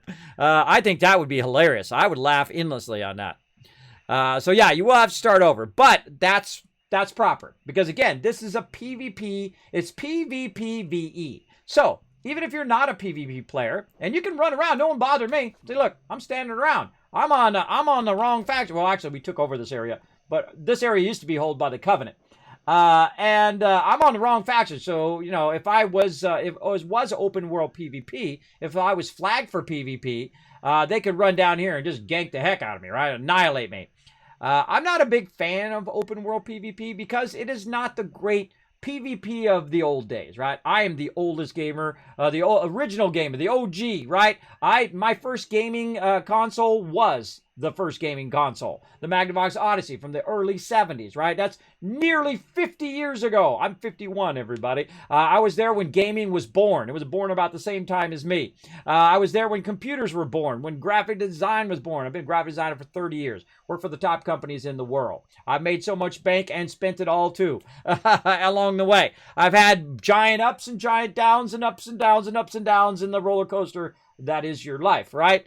But keep going, everybody. Keep going because, it could always turn the page onto another chapter today or tomorrow.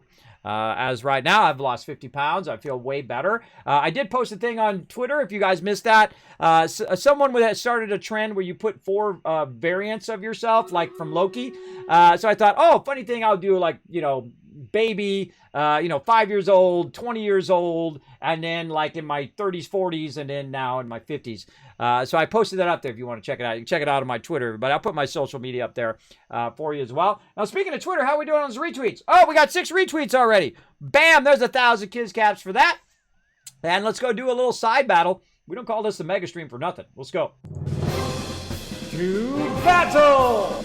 All right, everybody, let's get this speed buff in here. So we're running at maximum speed to annihilate all of these.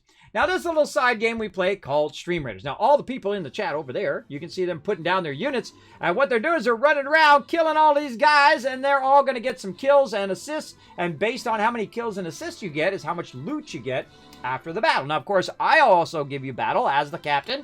So we go in there, and we'll dish that out. Here we go.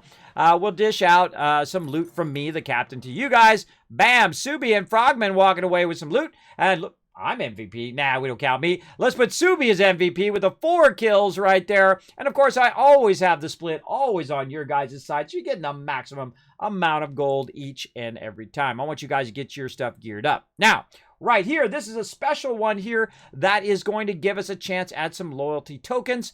So you definitely want to use your epics. You want to use your good ones. Now remember, we're going to do a few of these in a row. So make sure you got some good epics or boost for your characters.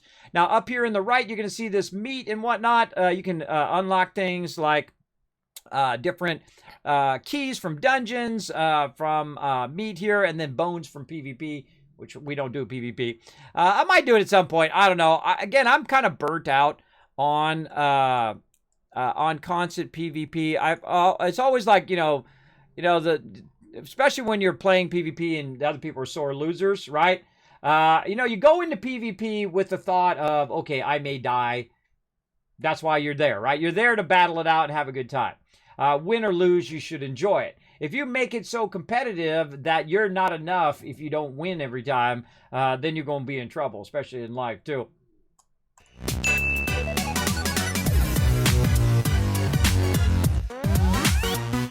Some people get trapped in that they don't feel like enough of a person if they're not constantly winning all the time. If you're not enough without winning, you're not going to be enough with it, because it's just going to perpetuate that problem that people just have to win.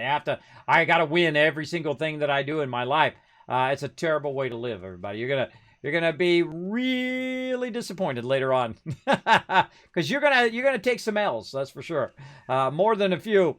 You're going to have some failures. You're going to have some ups and downs. You're going to try some stuff. You're going to ask out that special someone, and they're going to say nope. You're going to have some real painful moments. I feel like that's the most painful thing in life is love lost, for sure. But there's always the next day. There's always around the corner. There's always something ahead, like this pig. What's up, little piggy?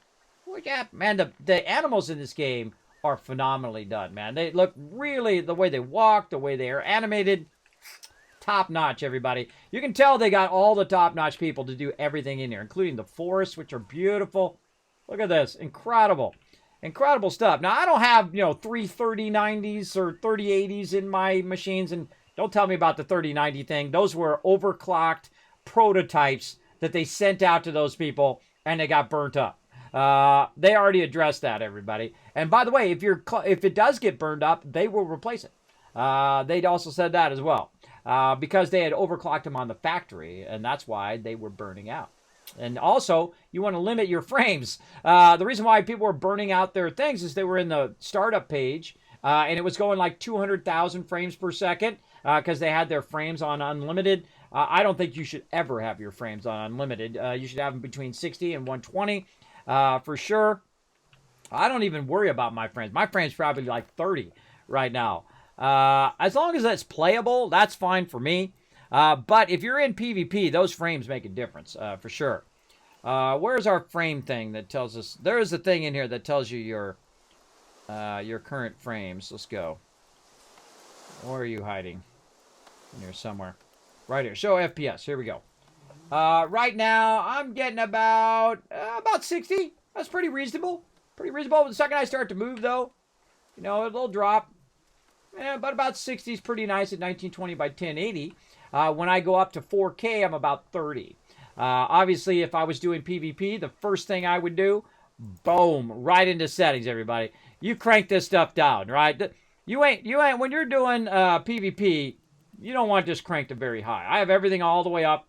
Maxed out, all of that, and getting some pretty decent FPS. And I have it max limited at 60. I could make it uncapped. That doesn't sound like a real smart idea to me in any game. It's going to make your graphics card work harder for not that big of a return on it. And again, if you're playing a first-person shooter and it makes a difference, you definitely want to crank all that down. I would crank the bulk of this to low. I would crank all this to low. Like when I was playing a lot of PvP in World of Warcraft or in Star Wars The Old Republic, Lord of the Rings Online, and all those other games where you do a lot of PvP, I would crank that all down. The one thing you don't want to crank down is the ability to see your enemy from really far away. You want to be able to have that long distance view of where they are showing up, and then you can sneak around behind them, bam, and wipe them out. That's what you do want. But all the terrain detail, the water detail, and all of that stuff, turn that stuff down, everybody. If you're going to do a lot of PvP, for sure. But me, I keep it cranked up. Now, again, here's the thing. If I go in and I look at the map, And you can see I can zoom in like that. Right? And I don't know if they fix it. I sent it in for them to fix it. But here it is. Now, if I go into settings and I go into preferences. Now, you guys aren't going to see it in 4K. But I have a 4K monitor. And I can see it on my end. And I have the video signal split. So it's really like two monitors. One of it's going to the capture card so you guys can see it. 1920 by 1080. Yes, I'm in full HD for you guys. And then on my side, I can see it in 4K. And that's because I don't have a 4K capture card. I'm hoping my buddies over at Elgato love me enough to send me one of them 4K capture cards at some point. But there we go. So now I go into 3840 by 2160, and then I go into the map, and then I say, okay, gonna zoom all the way in. Zoom all the way in. That's all the way zoomed in, everybody. See the difference? Like it's like 1/4 the size, and that's because I have 4 times the pixels I'm looking at. Now, again, you're not going to be able to see how crystal sharp it looks right now. I will put a video up on YouTube of me playing in 4K. It is phenomenal, everybody. The real huge difference between 4K and like a 1920 is the crispness of the edges, how smooth and beautiful they are, the crispness of the textures and whatnot, and it is phenomenal. I mean, the lighting effects are beautiful.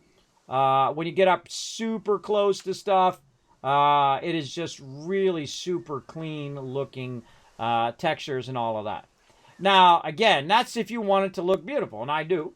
I want it to look amazing when I'm playing it, so you can see the real close textures get right up on it. Same thing with all the animals and things like that. Now, that's going to come at a cost, though, especially when I have everything on very high in my visuals here, like this. It's going to go ahead and come at a cost of my FPS. See, my FPS is going to drop down to 30. So I wouldn't want to be doing this in PvP, everybody. That doesn't sound like a real smart idea. But when I'm running around, 30 frames per second is plenty, because I'm putting out 4,000 by basically 3,000 pixels. It's sending to me every 30 per second, right? That's pretty good. That's a pretty decent card. Of course, you can have some that are doing 120 frames per second at 4K, and you got the cheddar. More power to you, bro. But me, I like to see the map larger, especially so I can show it to you guys, but also so I can record the map a lot bigger. So I'll go down here to 1920 by 1080, which is usually the default of most games now. And then you'll see the difference here in the map. And now I can zoom where the map is. Mostly covers the screen, because otherwise it's hard to see where all your stuff is. Hard for you guys to see when I'm pointing stuff out on stream. So I hope they fix that, so I can zoom all the way in and stay into 4K so I can play in beautiful 4K. It would be awesome to send it to you guys. I do have the internet connection to do it. I have 1,000 up and 1,000 down, so I could actually be streaming to 4K to you guys right now. You could be watching on your awesome 4K TV. Maybe you got an 8K TV. I don't know. Maybe you crazy, man. Maybe you crazy. You got an 8K TV already. They have ones that are even more than that, by the way. Even more than 8K on the way. But, you got to have the signal for it. You got to have the reason to have it at that level. Oh, I forgot to turn the thing on. Hold on. I forgot to. I don't like to have this thing on, your latency and response stuff on, because I feel like it actually costs you frames per second. It actually costs you some of your frames. But now you can see super responsive in that mode.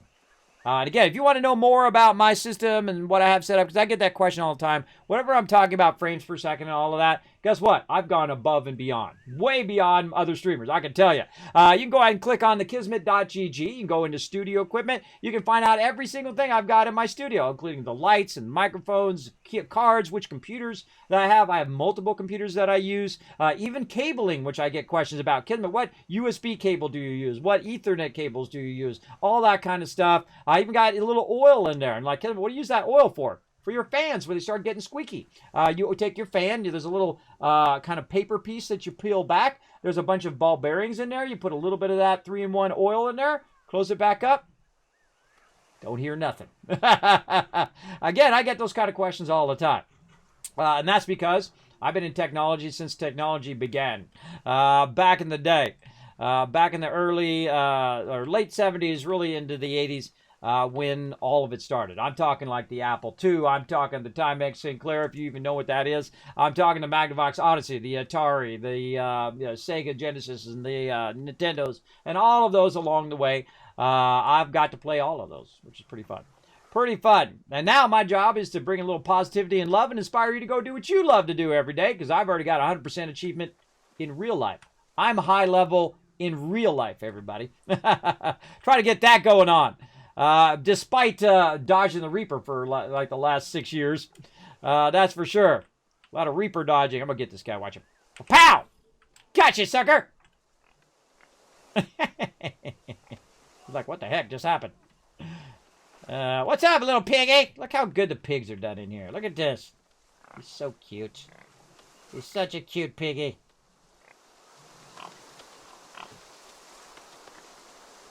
They call him Mr. Pig.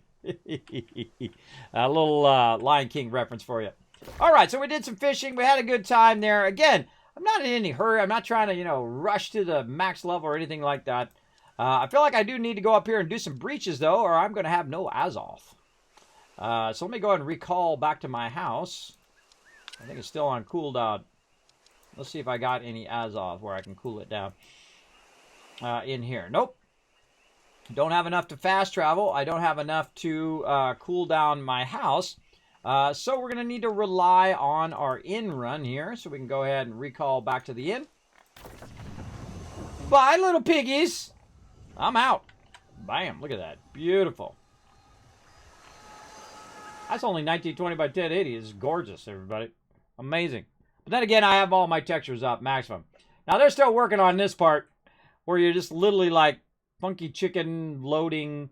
That's load screen should still be there while this is going on. I don't know why it's preemptively showing me the load without the load screen. It's been doing that lately. Now, this is a whole separate town, and each kind of area has a different, uniquely different style of where your workbenches are, the layout of the area, including houses that you can get. That's right. You can actually buy houses in town and actually travel to them. And based on, their overall costs and stuff like that, like we can see this one right here. This one's $20,000. Why is it so awesome? Why is it so expensive? Heck if I know. Probably because I already own a house. That's probably why. And so on. So your first house is going to cost you so much, and then it's going to cost you more and more. Now, you also need to have a certain standing level in that particular area to buy the better houses and so on. And so like this one's like 15,000, you need 20 standing. I kind of feel like what you want to do is, so you have different houses in different areas that you can travel to, is buy the ones that take no standing at all. Like right there, that's a pretty low one. 5,000, 10 standing. You do a bunch of quests in this area to get your standing up to about 10. Boom, you buy yourself a cheap house, and bam, now you got a travel point to that area. Also, you can add chests to it to give yourself more room in this area. And as we progress through the different areas, right, we will obviously try to build up into the higher level zones. Like over here, Evanscale Reach is a pretty high level area. It's level 65.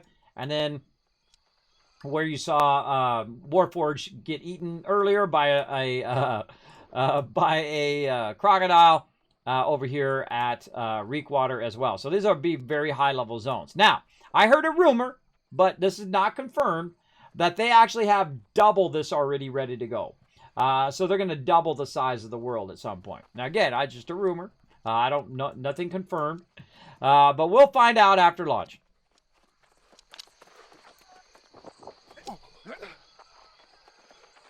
What's that?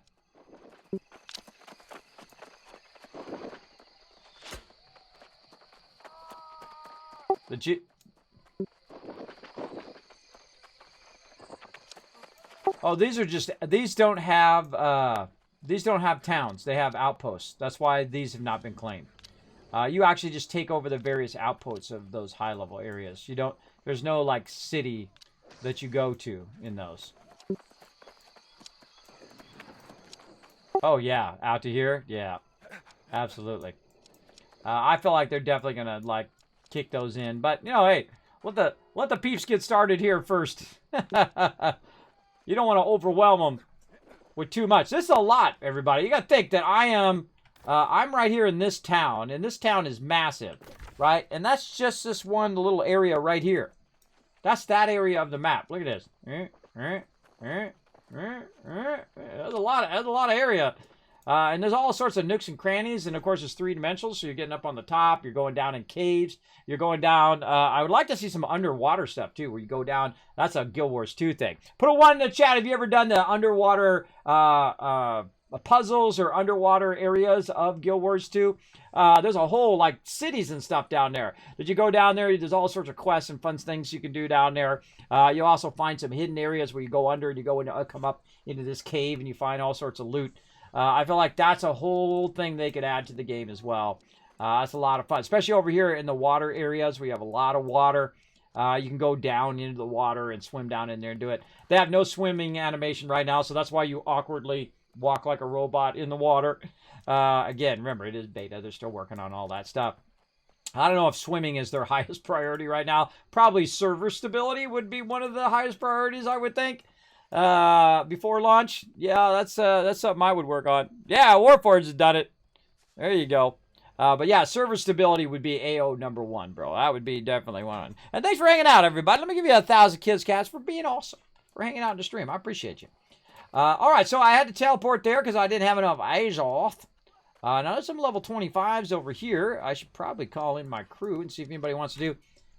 Anybody want to close some portals? I'm out of Azoth, and I'm thinking of coming up there and working on some portals. Got to go the right way. On somebody else's marker instead of mine. Now, one of the things you can do if you don't have a crew, and I do have a crew, if they're not up for it, is you can find a bunch of other people who are running from portal to portal to portal and get involved in that. And do it that way. So I'm going to go up there and see. The fact that they're not closed is telling me that there's nobody doing that right now. There's not a group of people running around closing those breaches. Otherwise, they would have been closed by now. But we'll run up there and we'll see. I seriously doubt I could do it solo, because those are a lot of mobs, and I'm wearing light armor. My job is to heal. Heal and get some damage in, and then close those breaches, and that will give you some Azoth. You can also just go around and kill mobs if I wanted to. You get, 1, 2 here or there. Also, I've got a bunch of potions. I think I got them in the bank that I could use those as well if I didn't want to use them in crafting. So let's go ahead and run our way back up. And yes, you're going to do a lot of running in the game. You do a lot of running in the beginning. They have mentioned that the mounts are potentially in the future. But you don't want to do mounts really early. You want, you want to be able to run around and explore. Otherwise, you're just going to run past all the content. The PvP is going to suck because people are just going to get on their mounts and bail, right? So it'll be less like they can go in and gank peeps. Again, I don't like to do open world PvP for that reason, because PvP has just become ganking, right? Where the only time that people do PvP is when they have the numbers, usually. They'll go, 5-on-1, 10-on-1, and call that PvP. That's not PvP. In my day, PvP was you saw a guy, the guy saw you, and you were like, it's on. And then whoever won, then you'd be like, GG, bro. Right? That's a good PvP session. And then you just upping your skills, right? You're trying to get better at your skills by battling it out in the open world. But it didn't become that. It just became a Zerg fest after that. They would just get 10, 20 people, walk around, any PvP people, they would just wipe them out. And it really discouraged PvP, a lot of PvP in the open world, because it was just unfair. And so people didn't want to do it. Way to kill PvP, everybody. Way to kill it. Right there for sure. I'm going this way. So, yeah, that's, I'm predominant in this area. I'm 28. I can get to level 30 if I wanted to and get myself a big old house. But I don't need it. I don't want to waste any more of the guild's money on housing. I think we've tested it. Don't even think about it, bro. Don't even think about it. I'm just sitting here auto-running.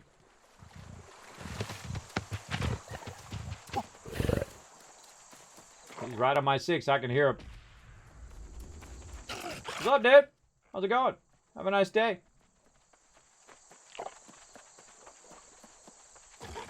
What's up? Miss me. Look at this. Freaking cool, right? Pretty awesome. Now, I'm at the level now, everybody. I'm level... Oh, I can go use my staff. I'm level 31. I leveled up. I can run past these mobs and not be too worried about it. Especially since I have a lot of dodge rolls and a lot of self heals because I am a healer. It does make it a bit easier as well. But I'm definitely going to try out different weapons and whatnot on release to see how they're different, especially doing this. But I will need to focus on my life staff so I can get it leveled up. Because not only you level up, but your weapons level up. And the more you level up your weapons, the more skills you get to pick from the skill tree, right? So the more powerful your weapon and the more powerful you become using those type of weapons. Now, it's not specifically this weapon, but it's that type of weapon, right? So if I have a life staff and I get rid of this life staff, it's not like I have to start all over again. It actually is in the life staff mastery, right? So it's not like really tied to an individual weapon. It's just the type of weapon. So you definitely want to practice a bunch with the weapon of choice. And then, you try it, maybe get it up to level 5, see if it's your jam. And if it's not your jam, try something else. Try some other kind of combo. Right? Maybe you like more ranged. Maybe you like more close up. No, it actually hit me. Maybe you like a kind of a combination of both. Maybe you want to be tanky and then also do some AoE damage and whatnot. I think I want to respec the fire staff and try it more as an AoE versus using it as a flamethrower, which is fun. I just wanted to try out the flamethrower, so I tried it out today. It's pretty funny. All right, we're here. We're at the spot. Let's go this way. Take the stairs up. So yeah, sometimes you do some long runs if you don't have any Azoth, which I'm out of. Now, in the later game, you're going to get tons of it, right? We were doing some elite farming, I think it was yesterday. We went to a dungeon, and we were just rolling in it. I mean, I got so much that it maxed out at 1,000. So you can very easily max it out, and then when you run out of it, you go ahead and run around and get some more. Let's see, yeah, let's go to this one. That way. Whoa. Change back. All right, anybody else want to do some breaches? Could use some help. I need to get some Azoth, and you guys are welcome to come out and help us out if you're interested. You don't have to have the staff if someone else has it. I have it, and I'm sure we might run into some people over there that might have it as well. It is a bit tough, so be ready with your food and all of that stuff too. But great way to get Azoth so you can do for crafting and then also for fast traveling.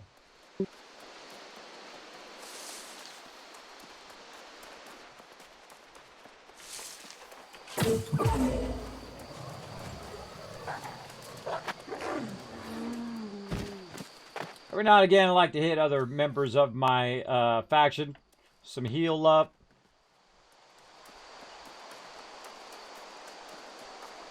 Every now and again.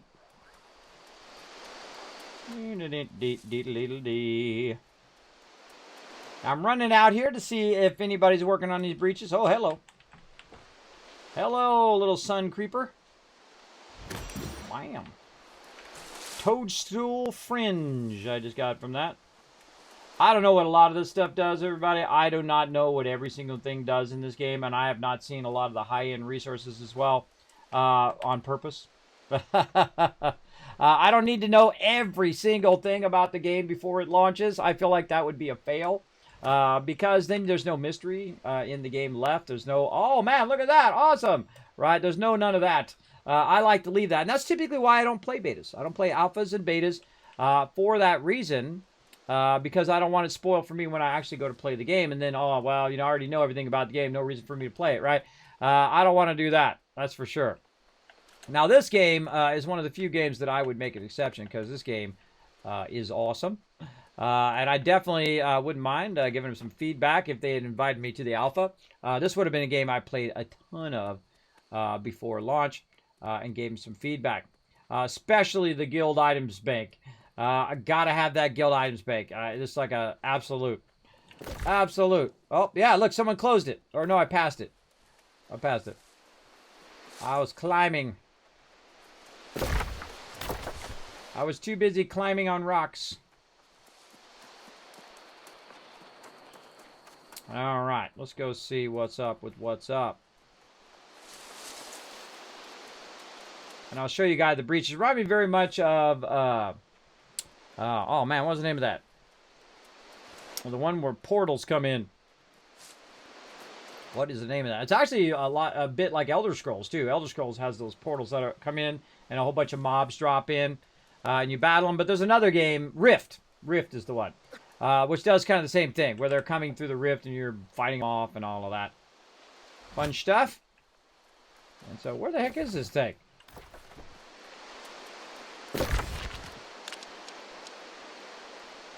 Corrupted monolith.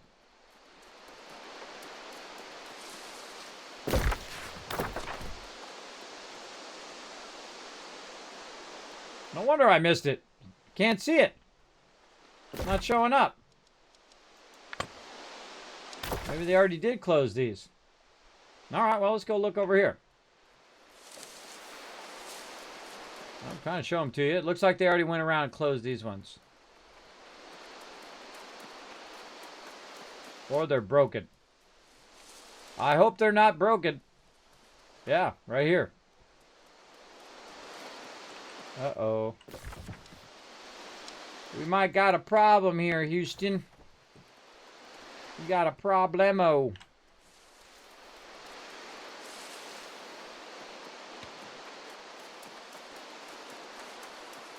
Yeah, they show up on the map. There should be something going down.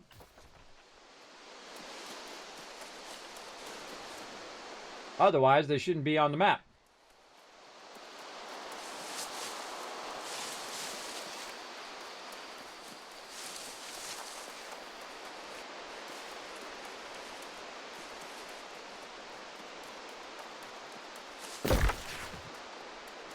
Yep, right here. Now, you'll know when you get close to them because it'll start getting dark and sinister. So, yeah, none of these are up. They're festering hive. A towering hive formed from corruption has sprouted, birthing and empowering the corrupted beings that reside within. So, yeah. These portals aren't up. They're broken. That's messed up. Alright, so no portals there. Bummer. And I would imagine these ones are busted down here. These ones probably aren't. Those are level 35. Down here at 35s as well. Those are probably up. Can you see the icon looks a bit different too? You can see when they're fully up, right? Those ones are definitely up and running. But I feel like these ones maybe are still gearing up, maybe. Well, bummer. No portals. Over here, these are level 65. And all the rest of these. Actually, they kind of cleared these. Look, there's a bunch over here. They cleared all of these. That's pretty impressive. They cleared all of those ones for sure. Again, down here, these are 35. A lot of people are getting into higher levels now, in the 40s and whatnot. All right, well. Let's go down and check this little fishing spot down here while we're at it.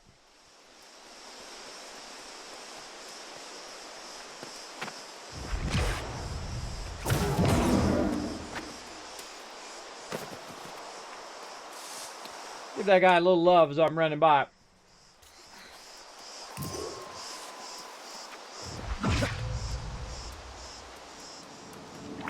Loot there I could get. Some loots.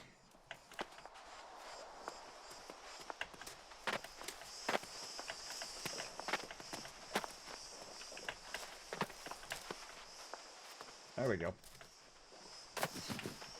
what do we got here? Nothing. Can't get it.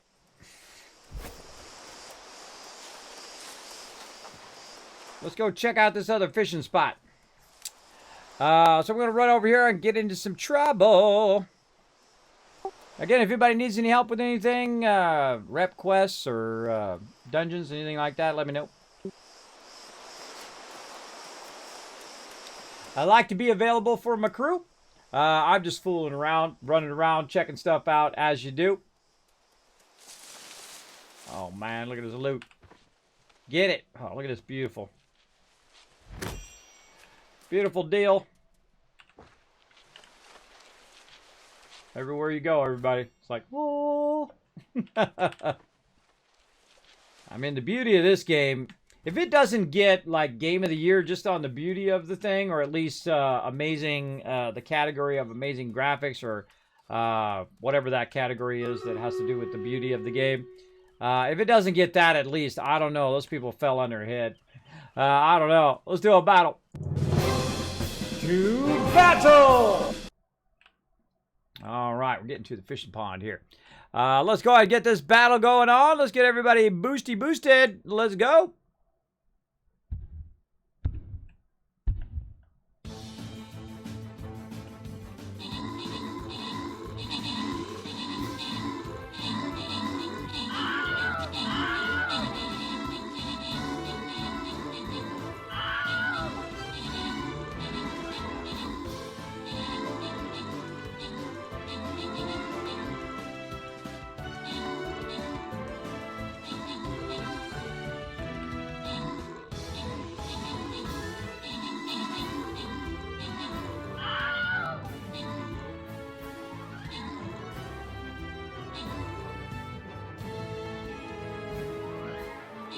Nice.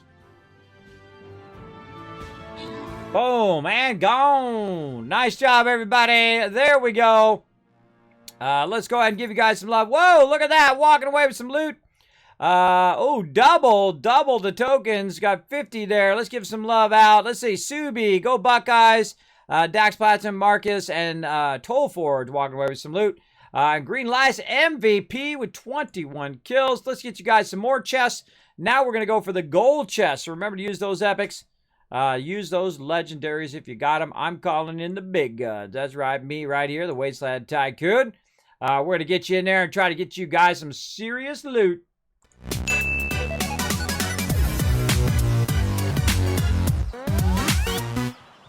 All right, here we are in the beautiful forest. Got the God rays coming down. Beautiful sunlight. Oh, such a beautiful day. And then we can go and run down here, and you're going to see it's going to pop up. Rare fishing hotspot. And, of course, as you're running around, you'll discover these. Also take you on different quests. That'll take you there. And, of course, we can see this is freshwater. So we'll get our fishing pole out. We'll zoom in. Go ahead and change our bait to our freshwater bait. And, again, this is going to give me a large boost.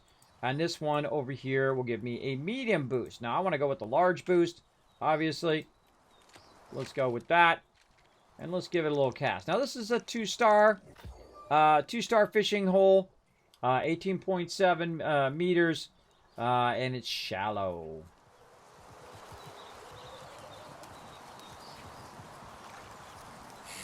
Now, I'd love to run along a little hotspot as we go, but I haven't actually seen a hotspot in a while.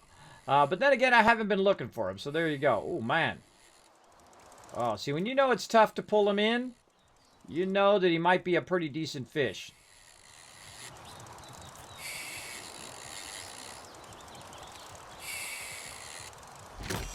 Oh, 40-pound trout. Look at the size of that sucker. That's a big trout right there. Oh, man, that's a good spot. Let's give it another whammy. Bam.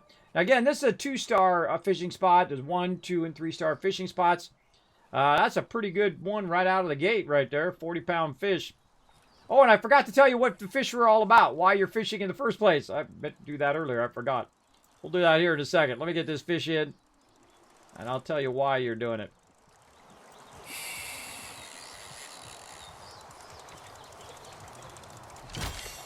There we go. Not bad. 18.4 pound fish there. Very nice. So the reason why you're collecting fish in the first place, obviously, is to get loot. We'll get out of fishing here. But also what you can do is, if it lets me, come on, bro. Go to my, won't let me get to my, oh, it's because I'm in the water. You can't use your inventory when you're in the deeper water. What you can do is go in and you can salvage the fish. And it will tell you, this can be salvaged into food with a chance of acquiring fish oil. So you hold down S, you click on it, E to confirm, and there you go. And then you just kind of keep going. And hopefully you get something nice out of it. Large trout, same thing. The item will turn 3 to 4 fish fillets. And then you confirm, and then now you're going to get these fish fillets. Now, some of these fish fillets and some of these items can be turned in to the project board to get you XP and loot and whatnot. So you might have to collect a certain types of fish and whatnot. But you can also find different halibut, which is going to produce halibut viscera, I think that is. And one halibut viscera, boom. Now that halibut viscera can be used because that's a tier 2 fish, right? Or tier 2 firm fish fillet that you can use to make different food. And of course, that food is going to help you when you're in battle and so on. It's going to give you different perks and different buffs depending on the food. Like the food I've got right now, it's going to recover 100 health per second for 20 seconds. And then, unless I'm taking damage. And then afterwards, you can recover 1% of your health every 2.5 seconds for 20 minutes, right? So it's still doing a food recovery, even though it's already past that initial time. So that's why it's good to have food, so you have a little bit of recovery, so it's not such a burden on the healer when you go along. Plus, you have also your potions, your health potions, your mana potions, and as you can see, I've got some strong regeneration potions, which you can actually get as drops too. You can make them, which is probably what I'll be doing, make a bunch of potions. And staffs and gloves and all of those fun things when I really get into crafting. Again, I've just been kind of taking a sampling of the different crafting right now. That'll probably be what I go into because it has to do with my class, which is, being a life staff user and also the glove. So both of those things are in that same thing. And I really like the glove. The glove is great for, when I get in trouble, I can go like, I got ice block. And then I can hide in my little ice block until they either break me out of it or I can right-click to get out of it. As well as I have a turret that will shoot random stuff. Nothing nearby. Apparently nothing nearby. And you also have a bunch of other stuff you can do with the ice gauntlet. But I'll... Oh, here we go. See how it got darker?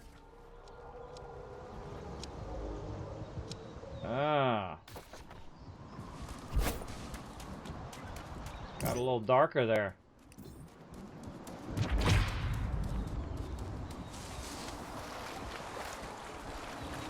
This way. Oh, here we go! I stopped looking for it and I found it. There it is! Now these are corrupted zones. That one's working. These are corrupted monoliths. And what you want to do is you want to bring a crew in there because these guys are tough. These guys are 25 elites. So you definitely want to bring in a group in there. Plus, you're also being corrupted while you're in there. So you definitely need someone to go pow, give you a little healing love in there, unless you have super strong food and use your potions and whatnot. But you get the general idea of that.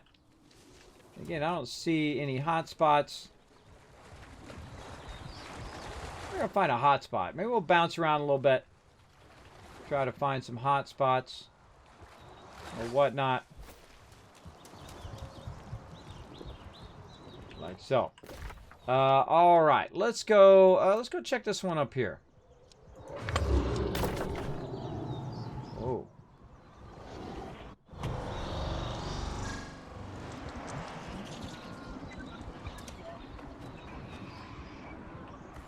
That's these things.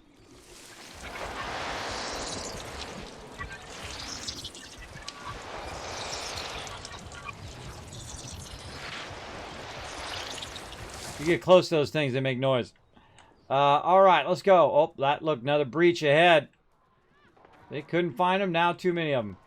Let's see if we got anybody fighting this breach.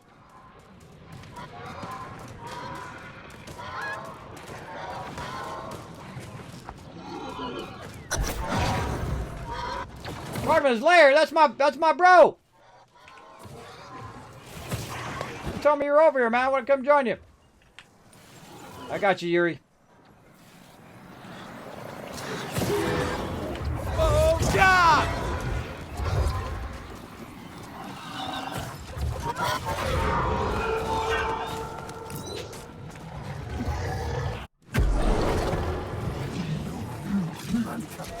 Oh, God!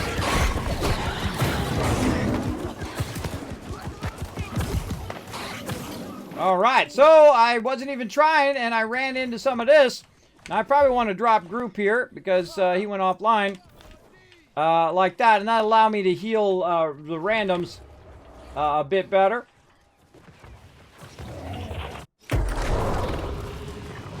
Waving. Running.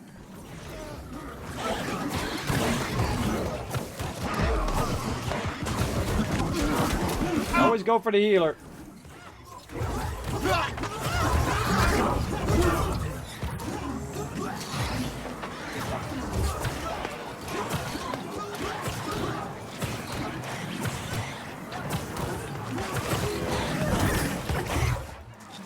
These guys are a mess.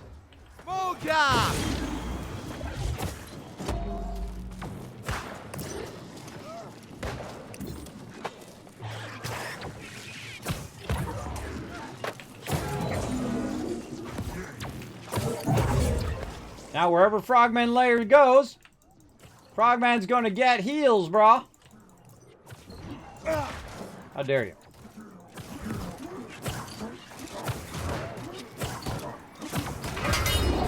Get wrecked. I look after my members. Dang, he's already level 23. He's crushing it. Other side.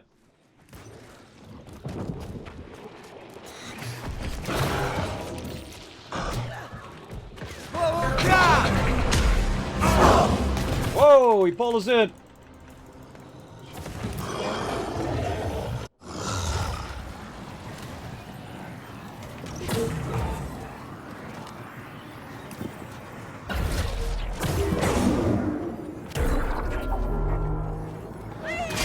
Now look, they're rocking the fire staff and the, oh, I forgot to try both staffs.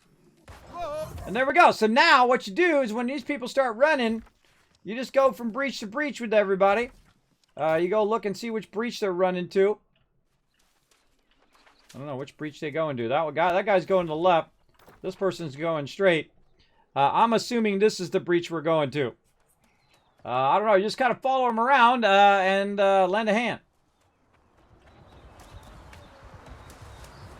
That person's watching. See, they're watching if everybody's running where they're running.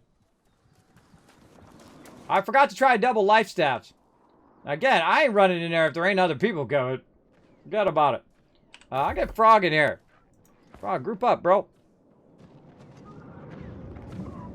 Come on, show him up there. Why is it not showing him online? There we go. Fight the group, bro. Fight the group.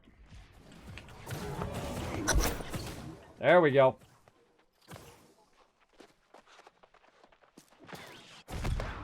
He's over there.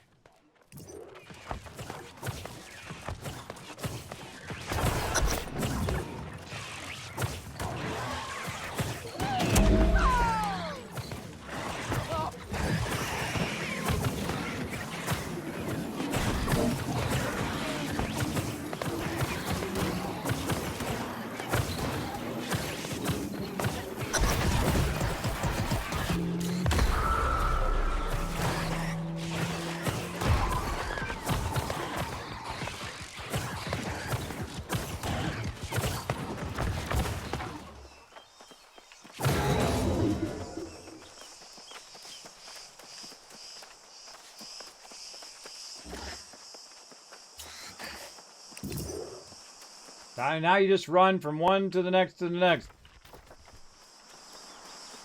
Oh, that one's already down. That one's down. These are broken. I'm feeling like it's this way. Which one did we just do? I think we just did that one. We ran over here. These are all down. These all seem to be down. Let's go run this way. Oh, it's funny that I came over here to fish, and then I found the very thing that I needed to get some ads off. That's life, everybody. When you're not looking for it, bam, there it is. But when you are looking for it, can't find it. I'm going to hoof over this way. Let's go see what we can find.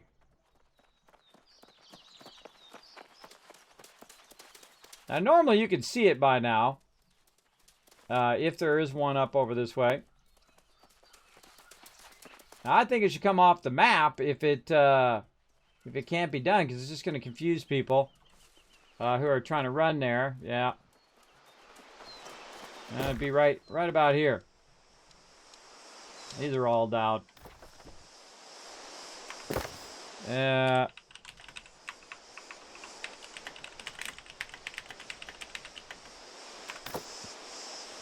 Looks like these are all down.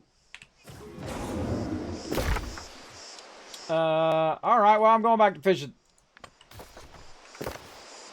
Actually, I should go into group. Where does group? Player? Oh, player is group. Heading back to fishing. Heading back to fishing. Alright. I'm off to fishing.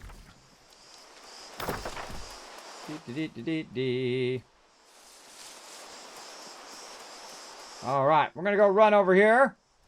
And if I see any portals, I'll let them know.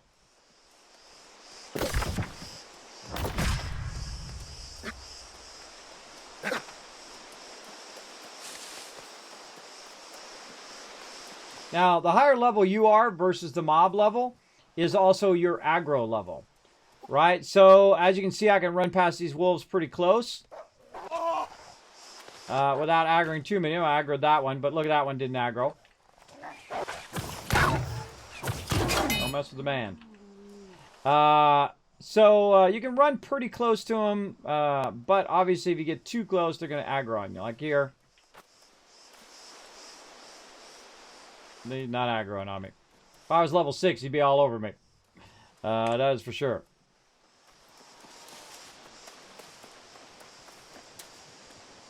I love just wandering from one side. Oh, here we go. There's another one up over here. Is Frog in there? Frog's not in Discord. He can't hear me.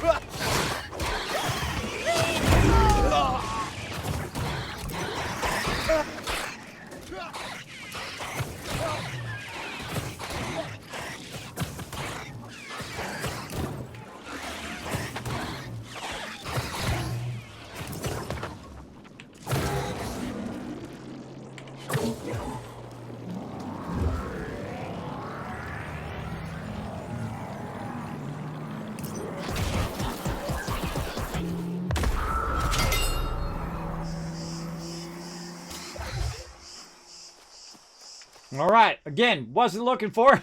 I just run up here to fish. There we go. We closed another one. All right, well, hey, we're going to close these. Let's just go close them. Go see if it's up. Doesn't look like it's up. See, right about now, when you get about this close, it should start to get dark and sinister. I don't know. It should literally be right here. There's no breach. No breach. All right, I'm going back to fishing. Going back to fishing. Go check this other fishing hole. I want to see if I can find a hot spot. Show you guys a hot spot. See if we can find that. I'm breaking off. Breaking off. Going up here. Now that we've got those portals closed, we got some Azov, so looking good. And where we going? Right down in here. There we go. Meadow Lake Fishery.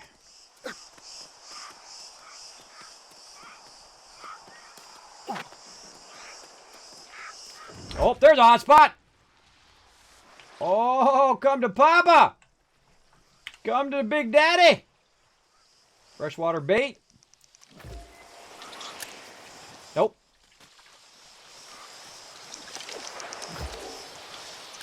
Oh, there it is. Come to Papa now. Come to Papa, big boy. You want to be in my pocket.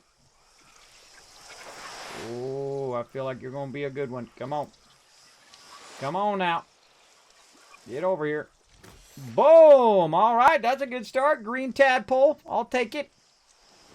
I will take it. I kind of feel like the game tries to troll you by rotating you like that when you get a good fish. I don't know. It makes it screw you up on when you're in your zone, right? So it kind of messes you up, I think. That's just me and my crazy ideas. Come on now, give me something good. Meh. Okay.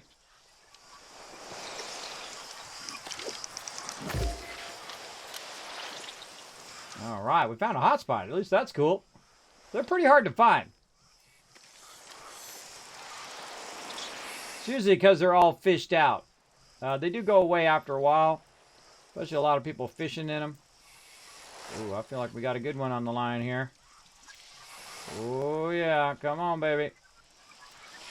Come on in here. Ooh. Boom. Well, maybe not.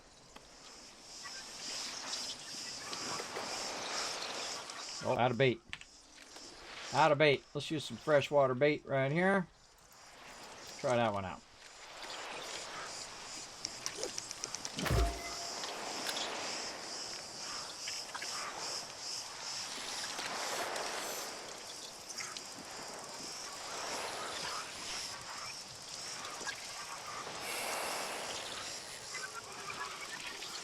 Whoa, whoa, whoa, whoa. Way too high. Oh, yeah.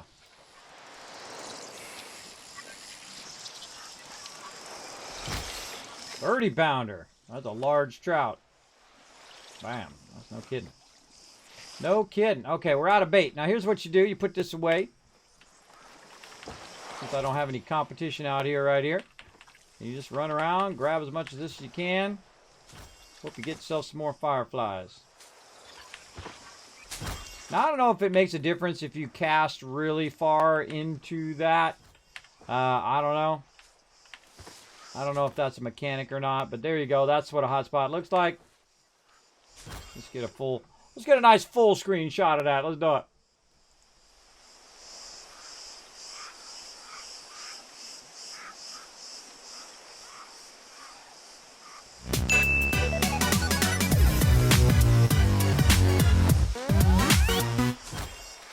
All right, nice good full screen shot of that fishing. I should probably stop this recording and so I know where that's at. Start another one. There we go. How long have we been going? Man, jeez, time goes flying by. Holy mackerel. Been 5 hours, everybody. 5 hours went by like a snap. That's how you know you're enjoying playing that game. That's for sure.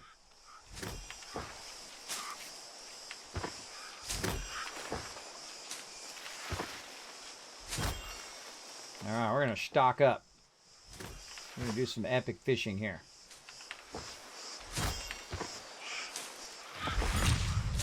All right, 14 ought to do it. Oh, no. Fishing hotspot went away. Snooze, you lose, bro. Oh. So it only stays around for a certain amount of time. Now, it was right about here.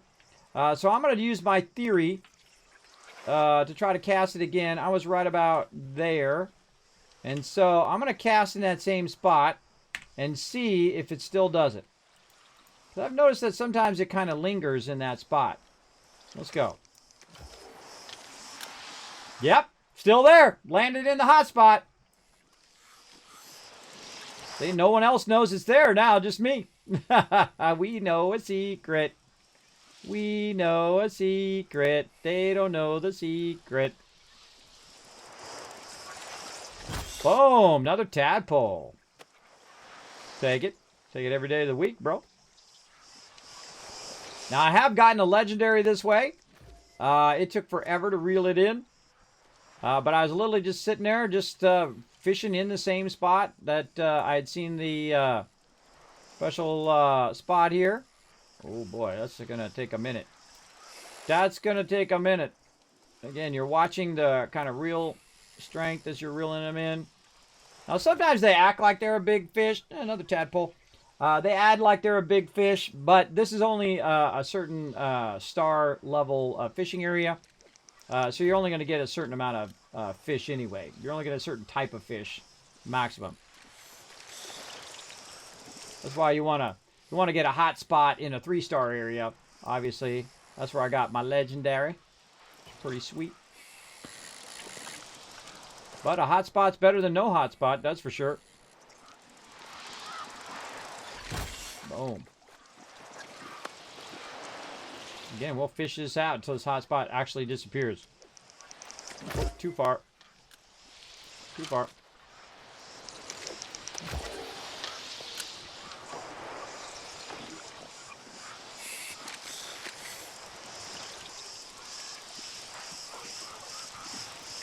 Now I'll be marking where I find all these hot spots as I run around in the actual water, so I'll know where they are.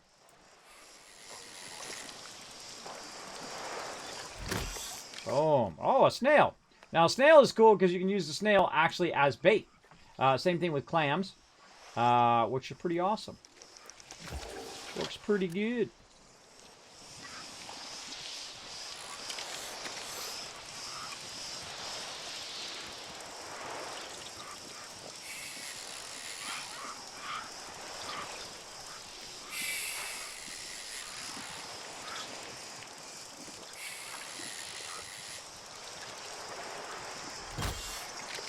Wow, another one. Dang. You can come down here and fish down here, get a bunch of these snails, and then use them in the 3-star spot to get even better fish.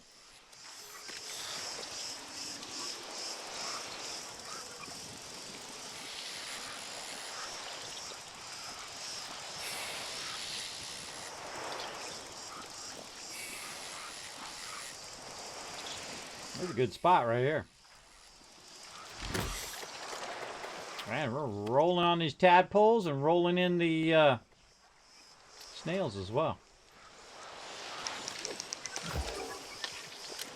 And I'll go until it says no longer is landing in the hot spot.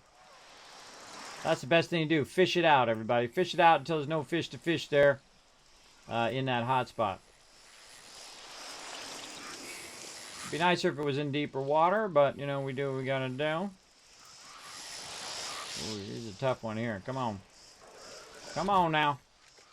Another large trout. 34-inch trout right there. Nice. That's your big boy. That is your big one.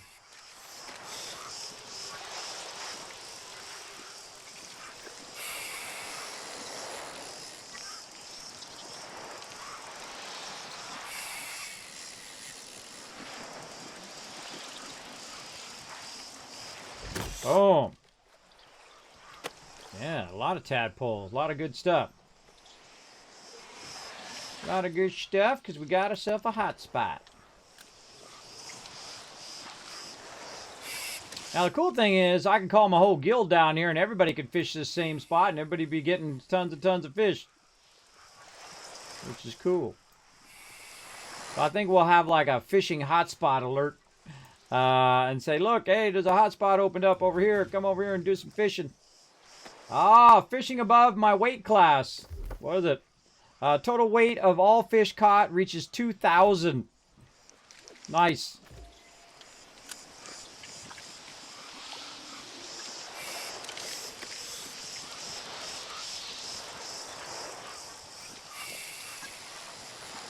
Nothing too sexy yet.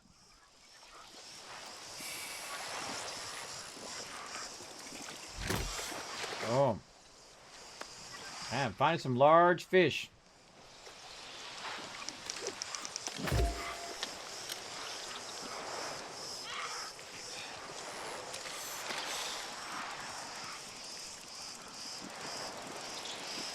I'm going to do a test after this one.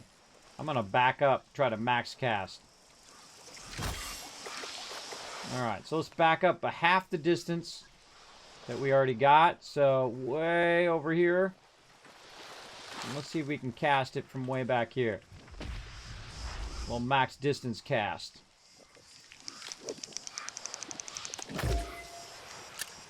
Oh, not close enough.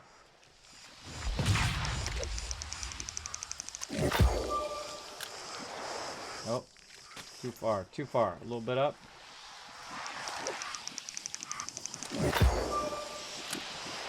Nope.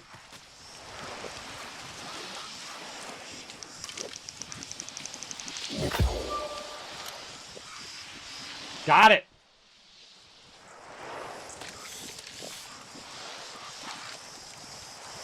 Now you gotta drag that fish a lot longer ways now.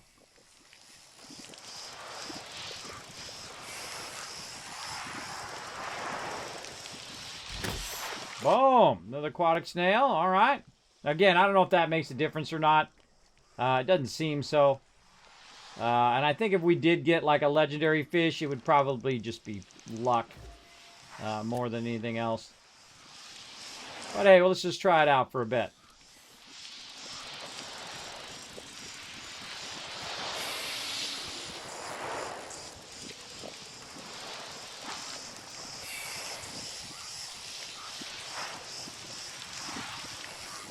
Maybe we should try it closer and see the difference. Another tadpole. Let's just see if we get a regular fish.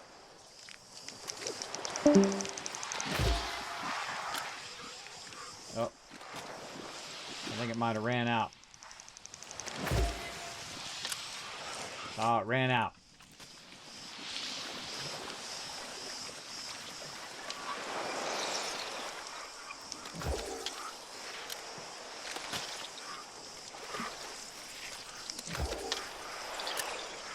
Yeah, it ran out. So there we go. So we got a bunch before it ran out, which is good. You can run around and look for any more of them. Don't see any more here. But that gives you a good example of fishing the hotspots. All right, let's do a battle. To battle! And thanks for that follow a while ago there, Arctic Warden. I appreciate it. Let's go. Hello from Montana. Well, what's up, VNC Chief? How you doing? You having a great day? Let me catch up on chat a little bit here. I was focused on my fishing. How long would it take me to go to where I could run with y'all level-wise? It'll take you 0 amount of time, Big JP. Here's the thing. All of what we're doing doesn't matter.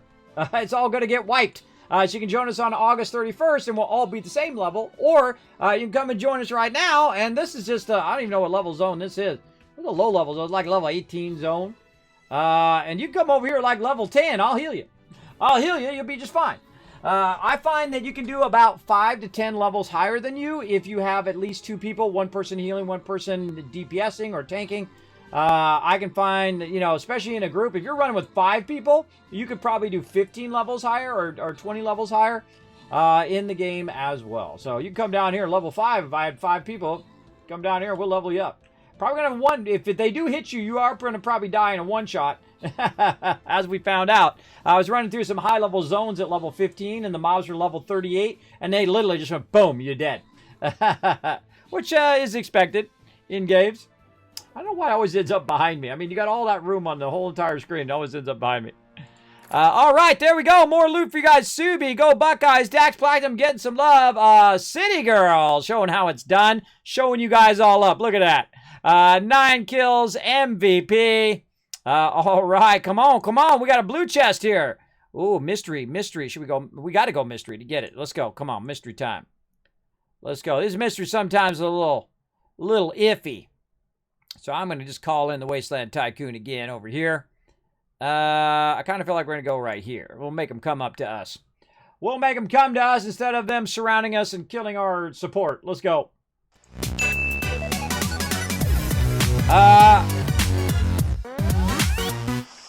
Big JP, I just had some members come in the last couple days, and they're already level 20. It depends on how much you're going to play.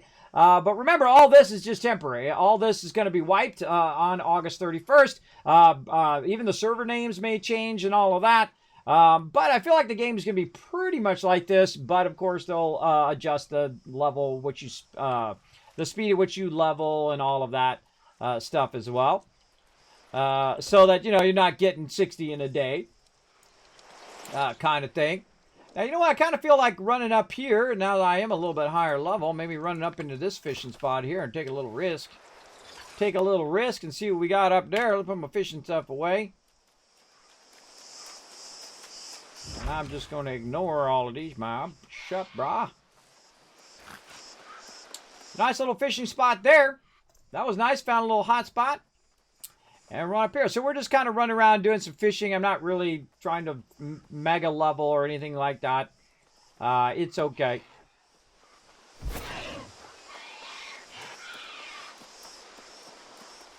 Here's a beautiful forest. Oh, let me turn on my interface. You guys get the full effect. Beautiful. Wish you were here, Big JP. Wish you were here, bro. Come and join us. Super fun and addicting. 5 hours. I've been doing this for 5 hours. Feels like this. Like that. I can sit here and fish for endless hours, too. All right, Brightwood. Just watch out for crocodiles, everybody. Watch out for crocs. They are deadly. I was fighting off a croc earlier. Man, he was coming at me like a madman. I was doing it offline. Plus, we had a big level 65 croc kill one of my members, like insta-kill him. I managed to survive. I managed to dodge, roll, block, go up on a thing, turn down, jump down, run away. Kismet's good at mob dodging. That's one of my best things. All right, we're looking for a hot spot. Or, anyway, ooh, look, there's somebody over there. There's a spooky ghost. I like to run along the edge, look in the middle, see if you can find a hot spot. Get your sweet fishing on. A nice area for collecting all this blue rush here along the side. Might get yourself some more bait.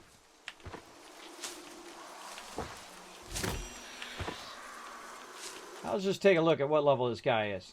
27? Ah, come on over here. Come over here. Dream on. Oh, I forgot he jumps forward. Dream on. All right, let's do it all by dodge rolling. Ain't got it, bro. You ain't got what it takes. You ain't got it, but good try.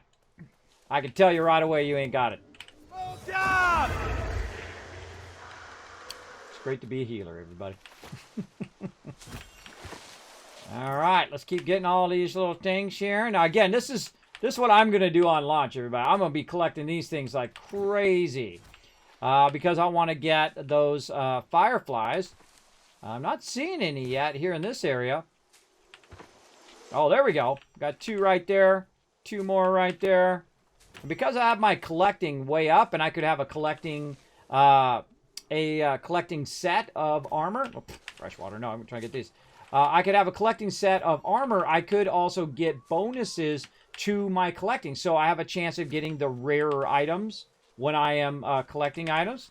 Right? So we might get more fireflies each and every time, or I might get it more often. But I feel like there's so much of this along the edge here.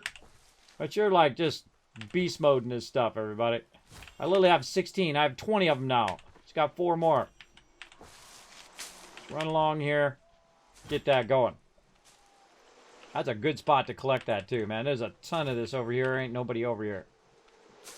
Ain't nobody over here. Your own little personal fishing spot. Don't see any hot spots, though, but we'll run along, see if we see anything along the edge here.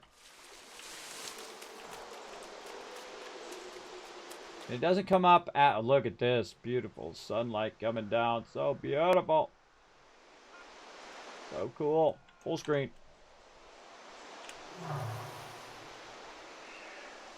Game is so awesome. All right. Let's keep going. So you're welcome to come join us, Big JP. I think you would love this game. I think you love No Man's Sky. You played a bunch of games with me as well. I think you would totally love this game. You would be as addicted and all-encompassing as it is right now. Now, of course, it's only going till Tuesday of next week, so keep that in mind. But if you do buy the game, of course, you're going to play it on release as well. So you will definitely get your money's worth, I think. We're going to be playing this a lot. This is really, really a fantastic game. Now, is it a 10 out of 10? Well, I think it could definitely use some improvements. And if you have some suggestions or ideas on ways of improving the game, you let me know. I'm going to put them in a big giant list, give them some feedback as well as do some mock-ups of what I think could be a great guild items bank that we definitely need in-game for the guild. Other things as well, like markers on the map. Notes on the map would be incredibly thing. I feel like if you give me a guild bank, guild items bank, you give me a ledger so I know who's donating into the treasury, right? Who put 50 gold in or 500 gold or 50,000 gold, right? So you got a ledger so you know who's taking things in and out. Same thing with the items. So I know who's taking the items in and out. So if one person comes in and grabs all the items out of there, then I know that they're grabbing them either to scrap them or to sell them to the vendor, which they shouldn't be doing. They should only be grabbing the stuff. Unless it's one of my merchants who that is their job, is to manage all of that stuff in there. And if it gets too full, then to take all the low-level stuff and sell it and then put that money back into the treasury and so on. So you got to have someone really trustful in that position for sure.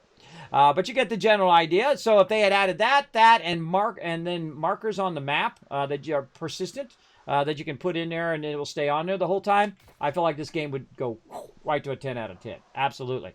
Absolutely. Everything else in the game is wonderful. I love the way you do your faction quests. I love the way you do the fishing. I love the way you explore, and it's very dynamic in the way you go into different sections. And all those sections have a different feel, and even the sub areas of the larger areas have their own different style and feel. Look, this is like a real swampy. Hey, you, turkey! Boom! Oh, that was a good long shot. Oh, another turkey. Take that, turkey. You get it. And you can go around wiping out turkeys. This is a quest, by the way. Culling the turkeys. I don't know. I kill all the turkeys and skin them every time because then you end up with a lot of extra resources for it. But you get the idea. And when we go all in, we're going to go all in. You'll see me really collect a lot of stuff and do a lot of fishing. Work on all of my skills. Now, the first skill I would work on is definitely your gathering, right? Just get out there, start chopping a bunch of logs, find a bunch of ore, do a bunch of that. Also do a bunch of harvesting where you're harvesting, like bushes and things of that nature. Or certain things. I don't know if bushes help your harvesting. I don't think they do. I think bushes is just you're collecting stuff. But harvesting is more unique items. Oh, wait, I think there was one. Was there any along here? There was definitely some at that last one we were at. Let's see if we can find some stuff for harvesting. Harvesting is more like plants and flowers and things like that versus the bushes. Bushes are just like you're collecting various different resources like reeds and cobs there. And then different types of bushes like these. What you're doing is you're collecting a bunch of wood. But you're collecting the wood from the bushes first before you go and have your axe, because you get that later. And then you're getting a lot of them. I'm getting like 13 from that tree. So cool. I love the sawdust when it falls. Like this is a mature tree. You got to be a bit further along in your skill. Look at the sawdust. Isn't that cool? And so that time I got aged wood because it's more of a mature tree. You get the general idea. Now that I'm looking for plants, you will see I will find none of them. So we're not going to be looking for plants anymore, just so we can find some. How about that? We're looking for fibers. That's it. We're looking for fibers, everybody. We're not looking for any plants whatsoever. Nope. Not looking for them. Nope. We're looking for fibers. No plants.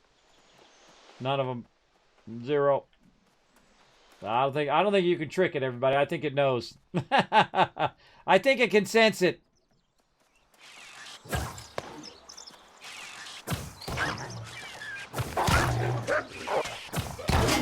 Get wrecked. Then you also want to get your skinning up as well. Now, of course, right away, what you want to do is you want to do your tools, right? The better the tools, the better it is selected. And the cool thing is you can put all the tools down here and they're not part of your inventory, which is awesome. You can see that this one right here gives you plus 43% durability because it's more durable. And then harvesting yields 14% more resources. So I'm collecting more resources when I'm collecting trees. And then my skinning knife, 38% chance when finishing gathering a node to gain 1 Azoth. So I might get an extra Azoth when I'm collecting skin. So that's pretty awesome. Skinning yields 14% more resources, and so on. And of course, all of these you definitely want to get to blues, and you want to get to purples. You want to get legendary versions of them, because then you're collecting the really high-end loot, and you have the chance at the more rare items. Now, again, if I was collecting, I would also switch out my gear. All my gear I would switch out with collecting gear that was close to the level in which I'm doing, but has more for gathering, right? If I'm collecting tons of wood, like I've done for hours, I should have had a collecting wood gear that goes along with it, and then have the best tool I can have for my particular level as well. And then I'd be collecting it faster and have a higher chance of bonus resources and rare resources and so on. All right. Oh, here we go. Here's some plants right over here. Look at these little fire things. I think it's cool how you get close to it and then it starts doing a little animation. These are dragon glories. And then when you get those, there we go. Plus 90 to harvesting, so that was 68. Now I find, obviously, like in most games, the higher quality item that you keep harvesting, the more harvesting you're going to get. Like this is plus 90 harvesting, so that's not that much. Usually like the average is around 100 or so whenever you're doing a certain type of harvesting. Obviously you want to go into a higher level area and try to find higher level resources, so it's building up that a bit faster. But you get the general idea. Now look at this. There we go, right here. Light moth. Oh. It only gave me plus 6 to harvesting, but it gave me what's known as a death mote. And those different motes are part of the arcane, where you can do potions and put different effects on weapons and whatnot. I haven't really got way into those yet, but I definitely am kind of leaving that for launch. I don't want to burn myself out too much, you know what I mean? On all of the crafting and all of that, because I feel like, man, going all in. Turkey! Pa-pow! Like that, turkey. The same thing here. When you skin turkey, boom, it's going to give me plus 27 to tracking and skinning, which is much lower than if I was killing higher level mobs. Now, right about my level, which is level 31. Oh, come on! I'm just getting in the zone. Darn it! Download now. Well, guess what, Big JP? Bro, I'm sorry to inform you that they are bringing the server down at 4 a.m., which is in about an hour from now, which is a huge bummer, and it usually goes down for about 3 or 4 hours. So, sorry, Big JP. But don't worry, I'll be back tomorrow during the day, as well as all night long, all week long. You're welcome to come join me. Now, here's what you got to do, Big JP, though, to join the guild. You know how to do this. Just go on to the Discord, click on the rules, hit that green check mark. You want to scroll up to the top. You'll see the rules up there. Make sure that number does change. Hit that green check mark on the Discord. And then put your name and answer the call, unless you already did. Oh, Grim Reaper coming in. I just selected a faction server. Still low level. Vardum character name. All right, Vardum. Let's go see if I already added you to my friends. Let's go see if we can add some peeps to friends here. Let's do it. You can at least get in, and I can add you to friend, Big JP. So when you do get to your faction, you'll be good. Vardum. He's currently offline. Is he part of my friends? He is. Okay, he's offline.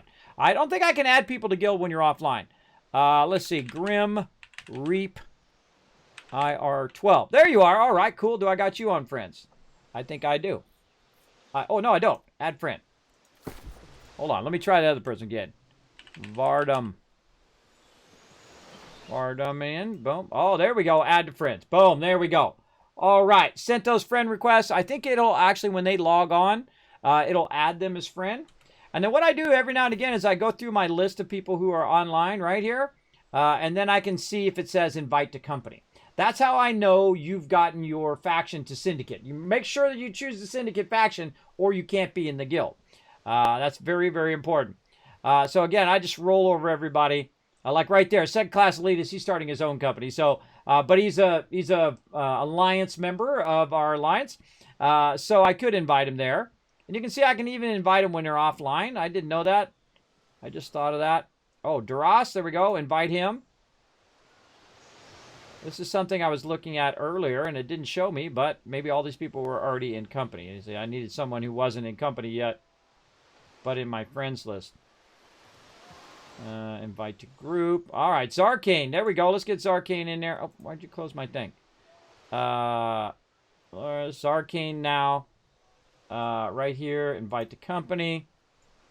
There we go. Already got Zarkane. We'll get him again. Now, again, I don't know if it allows them to get in the company while I'm offline. I would hope so. I would hope so.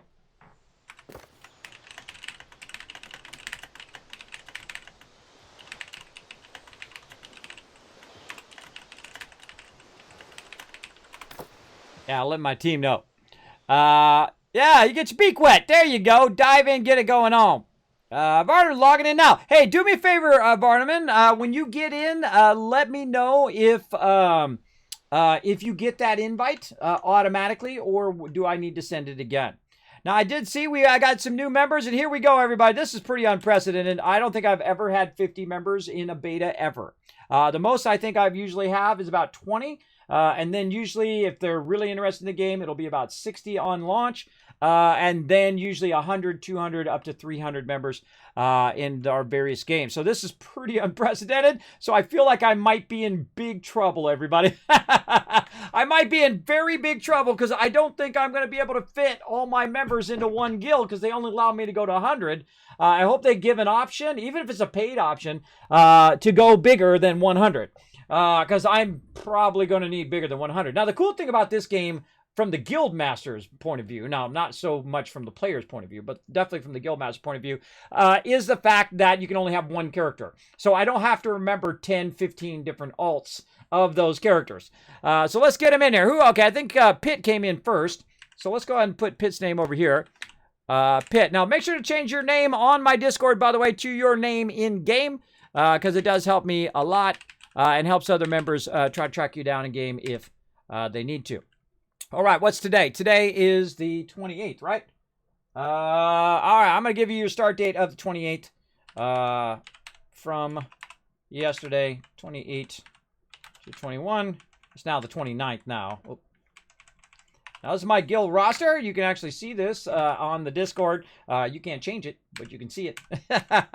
So Grim Reaper, Reaper 12. All right, let's do that. 51 is now going to be Vardam. Let's put his name over here. Vardam, and his actual character name is Vardomain.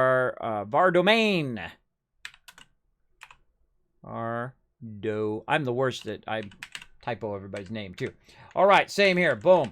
Now, if you have been in the guild before, make sure to let me know, and I will try to look up your old start date over here in my gigantic list of past members of when they joined the guild and what your name was previously. You can also look yourself up on the list because you can see this through the Discord. There's a link to see the roster. And so you can go in here, find it, and say, Kismet, I'm number 224, and I will give you your start date. I will actually give you your original start date and put it right there if it means that much to you. So now as you can see, some of my members like SAR, 2003, everybody. Let me zoom in on that a little bit for you. That's right.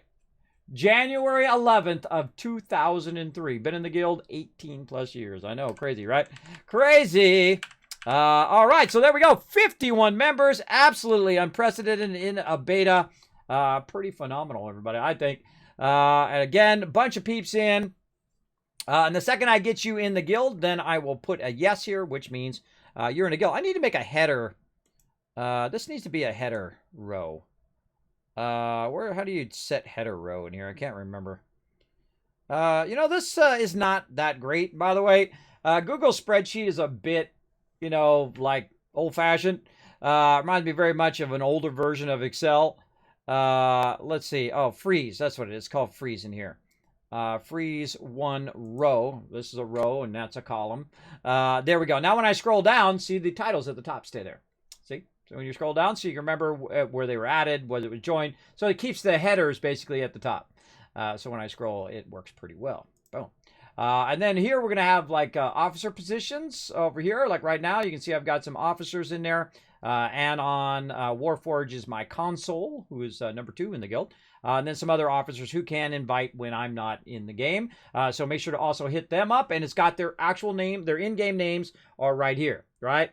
So if I got your game name wrong, you let me know. So because if members are trying to reach you for whatever reason, maybe you are a certain type of crafter and you're crafting a certain kind of thing, then they're going to try to contact you and say, yo, bro. Oh, speaking of contacting, somebody's contacting me in game right now. Let's go. Boom.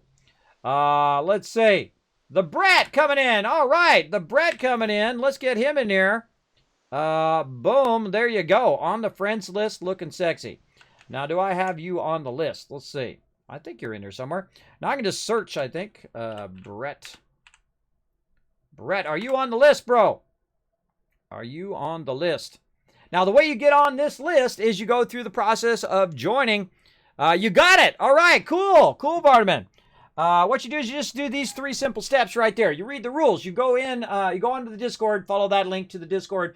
You read the rules. You have to scroll up a little bit. You'll see a little green check mark. You click that little green check mark. It takes practically like 2 seconds. And then you go ahead and read the rules. And of course, we have more information about the guild if you want to know the more deep detail. Or you can just scroll down on the Discord. You'll see answer the call. You put your name in answer the call, right? And I expect all members when you are in game to be on the Discord. Even if you're not talking, even if you're not ever going to talk, it's great if you're on the Discord because it does incite other people to come in and play as well. The more people are chilling out on the Discord, the more people can see what times people are on. And even if you're in the AFK section, at least they know that somebody's there in the game. It's a good time to come in, and if they need help, maybe you might help them as well. If you can't help out, make sure. I couldn't find that green check mark or post in that channel. Oh, it's in there. You just scroll up. That whole section is not very big. You just scroll up, bro. I'm doing it right now. There'll be a photo. There'll be about the guild, and then you scroll up, and you'll see all the rules at the very top. Because, again, it's only like 2 posts in there. Like post at the top, post at the bottom. That's it. You'll see it. It's pretty simple. It's 211 people that press that check mark. Pretty easy. All right, let's see. Oh, we got a group request. What do we got? What do we got in here? Let's see. Anyone just leveling their character, doing the faction missions, the missions in Monarch's Bluff to get to 12 and do Old Man Quest. There you go. Yes, make sure that you are doing your stuff in the Syndicate areas. If you can, because that does help the war for New World. The Syndicate areas right now, you can see them on the map over here. So we're not trying to help these guys level up, that's for sure. We're trying to help these all level up and get the workbenches going and doing all the crafting there. And then all of the taxes and the cash that you're putting into it goes into the Syndicate guilds. And then those guilds allow them to have more resources to battle against all the other people, right? And that's the thing to do, see, is to think in terms of your guild. So when you're doing, or in terms of your faction. So if you're doing PvE, guess what? You're helping the people doing PvP. You're helping them keep those territories by building up the workbenches and giving them resources and putting your tax dollar toward them versus going over here and doing a lot of stuff over here, which is your tax dollars are going toward the other faction, right? That you don't want to do. That's making them stronger. And that's the way we work in the guild too, right? You always want to help guild members first. And if you got an epic weapon, you're like, oh my God, I got this really amazing weapon, everybody.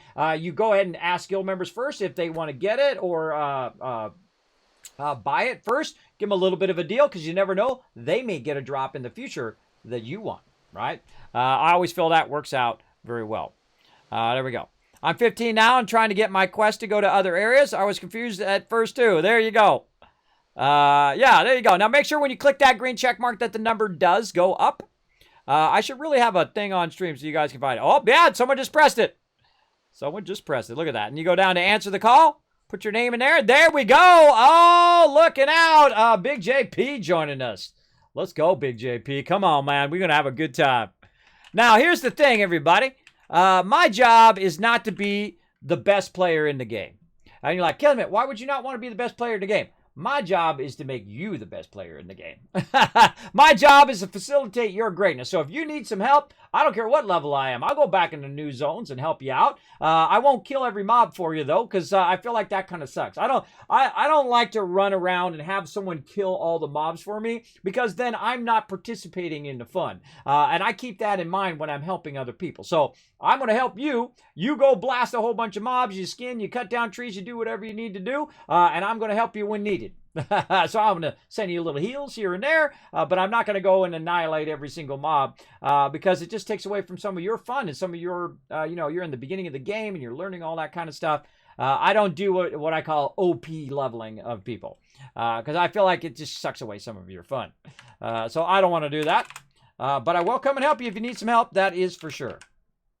Usually in other games where you can have alts, I would actually make an alt about the same level, or keep alts at different levels. Like sometimes you can have up to like 10 characters, and I would keep an alt at level 10, 20, 30, 40, 50. Yeah, that's what I would do. And then when a member would come in and say, Kismet, I need help in this area, I'd say, hold on, let me get on my other character. Boom, and I'll come out there and I'll help you. Which I think is fun. You want to have a challenge. You want to leave the challenge in the game. You don't want to take that out. You want to let the peeps have some fun. And you got to think that when you're helping someone else, let them have the fun, right? Not just you go around and say, hey, look how incredibly over OP I am of this area.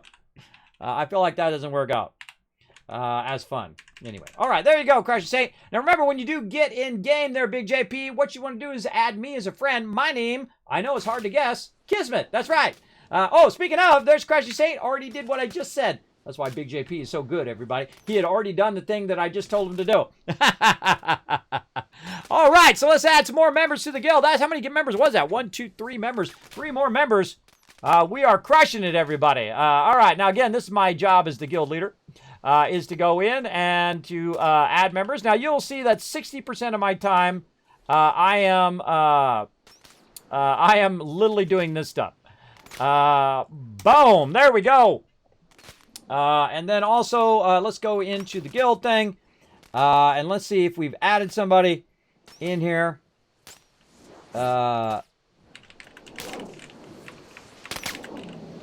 New members inbound. Make sure to say to welcome them when they get in guild.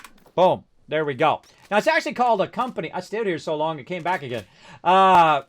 It's actually called a company in New World, but we just still call it guild because that's how long it's been. We are old school, the old school style. So again, if you need some help, you let me know. You let me know. But that is a new member quest, so I expect everybody to be able to do that. And then I found the green check mark. Yeah, look at you go, bro. All right, I'm going to give you guys the thumbs up when I've added you here. Reaper 12, I'll give you a thumbs up on this one. Thank you for telling me your in-game character name as well, everybody. That was brilliant. There we go. The Brett in-game. All right, awesome. Let me make sure I got that right. The Brett D. Where are you? You're actually one up. See, this happens to me all the time, everybody. Watch this. Brett is actually right here. Oh, wait. Did we already put him in? Put him in? Brett? No, he's not on the list already. See, so when that list gets longer and longer, I get confused as to whether I've already put the person in. But I try to do it. Whoever puts their name first, they're the one who goes in the first in a row. So I'm going to insert a row above, and I'm going to put Brett right here. Because he did chime in before Big JP. So again, that's what sets your number. Brett D right there. Now again, if you can do me a favor and change your name, you can right click on your name on the Discord and you can change your nickname to whatever your name is in game. Or what you can do is you can do like your nickname or your name in game, and then next to it in parentheses put a name I would know you by. Right? Like the example of Big JP, right? He could put Crashing Saint, and then like this, he could put Big JP in there like that. Or he could put Big JP 15. Now, I'm going to be taking a poll when we are in the month in between launch and that, and I'm going to try to get the rest of your info.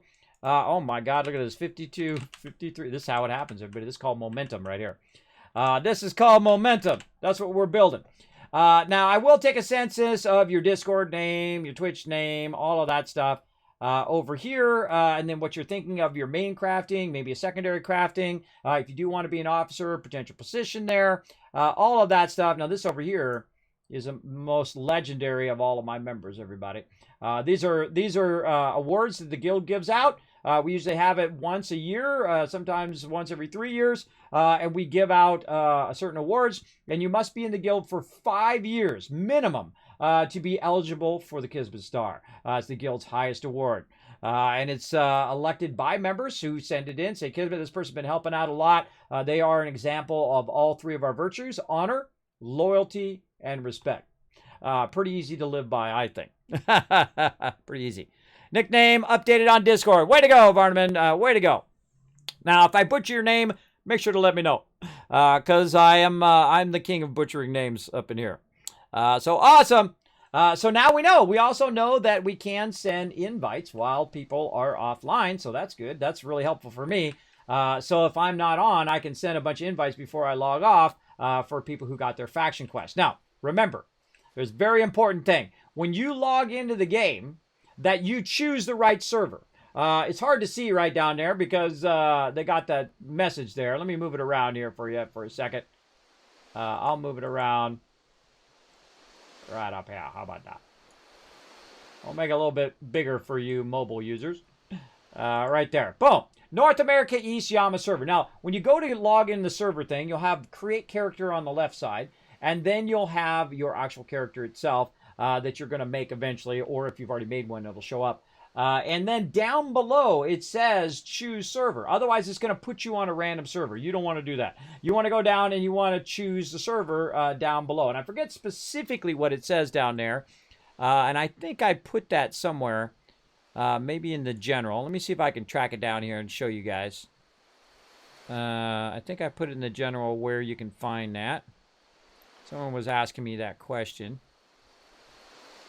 I don't see it. I will make guides for all this stuff, everybody. This is what I'm going to be doing in the month in between launch. Is making a bunch of guides for the guild and also for the public, but mostly for the guild. And all these kind of like how do you pick your server and all of that kind of basic stuff. And we'll put that in all of our New World guides. And right now we've got a New World kind of game tips area. Forget where I put that. Where the thing asked me that. There's one of these areas. It was in general. I saw it somewhere. General.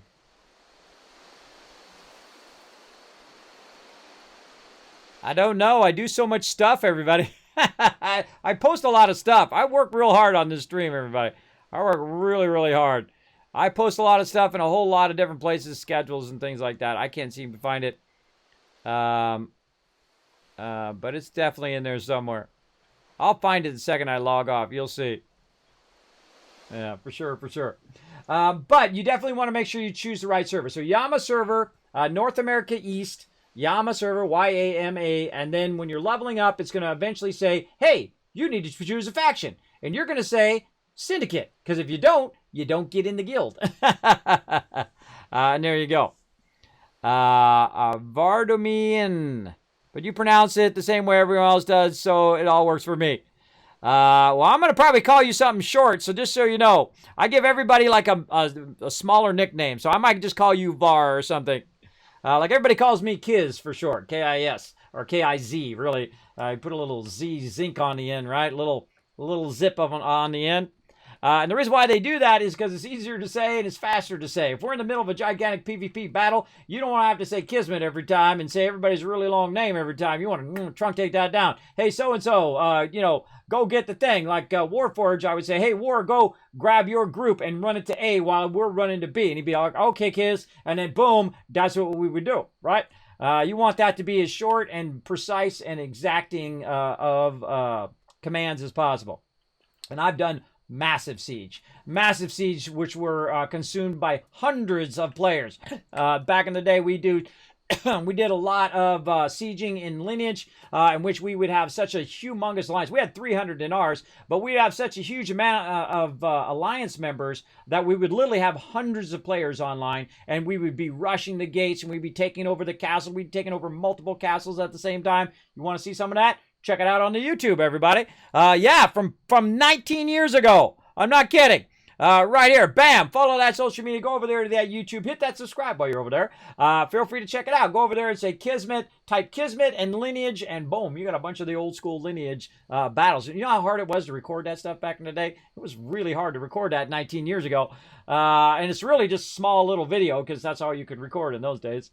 Oh man, the old days of being able only have to record. Now I'm recording in 1080, 1920 by 1080 in HD. I also record in 4K as well. But usually only in small amounts because it's really humongous when you record in 4K. I tell you, it's pretty massive. Massive, massive. And I usually do it on my actual gaming PC. I actually don't record 4K on my OBS because OBS, I don't like to change any of my settings. I like to keep it for the stream. But I record it on my main machine and then I'll copy it over to be processed. And then that takes hours and hours and hours for it to process, to put it up on YouTube, and then put it up on YouTube. GG. Then you guys can watch it. Like you can see now some of the 4K footage of like No Man's Sky and other games like Fallout 76, which actually you can see in 4K. It's amazing actually in 4K. A lot of the things that happened between 1920 and 4K is that it's just the detail is clear, right? Like when you look at these bushes here, these trees, the detail of it is a little fuzzy. And the edges of it have a little bit of pixels, right? Because the pixels are a lot much bigger. So you can see the pixels. Just like the old TVs, you know, that was 640 by 480, and you can see a lot of the pixels if you got up real close. That's the same thing that happens here. I can see it because I've been in computers and games, and I'm a graphic designer, so I'm always thinking about resolution. But when you're in 4K, it's just super sharp, and because the pixels are smaller. And that allows you to see it much more clear than if you have it larger. It's kind of like when you take a photo, you have like a small little photo like this, and then you blow it way up, and then it starts getting all fuzzy and out of focus. Well, that's because there's not enough information to interpolate it. You always want to go smaller, not bigger. You go bigger, it looks worse. Going smaller, it usually looks better, depending on what your original is, though. If you have a big ugly original and you shrink it down, believe me, it's still going to be ugly. It's still going to be ugly when you shrink it down. So there you go. Just got to pick your faction. All right, cool. When you pick your faction, let us know. Now, you don't have to just let me know. On the roster, on the Discord, you can find under roster, there's a click. You can actually see this whole entire thing right here, including the other one, which is the old roster. And you can actually see who the officers are. So if I'm not on, you can go ahead and hit them up and say, hey, Warforge or Jang or Anon, can you add me to the guild? And they can. So they'll just, you probably want to friend them first and whatnot if I'm not on and whatnot. But I'm on all the time. I'm on all through the beta. I'm usually on 10 p.m. now because this is when all the hardcores are on. All the hardcore PvP, MVPs, and MMO players are typically on late night. They're third shift players. You know why? Because they usually have a job during the day and they're busy doing that job so they can support their habit of playing video games. You know who you are. I know you're in the chat right now, all you people who sometimes only get like a couple hours of sleep because you stayed up too late because you wanted to finish your character or finish something right before, and then you realize, oh my God, it's 5 o'clock in the morning. I got to go to work at 7. And then you're like, oh God. And then you go take a shower, you go to work, and then you're dead at work all day because you stayed up too late. I've done that way too many times to admit. Because games are so fun. They're so fun. Look at me. I conquered the world. This is my world. I rule it. I'm innocent. Innocent until proven guilty, huh? I'm going to say guilty already. I'm going to say guilty because I have a feeling that about everybody has done that. Again, look at all these places you can fish. All these like areas along here. Now, everywhere I see like a little pond like this, I kind of feel like that could be a potential fishing spot, right? Like there's a broad fishing spot here. Over here is one of the 3-star ones that we found. Secret fishing hotspot. And there's just probably so many more, right? So much to explore and find. But I think actually I've fished at this one right here. Let's pop over there. I'm going to reduce the cooldown of that.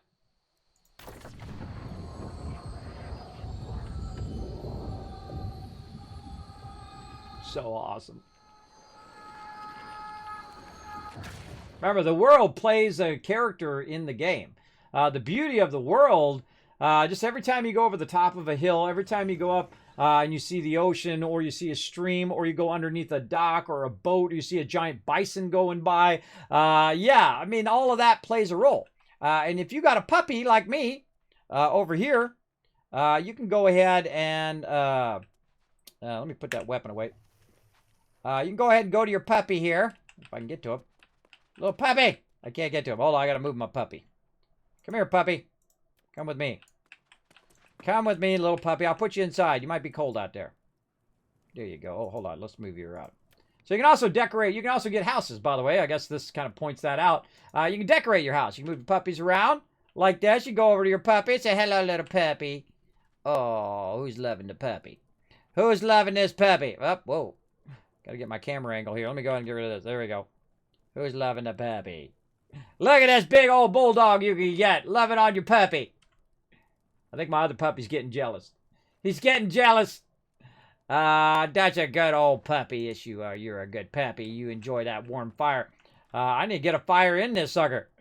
How do I get a fire in there? I want a fire in my fireplace. Now, you can make a bunch of stuff, everybody. Look at all this stuff you can get to decorate. Still going. Still going. Still going. Go, baby. Go, baby. Look at that. Now, this is just at launch, everybody. Imagine how much they could add after that to decorate your house like I've done right here. You can see I'm just tinkering around with different stuff. Look, I got a bucket right there where I can wash clothes. I think I have some more stuff I can put down. Let's see. What else do I got? Let's go and decorate some stuff here. Let's go. We got a sturdy cooking set. Where do we want to put our cooking set? Maybe over here on the stove. Let's just put that. Like that. There we go. Put our cooking set up there. We also got a fish net. Let's just put that right over the fireplace. Let's do that. I'm sure that's not going to catch fire or anything. And there we go. All right, nice. Then we can hide that, and then we can go around and look at our handiwork. That definitely is a terrible place for that, but there you go. Oh, wait, I can just put it on the thing. Hold on. Let's put it on the shelf. All right, decorate. And we can pick this stuff back up again if we want. Put it up here on the shelf. Maybe on one of these other shelves. It doesn't quite fit in that one. Let's try this one. All right, I feel like we can try to sneak that right in there. There we go. All right, so now we got our pots and pans on the shelf. You can put books on there or jars or whatever. You can see I've got a big old jar up there at the top. Really cool. You can see I've got beds for all my members. I was hoping I could turn it into a guild house, but the answer is no. I also put a chest in here, right here, where I can access all my chests. Watch how awesome it is in this game. Watch this. You have a bunch of stuff on you. Watch this. Boom, boom, boom, boom, boom, boom. Boom, boom, boom, boom, boom, boom. That's it. Your inventory's empty. That ain't no Fallout 76. I can tell you that right now, everybody. I wish I could do that in Fallout 76. You can't. It sucks. It definitely sucks. You can't just throw everything in your inventory. Now, of course, I've upgraded my inventory, and the more of these chests I put down, the more I've upgraded my inventory as well. You can craft all these items as part of the furniture. Ooh. Ooh, look at that. Whoa, brah. Ooh. Drog of Corrupted Ichor. And so on. So very cool way of inventory management. And yes, your inventory will get full for sure. Look at all that stuff in there, everybody. Look at all that loots. So much loots. All gonna go bye-bye. Because it's just a beta, everybody. They are gonna wipe it for beta. Hey, Malthus in the chat. What's up, bro? What are you doing?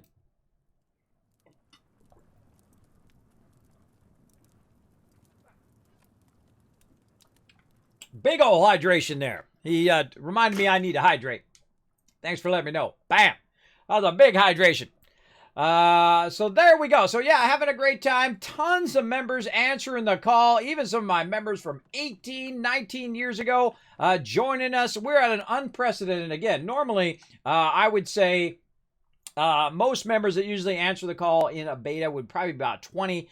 We have got 53. That is phenomenal, which only tells you that the actual launch of the game is going to be so much more bigger than even the beta, I feel.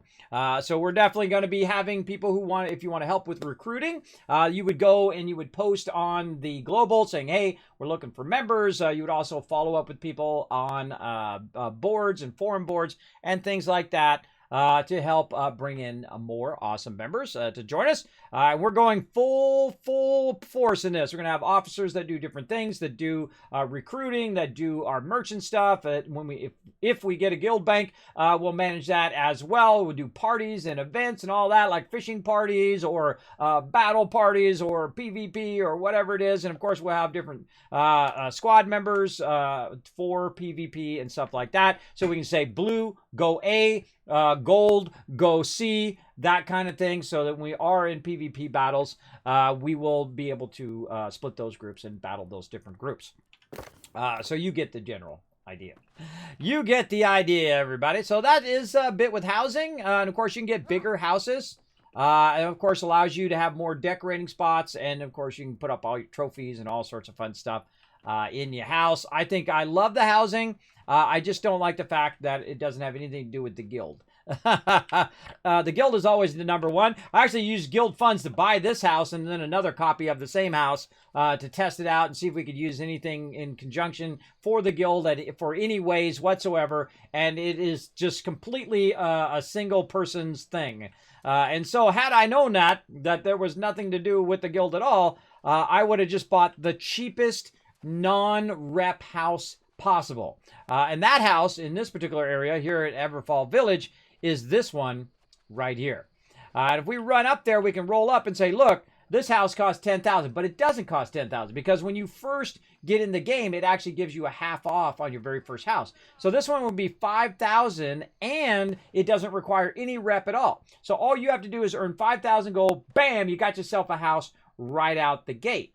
Now this house isn't too bad. We can go in and we can take a look. Right now we got Flex Nuts in there, and he's got 22,000 points there. That's pretty incredible. And you can see all the other people who got the cheap house without having rep, and they can have their various different points. Now the person who has the most points is the person that's currently displaying their house to the outside world.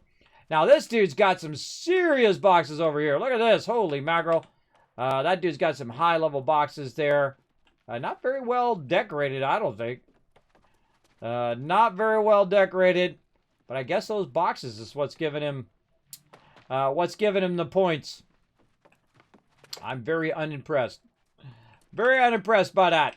But it shows it to the open world. So these are instants. So you can have an infinite amount of people in that house, but the person who decorates it and has the most decorated points will actually show to the open world. So as people are running along, they'll see your decorations if you build up your house. So it's like a house decorating competition, which is pretty cool.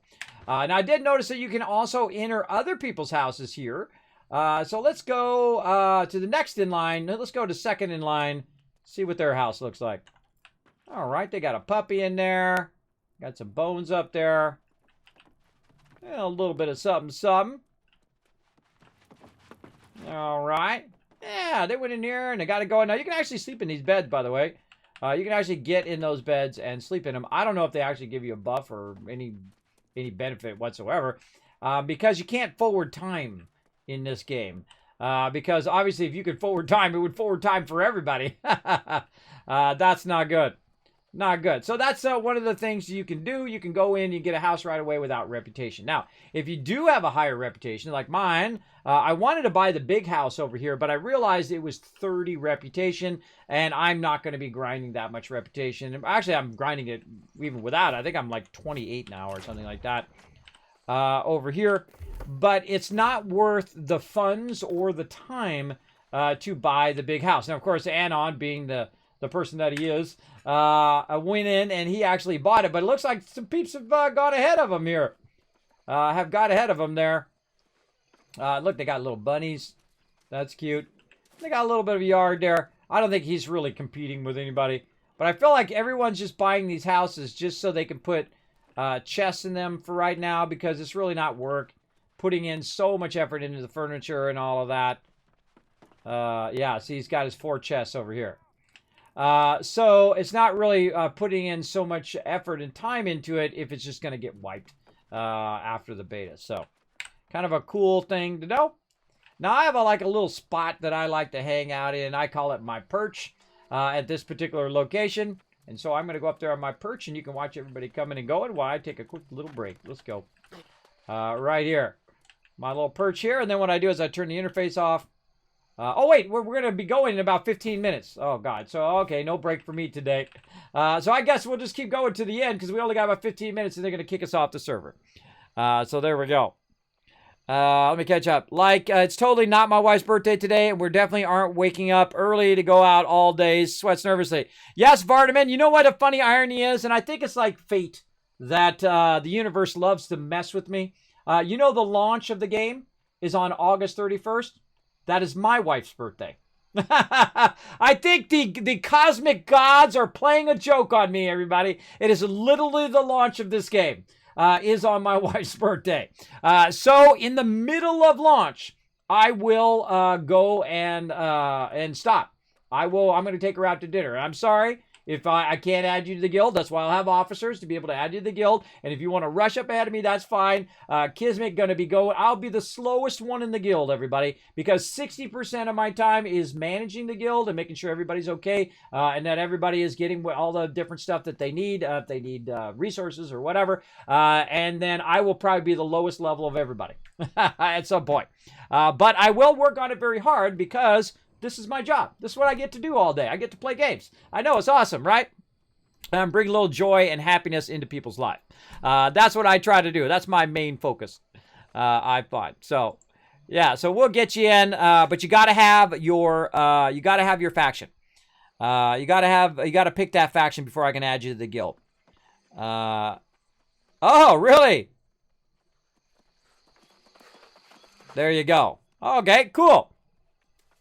There you go. Don't neglect your spouse. There's my wife, and then there's everybody else in the world. That's how I set my precedent. And it has worked. How do I know? I've been with my wife 28 years. Try to get that real life achievement, everybody. Going on 30 years soon, a couple more years. Next year, 29. Year after that, 30. There you go.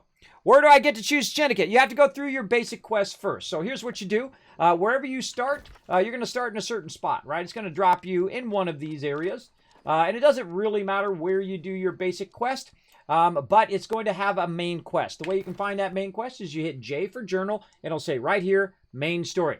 You go ahead and do that main story. Now, when you first get in the game, you're going to have a bit of a tutorial, right? And you're going to go through this tutorial, and it's going to teach you how to dodge. It's going to teach you how to dodge, roll, and climb under stuff and over stuff and all of that. And then you're going to fight this big guy. And then you either succeed or he kills you, one or the other. And either way, you win. Because what it's going to do then is push you out in the open world. That's just to kind of teach you how to play the game. You're not, don't worry, if you die at the end, guess what? You're still good, all right? So don't fret over it. And then it will put you in the open world. And now in the open world, you're going to find an NPC. You're going to start in one of the starter zones. The way you can tell a starter zone is it has a big thing like this right here. It has a watchtower, and those watchtower are the starter zones. And so you will run around that starter zone a bit. You'll learn a bit on how to cook stuff, how to go kill mobs and get stuff. Also, there's quests for you finding chests. So you run around and you find the chests and you loot the chests as well. You'll find that the quests are really in 3 different modes. When you get quests, it'll be like a crafting thing. It will be has to do with collecting or crafting. It has to do with killing mobs, or it has to do with getting chests. All right, that's pretty much the start of the game. Later on, it gets more complex, obviously, but that's pretty much the way it starts to give you a kind of a gist of the game. And so you run around that starting area, you do that thing, and then it will lead you through your main quest, and eventually you'll find NPCs. Now, the way you find quests, by the way, is you look for these little markers like this. See, there's a bunch of quests for me to do right here. You look for these little markers, they'll give you some other side quests and other things like that you can do along the way to level up. But you do want to focus your main quest, because once you eventually get through your main quest, it will say, choose a faction. And then usually around level 7 or 8, you go ahead and choose your different faction. Choose the Syndicate, because that's the best, because that's what we're playing, unless we choose to be something else on launch, because you guys will have the power. You guys will be able to vote on which faction we want, as well as which server we're going to be on. And I'll find out, we'll have all the members go and check who's declaring for what servers and whatnot, and we'll find out where all the trolls are going to go, and we won't go there, and we'll go where all the awesome people are going to go, hopefully. Or we'll make the server awesome, because we'll be there, and we'll be dominating that entire server. However, one of those things. So that's how you choose it. So just go ahead and play the game. Play through that tutorial to start with. Play through the beginning of the game. It's going to teach you a lot on how to get around. And just enjoy the beauty of the game. The game is absolutely gorgeous. Even all the interfaces and all of that is gorgeous. Remember, there are no classes in the game. You choose by whatever weapon you're using, right? This chooses your class. Maybe you want to use the sword and board, right? The stick and board. Right here, you want to use sword and shield. You're going to use that a little bit in the very beginning. And then, of course, you can choose rapier, you can choose spear, you can choose bow, musket, hatchet. I suggest to try them all. Find the one you like the most. If you want to be more of a DPS, you can go more toward that. Now, also, you can look in your attributes, and it will tell you which weapons go along with which attributes of your particular choice, right? Like in my case, you can see I'm very heavy into focus, right? 143 into focus. Why am I doing that? Because I am a healer, and healers rule, bro. Well, pow! Watch this. Boom. Hey, you. Here's a heal to go. Boom. There you go. Take that heal. Oh, hey, that's Big JP right there. Hey, what's up? Now, if you do want to do an emote, you hit P like Paul, and you can wave. What's up, Big JP? He's level 6 already. Holy mackerel, he just started the game. You got to give it to him. Oh, look at that. Flexing it out. I need little eyebrows go up and down if you guys missed that. Very nice, Big JP. Very nice. Look at that. Looking sexy, bro. Get out there and get her done. Oh, and you're in a good section area here, too, because this area is all built up. So good area. Get out there and get crafting. There you go. What? You can spawn in other starter zones? Why have I started in Monarchs? Yeah, all of them are the same. It's okay. You can start in any of those. If you start in Monarch Bluff, we did find out that you can bypass it. When it sends you to the city, you know what you do? You don't do it. You go ahead and turn that quest in, and then before you take the next quest, you run up over here and get the other quests over here to get to your faction. Your main quest can start over here, too. I say, if you're in Monarch's Bluff, just play it all the way out. It's okay. Just go ahead and do it till you get your faction. The second you get your faction, then get the heck out of there. Get over here where our faction is, because this way, if you're crafting, the cash is going to our giant alliance of Syndicate players, right? And so those taxes are going into our towns and not into their towns. We don't want to upgrade their benches. We want to upgrade our benches. We want to send resources to our group, not their group, right? That's how factions work, okay, everybody. And that's why we dominating right now. Syndicate is purple, everybody. We dominating. Poor Covenant down here. We rock and rolled them. We rolled right over them. But Marauders holding strong. Marauders doing a good job. And they were doing a great job too, because I feel like they started behind everybody else. A lot of the big streamers didn't get in right at day one and go full on hardcore like a lot of the Syndicate peeps did and a lot of the Marauders did. So I still give them huge credit for catching up, taking an area and then get it going. You never know. They might take it back. We'll see. We'll see. That's what you never know, right? You never know how many are going to get it going down. Now, the fact that they're Marauders doesn't necessarily mean that they're held all by the same guild. This one right here is, by the way. This one's held by the Infamous, right? They are a big guild, everybody. They're very large. So you can see they're in there grabbing all of those different areas. And then over here, Syndicate's crushing it. Over here, we have a different guild, actually. Leaked holding that one. And then over here, Redacted, another big guild there, and so on.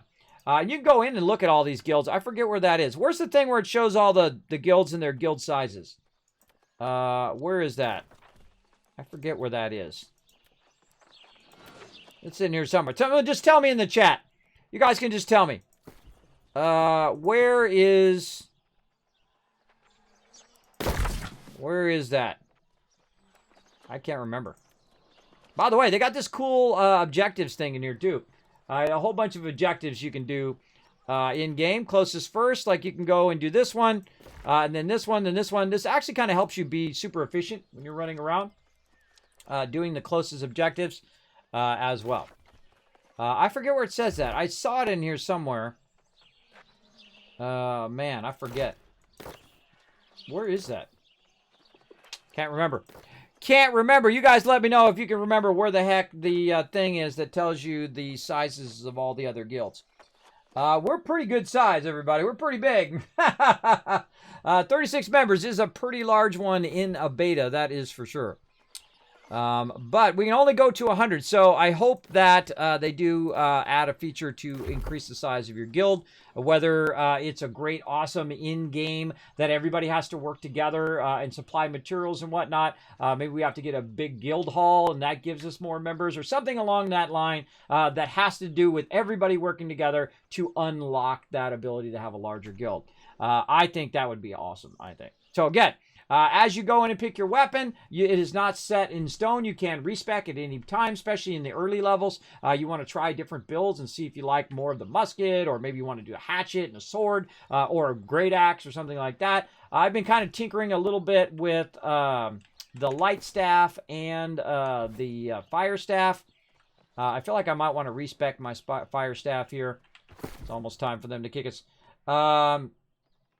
Let's see. That's my other... Oh, that's my new life staff. Oh, I was going to try double life staff. That's what I was going to do. Can you put double life staff on? Oh my god, you can. Okay, so if I go and do that, and then switch to my other life staff. No, it's still on cooldown. See, still on cooldown down there. So even if you do have two life staffs, you can't cheat. And have them separate on separate cooldowns. They do share a cooldown, so good to know. All right, now I actually want to put this up here and then pull this one out of here. Come on out of there, you. Oh, I can't change it while it's on a cooldown. Hold on. I gotta wait for a cooldown, and while we're waiting for that, let's also get our fire staff out. And I'll show you some other stuff too. You can actually be like a paladin. You can get a hammer. Let's get a whole bunch of stuff here. Get all this stuff out. Have a little bit of fun here. Before it kicks me, hopefully. Boom, there we go. All right. Which one's the better of the two here? This is 375. That's my new one. All right, good. And then we'll put the other one away for now. I'll deal with it later. Nope. There we go. There we go. That one's real nice. Anon just made me that. It was very nice of him. Look at that. I got a red staff now. That's cool. So here we go. We got a fire staff, and the fire staff can do stuff like, you know, shoot fire, which you'd imagine. I also got a flamethrower. Catch this place on fire. Who's let this straw here? You can't actually catch it on fire, but if you could, this place would have been burnt down at day one. I'm telling you, there's a lot of people who want to watch the world burn. So you can't do like a flamethrower like that. Now you're like, you know what, Kismet? I don't like that. Look at, hey, I'm watching you. I'm watching you, bro. So you can also go in and respec your stuff. So each weapon has its own skill tree. So if you go into the fire staff, look at this. It's got its own skill tree. Isn't that epic? I think it is. I can go ahead and respec for free since my weapon is low level. It's not my level that affects your respecing of your weapons. It is the level of the weapon that you have leveled up. Now, it's not specifically the weapon itself. It's the weapon type, right? So you've gotten your fire staff. In my case, you can see I've got some points to spend. It's a level 4. Actually says it right here. Maximum level of your weapon would be 20. My highest one right now is actually level 16, which I just realized that the max level is 20. I didn't even know that. I just learned that just this second. But you can see I'm using my life staff the most. You can see that's the highest level thing that I've got. Oop.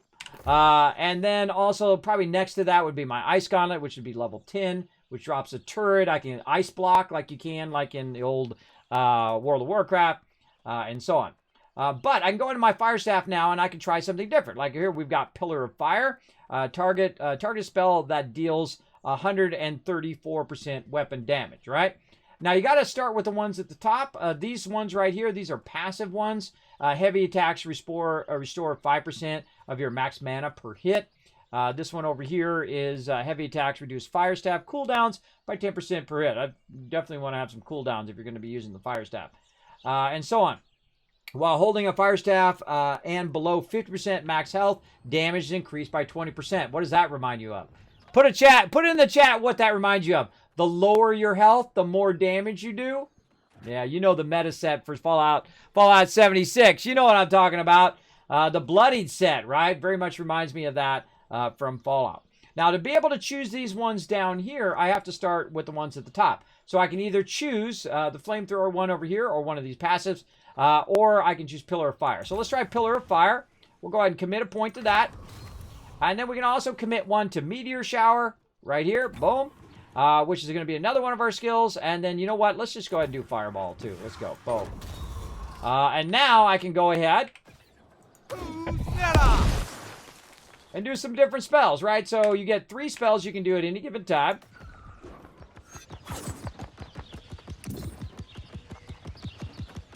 Look, that guy's good. He moved out of the fire.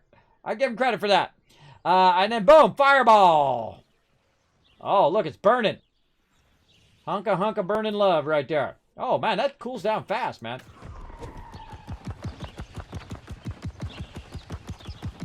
Oh, I can't see him the second time. Oh, you can't see the things. Ah, it is cool. So you can rock the fire staff if you want. Or you can rock the hammer. Oh, hold on. I gotta wait for him to cool down. Are we good?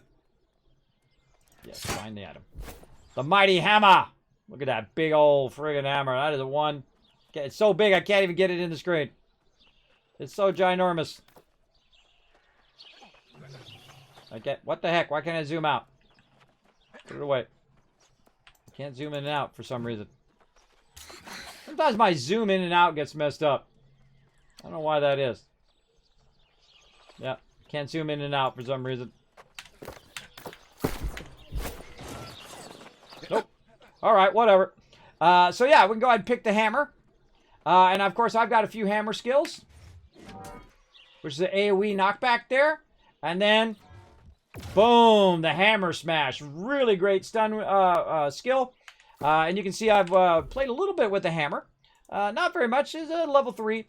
But you can see I've got Clear Out, which is a wide swing that knocks enemies back. And then, of course, we have the Shockwave, which causes a 3-meter AoE that deals 80% weapon damage, applies a stun on all impacted target for 2 seconds. Really great in PvP. I see a lot of the people who are rocking the hammer do that in PvP, because obviously you want to stun as many people as you can. Then, of course, they can't do their skills. And then, of course, you try to wipe them out and burn them out before they do that. And, of course, you can keep going down that line. So you can cause weakness. And then down here, which makes the Shockwave bigger as well. And of course, we've got other things over here. Juggernaut, which breaks other people's armor. We've got the Mighty Gavel, which is an overhead leaping attack, which crushes down on enemies 160, and so on. And these are more like crowd control, DPS style things that you'll want to kind of explore and figure out. And then, of course, you have a bunch of passives that you can customize it to the nth degree.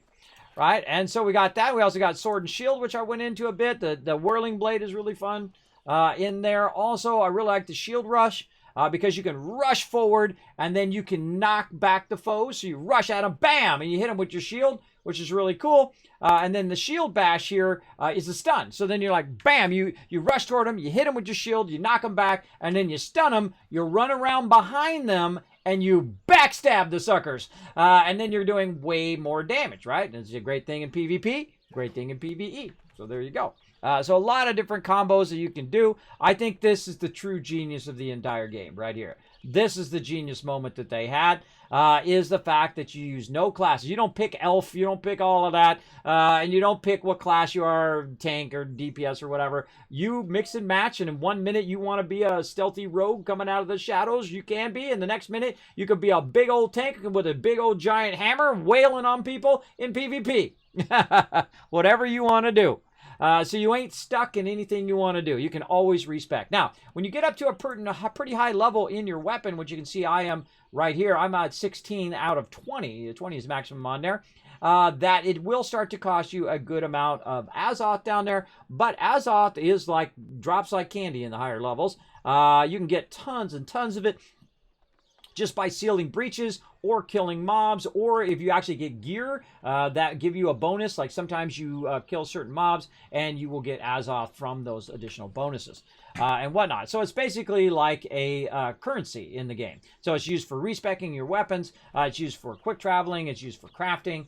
And there's other things like that as well when you're doing crafting, like different life motes and things like that that you can use to boost your crafting. Great example. Let's go ahead and look at some crafting. Let's go over here. Look at my big old hammer. Look at my big old hammer. Okay, so we go over here and we want to craft something, right? Like I want to craft these legs right here, right? Or maybe I want to craft something way further down the chain here. Let's go. Let's say I want to make myself an amulet, right? Now, you have actually different things you can choose from on certain things. Or actually, how about a bag? Bag is more relatable.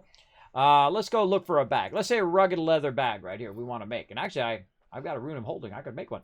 But I can choose different things, right? I can choose rugged leather. I can choose the sateen, which is a higher item. Now, notice the gear score over there. It says 300 of 325. When I turn it down to a lower item, boom. See how the gap changed?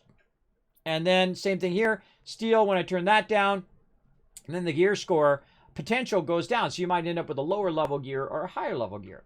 Now, also, you can add some Azoth. Bam. Right there. Say accept. And then you have a very high chance of getting perk number 1 and perk number 2 on that particular weapon. Now, you can also go in and choose your special resources. Like here, we can crafting item attuned to the Tanner's Burden perk. And there we go. We can now have potentially getting Tanner's Burden as our first perk on our particular weapon. And obviously, the higher you get up, the more amazing that your weapons are, and so on. Or clothing, armor in this case. Let's get out of there. I can also set filters, whether it's something that I can make, I can craft with my skills, right? Then it won't show me all these, hey, you don't know these ones yet skills, right? Which typically that's the filter I have on. Or I have the materials to make it, right? I have all the materials. I can make any of this stuff here. Like, say, these shoes. I can choose sateen. I can choose, say, more leather here. Again, 305, 325. 300 to 325, so a bit more of a spread. And then down in there, 295 to 325. So, right, so the big spread there. The high-end one usually stays the same. It's the how much of a difference is it across, right? How badly do you want that to be 325 is really what you're asking yourself. And there we go. Boom. Gem slot. Very high chance. Very high chance of perk. Now, again, you can use a certain amount of this. So you have a low chance of a gem slot. Now, gem slots are awesome because you can actually not only have the perks that you have, but like the staff I have right here, you can also add a gem to it. Now, my particular gem right here and this particular weapon is giving me plus 17 focus. So I have a lot more focus now. Actually, did I hit my focus area on my life staff? I was getting pretty close. Hold on. Go back. Attributes. Oh, ho, ho! I passed it up. Now, there's little points along the way when you are doing this to give you additional bonuses. So you can see here, plus 20% to my mana pool. And then this one I just got by putting that weapon on, plus 20% to my healing output. So now I'm going to be healing more when I'm healing people in dungeons and whatnot. So that's pretty awesome. But again, one of those cool things is the fact that you can respec all this. So you decide, you know what? Yeah, I don't want to go into focus. I want to go into strength because I want to, sword and board it, or I want to use the great axe or something like that.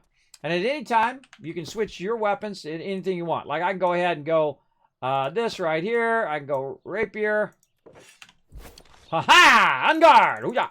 Who's that? Who's that? You want some of this? You want some of this? Maybe you want some of this. Maybe you want some of this. Chapow! Look at you, rifle butt. Oh, and there I went. And there I went. All right, that's as much as I can show you today because guess what? Maintenance time. I was just trying to go as long as I could before it kicked me, everybody. That's it. For leather, does that classify as medium armor? It does. You see it in the window. There you go. Cool. So it's similar to Guild Wars 2 for crafting. Yes, Bacon Slay. I have played hundreds and probably thousands of hours in Guild Wars 2, one of my favorite games of all time. My whole entire guild came to join me over there. Again, I'm the leader and founder, one of the longest running gaming guilds, 19 years together, over 1,000 members over those years, and we are calling them up. We're calling everybody up, including all of my peeps here on Twitch, including all of you, to come join us in New World, because we're going to have an amazing time. I just played it right now for 6 hours, and it felt like it was just a few minutes. That's how you know you're really enjoying yourself in a game. So yeah, so very similar to Guild Wars 2. You can craft from bank, which is awesome, which you can do also in Guild Wars 2. You can also sell stuff to the auction hall from bank, which is really cool. So a lot of good things. I feel like they've taken some of the great parts of Guild Wars 2 and put that in here, some of the great parts of World of Warcraft and other amazing MMOs, and put them into this game, and then did it just right at a super high quality.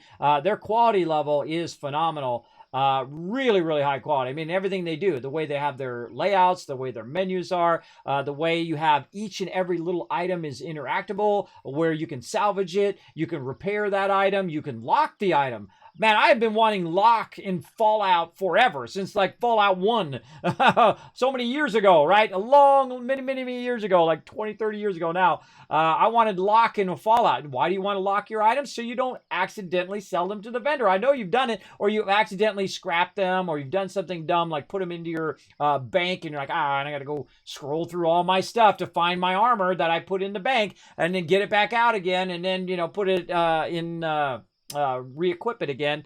And so you can lock that stuff. You can lock it so you don't accidentally scrap it, which I actually did today. I actually screwed up. I forgot to lock my stuff, and one of my members made me an awesome staff. Anon made me a great staff, and I was clearing my inventory, and I accidentally clicked on it and scrapped it. And then he was very understanding, of course. Well, all the stuff in beta doesn't matter anyway, because it's all going to go bye-bye. But if I was in the live game, and I felt bad, too, because I had thought I had accidentally sold it on the auction hall. So I was selling a bunch of my blues on there. And so I ran to the auction hall, tried to get it back before someone bought it, and it wasn't there. So that means I accidentally scrapped it, because I had scrapping just tons of stuff. I had so much loot from running dungeons.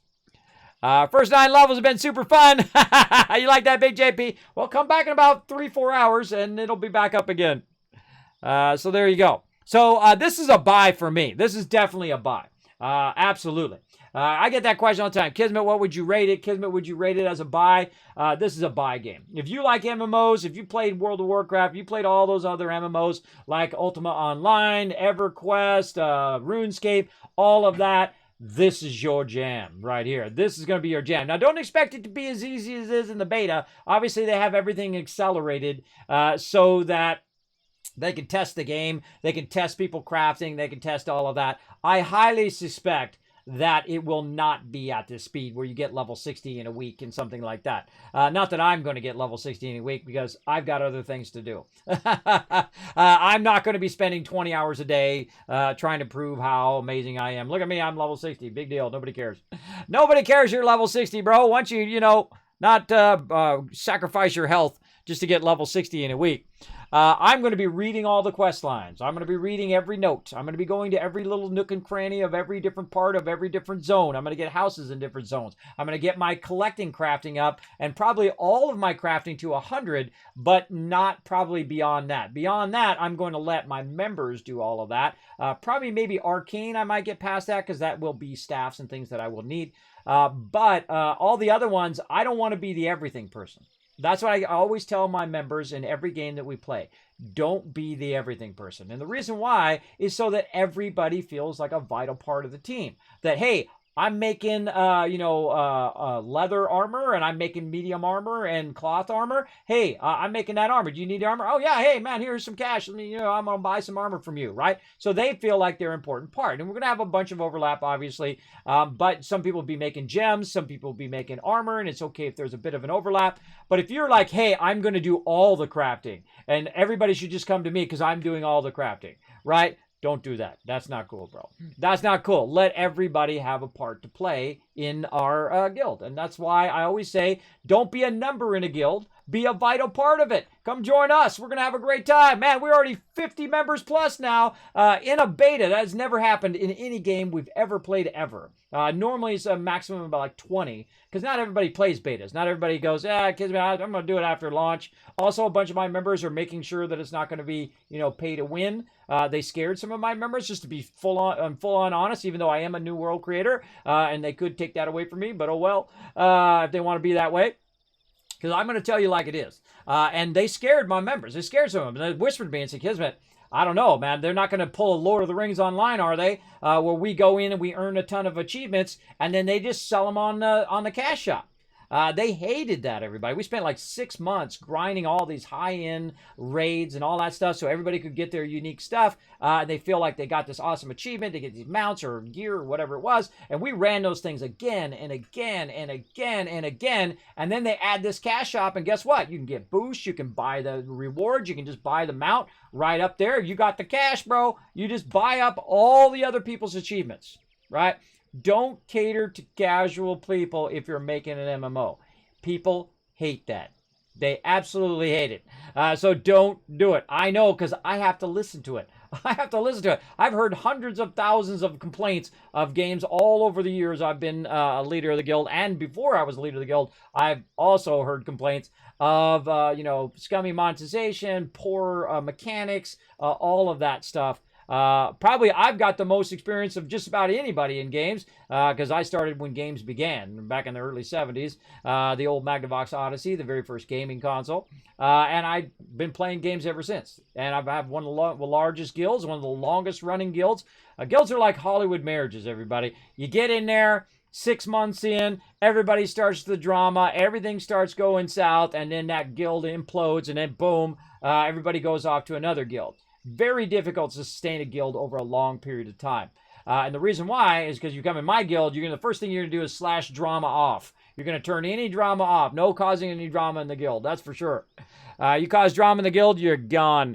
You are out of there. You disrupt my members, the vibe of the guild, anything like that, and I don't mess around. I'm at the age, I don't mess around anybody. I ain't your papa. I ain't your papa. I expect you to be awesome from the very beginning, right? I expect you to be awesome and know how to be awesome as a guild member. I have a feeling I'll end up playing a healer again. Well, there you go. Yay, we always can use more healers. We're going to be running a lot of groups, a bunch of high-end stuff, maybe some healing in PvP. I'm going to wear heavy armor when I'm doing healing PvP. That is for sure, because I ain't going to last long in light armor. That's for sure. Even if you do have the ability to dodge roll, you only get 2 dodge rolls. So you dodge roll, and then they got you. Bam, you're dead. So I would rather have no dodge roll and have a lot of damage mitigation with heavy armor when I'm in PvP than to have light armor and have the ability to dodge roll, because it's not going to help you in PvP. Staying mobile is a great thing in PvP, but having that dodge roll is not going to, I think, is not going to really help you. I think you'd be better off with medium or heavy armor to reduce that damage that you're going to be taking as a healer. And so you can have heavy armor and be a healer at the same time. So very cool. I think that's awesome. That's awesome for PvP, because the second they see you healing, man, right for you they're going to go. Believe me, I've been a healer a long time. All right, let's do this battle before I forget. To battle! Not that I haven't already kind of forgot, but let's go ahead and do this battle. And there's 1,000 kids cast for you guys being super patient. Obviously, I'm playing in an MMO. MMOs are much harder than when I'm playing other games. If I'm playing a solo game, obviously I can stop at any point. But when I'm on a roll or I'm doing something with my crew or we're running a dungeon, it's much harder to run the battles during that time. But I do try to get as many battles as I can in and try to get you as much loot. I even do above and beyond bonus streams sometimes where I run battles all day long, and that's all I do is just run battles. So I don't feel that bad, because guess what? We're on like tier 40 right now. We're on tier 40. I've done a lot of battles in this event. Watch this. You ready? I'll show you. Let's give you guys some love first. Open the cap chats, give you guys some love. Subi, the real Ramner. We got Ronnie. We got Smokey and Smokey McPockets. 2 Smokies at the same time.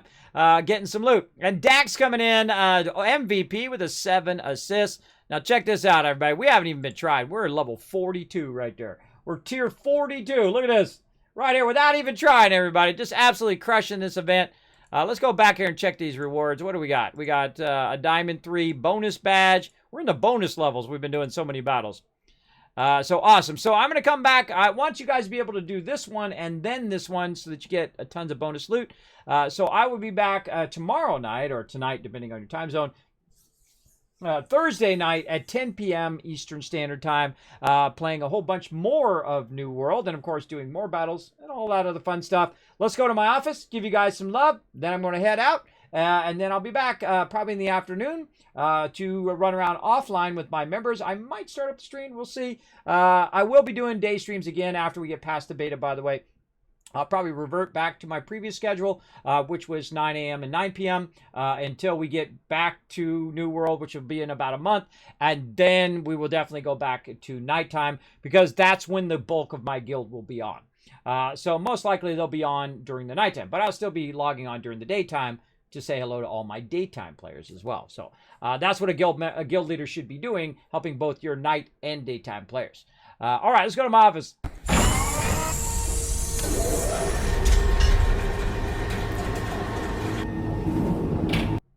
All right, let me close up all this stuff. Oh, man, I just want to play for another 20 hours.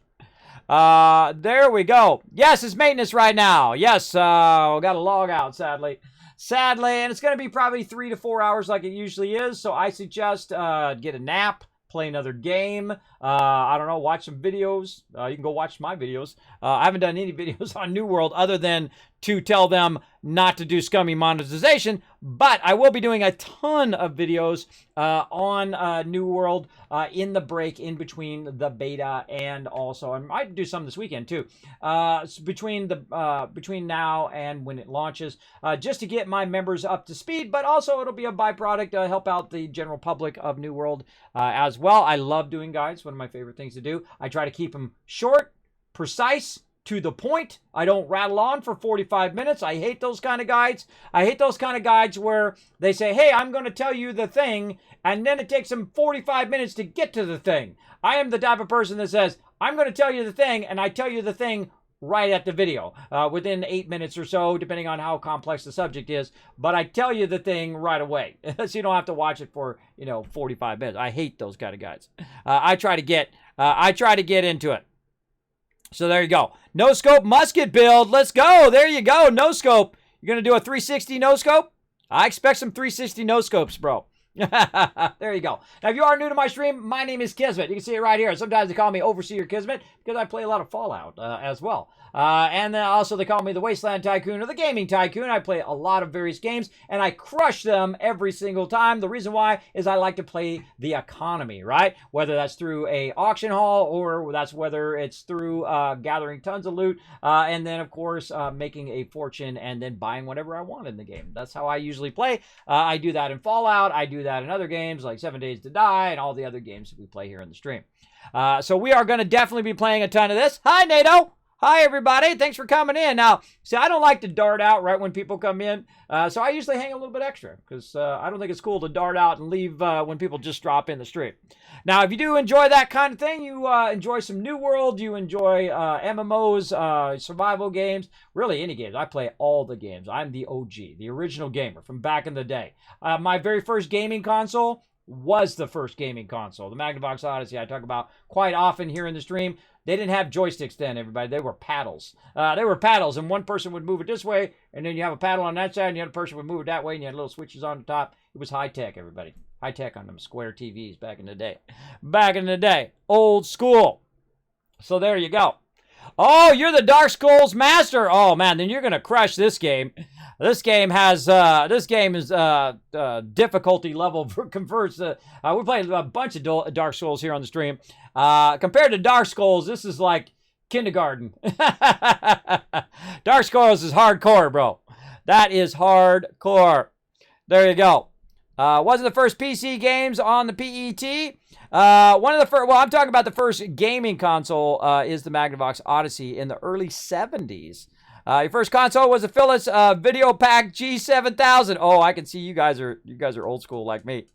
I know, so I was playing games before some of you were born, but not all of you. Some of you are older than me, so there you go. There you go. So thanks for coming in. I love talking games. We were just talking about how to make this game a 10 out of 10. And I really think 3 things could make it a 10 out of 10. Right now, I give it about a 7 out of 10, but then it's beta, so it's not really fair to give it a solid number yet. I'm going to call that a fluid number for now. But if they do Guild Items Bank, they do a ledger, so I know how many people are putting money into the treasury and who's putting it in there and who's taking it out. That's a very important thing to know as a guild leader. And then, of course, markers on the map. If they put markers on the map where I can make a note, hey, look, I found such and such thing, like an iron node here on the map, That would be awesome. That would be amazing. Players would use that like crazy. That would absolutely say, or hey, I found a thing here. I found a stuff there. If you could share them on the map, that would be awesome. Like 7 Days to Die does. You can actually share points to other people. So hey, I found a great fishing spot over here. Hold on, let me share it with you. Boom, you share it with another player. Bada bing, bada boom, you got it. And then you can save it onto your map. And then you'll have it whenever you're running around, even when they're not online. Which I think would be amazing. So those 3 things, and it would be a 10 out of 10 at launch. I think. I absolutely need that guild item bank. I've got to have it. It's got to be done. I need that really bad. The treasury is okay. Yeah, okay. They can just give me the money. That's fine. And then I'll just use it for guild reasons. But to not give me an item bank is really bad, because I'm going to have a lot of members. Right now, I've already got 50. That's double or 3 times as much as I normally have in a beta, right? Not everybody plays beta. Everybody's like, Kismet, you go check it out. Tell me if it's awesome. If it is awesome, I'll come join you on launch. That's usually how it goes. But we have 50 people, 50 plus people in the beta right now, or committed to play the beta, and then also to go in the live game. And that's a huge amount, everybody. That says leagues of the game just in itself.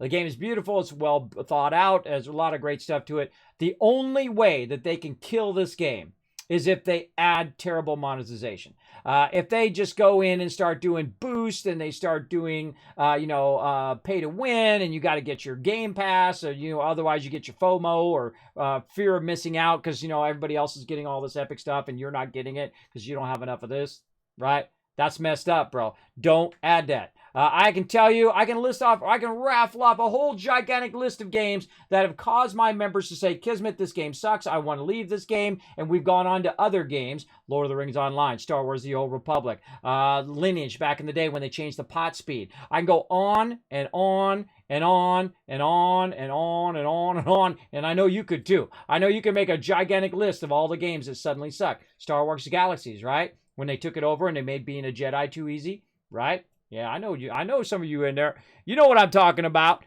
right? How they come in and they ruin the game with that kind of mentality. When you got some corporate bonehead who doesn't play games, who's just trying to make a little cheddar and wants to make the game worse, and then, of course, all the player base. And once big guild leaders like me, and I know all the other good big guild leaders, by the way, everybody. I know hundreds of thousands of players worth of guild leaders. And I can tell you, once the word is out that that game is dead, all the guild leaders tell each other, all the guild members are like, we're out, and then boom, there you go. You lost 90% of your audience overnight. So as long as they don't do that, I think we'll be good. I think we'll be good. And they did listen to it. They did say, hey, whoa, okay, we're not going to do any of that stuff. We're going to reevaluate that after the beginning of the year. But for right now, we're going to play the game. No, nothing other than cosmetics. We're going to go in the game. We're going to see how it goes. And that I give them credit for, that they were honest about it. They heard the feedback, which a lot of people told them that was a bad idea. And if they don't do scummy monetization, as I like to call it, where you're giving boosts and you're doing all of that, then I will champion all of my members spending money in their game so they never have to add that. Go in there and buy those cosmetics. Go in there and buy that stuff to keep it cosmetic only. And I have no problem doing that at all. Because, like when I was playing Guild Wars 2, man, I spent hundreds of dollars. I mean, I bought the game for $60, and I spent hundreds of dollars buying that unique red katana, so my guy, looked awesome and whatnot. And then all that special gear and that unique stuff that I mixed and matched. I spent 6 hours cleaning out my closet of my character. I've never spent 6 hours cleaning my real-life closet before, ever. I'm not a clothes horse, so I don't have a lot of stuff in my closet anyway. But you get the idea. I spent more time in game working on my in-game outfit than I actually did playing the game that day, right? So 6 hours of just going, this and that and the thing, and I can buy this and I can get that, and that doesn't look good. I can try this. I can put this effect on there and I can do that. I feel like in the later game, that's what you're doing. You're trying to make your character uniquely to you. And then that kind of affects your style in game, and you can change up your style and whatnot. That's why they sell so many cosmetics in all the battle royale games, right? Because everybody wants to make themselves look unique when they're in there battling other people. So when they see you coming along, they go, "Oh, that's so and so," and that's that other person, right? That's what you're trying to do. You're trying to create your own personal style. in the game. So I think if they get that right, I think this game is going to be a massive, massive hit. I think they've got a hit on their hands. I think they got a home run going. As long as they don't fall into that trap that has claimed many MMOs in the MMO graveyard, which is to monetize your stuff poorly. It has caused the death of many of game along the way.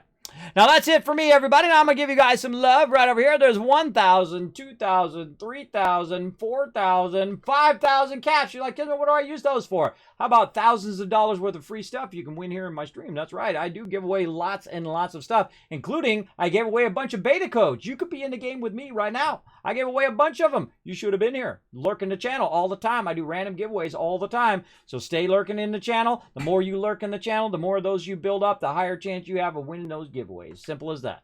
And I give away a bunch of them throughout the stream for people who make me laugh or great questions, things like that. And then we also do different contests, like you try to guess the card that I'm going to pull out of a deck or something like that in various games like Fallout Shelter and things like that.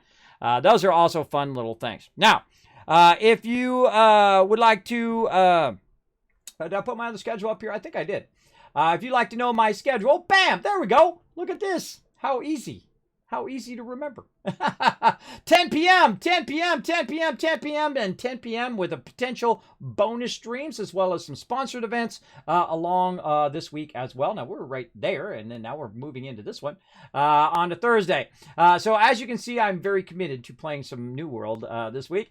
So we're going to be playing it all week, having a great time. I will resume my previous schedule after next Tuesday, which will be the last day of the beta. So we only have tomorrow, next day. I know, how sad, right? Days are winding down. Days are winding down, but even if you join us in the beta now, you can get a gist of the game and how amazing that it is. So I'm going to be streaming 10 p.m. all week long for all of you. Now, again, the funny irony, next Tuesday is my wife's birthday. And so it's pretty funny. Or, I mean, the Tuesday in which it launches, August 31st, which is also a Tuesday, is going to be my wife's birthday. So what I'm going to do is I'm going to be online the second the game launches. I will be in game. I will very quickly try to make the guild as fast as possible. I'll do all my basic quests. We'll do all of that. We'll read all the dialogue. We'll get deep into the storyline, but we will try to get to the guild stage. Then I will start adding members. I will add officers. Those officers will then have the ability to add more members, and then I'm going to dinner with my wife for her birthday, and then after they all fall asleep, which is, you know, usually around 9-10 o'clock, then I'll be online. We'll be playing a ton more. For sure. I just think the funny irony is it's on my wife's birthday. I think that's the cosmic how to mess with Kismet right there. Now, again, if you do want to help out the stream, do me a huge favor. Just take a moment right now. If you did enjoy the stream, hit that follow button first here on Twitch. But go over to the YouTube channel over there and hit that subscribe. Every subscribe does help my channel. It does help me do more giveaways and get more sponsors and all that stuff. Same thing with Twitter. Going over to Twitter, hitting that follow button over there does help me do more stuff. And guess what? I don't do this for profit, everybody. Every penny and a whole lot of my pennies and my wife's pennies go into doing this just to create little moments of joy and positivity in the world, all right? And if you want to support that, then now's your chance to do it. Holy mackerel! Jeez! Wow, look at that, everybody! Oh my gosh, speaking of supporting the love, wow, you guys just got a bunch of subs! Whoa, Big JP coming in, gifting those subs like a boss. All right, hold on, everybody. I got to go show that off. Hold on, before I go. Let's go.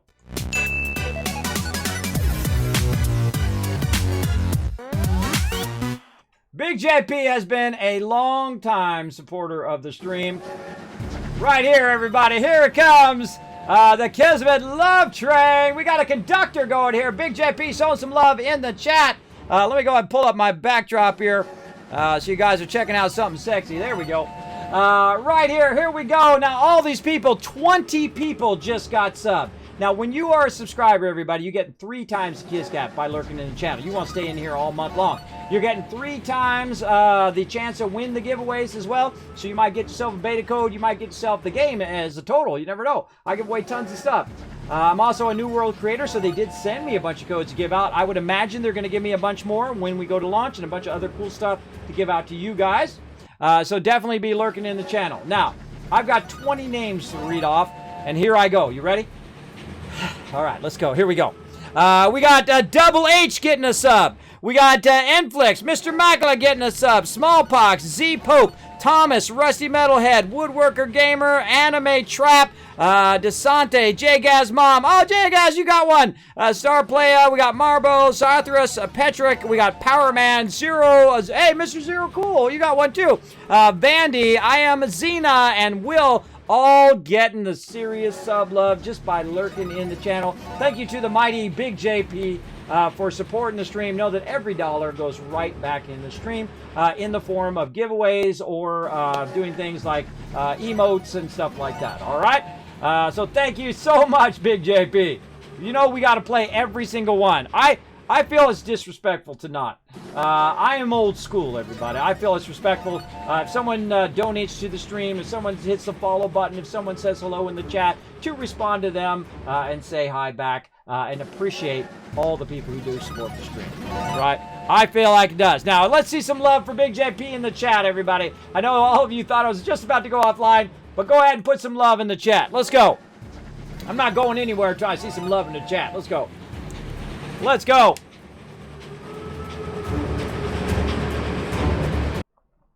You might be thinking, Kismet, who does these awesome 3D animations for you? This guy. That's who does it.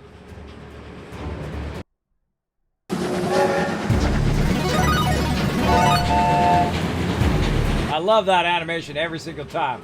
I worked so hard on that, everybody. Very, very hard. I did about 50 different iterations of it. I love the graphic comes up, shows you the conductor. A bunch of variations of that too, because you got to think that some of my people have been subscribed for years, and so you got to have basically 8 years of variations of that animation, as well as the conductor version of it. So lots of variations as well. Oh, look at all that love for you in the chat, Big JP. Lots of love, bro. Lots of love. Thank you, everybody. And I'm going to go ahead and give you guys some additional Kiz caps right there. 1,000, 2,000, 3,000, 4,000 for hanging out and showing some love there. Appreciate that big time. Let's go to my office. We're going to head out.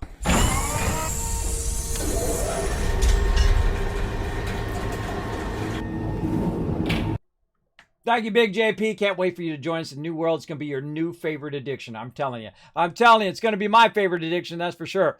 We're going to crush that game. That game is going to be ours. We're going to dominate it. Dominate it big time, as we've done every MMO we've ever played together.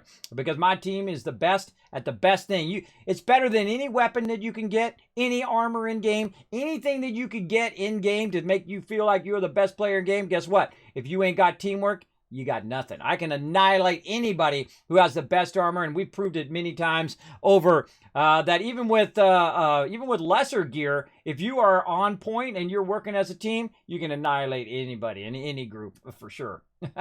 We've done it. We've taken all the castles. We've taken all the things. We've dominated PvP and all of that fun stuff, and we're planning to do it again. All right, everybody. I will see you guys at 10 p.m. Eastern Standard Time tonight for sure, but maybe bonus stream. We'll see. All right. I'll see you all then. Thanks for hanging out. Love each and every one of you. Bye, everybody.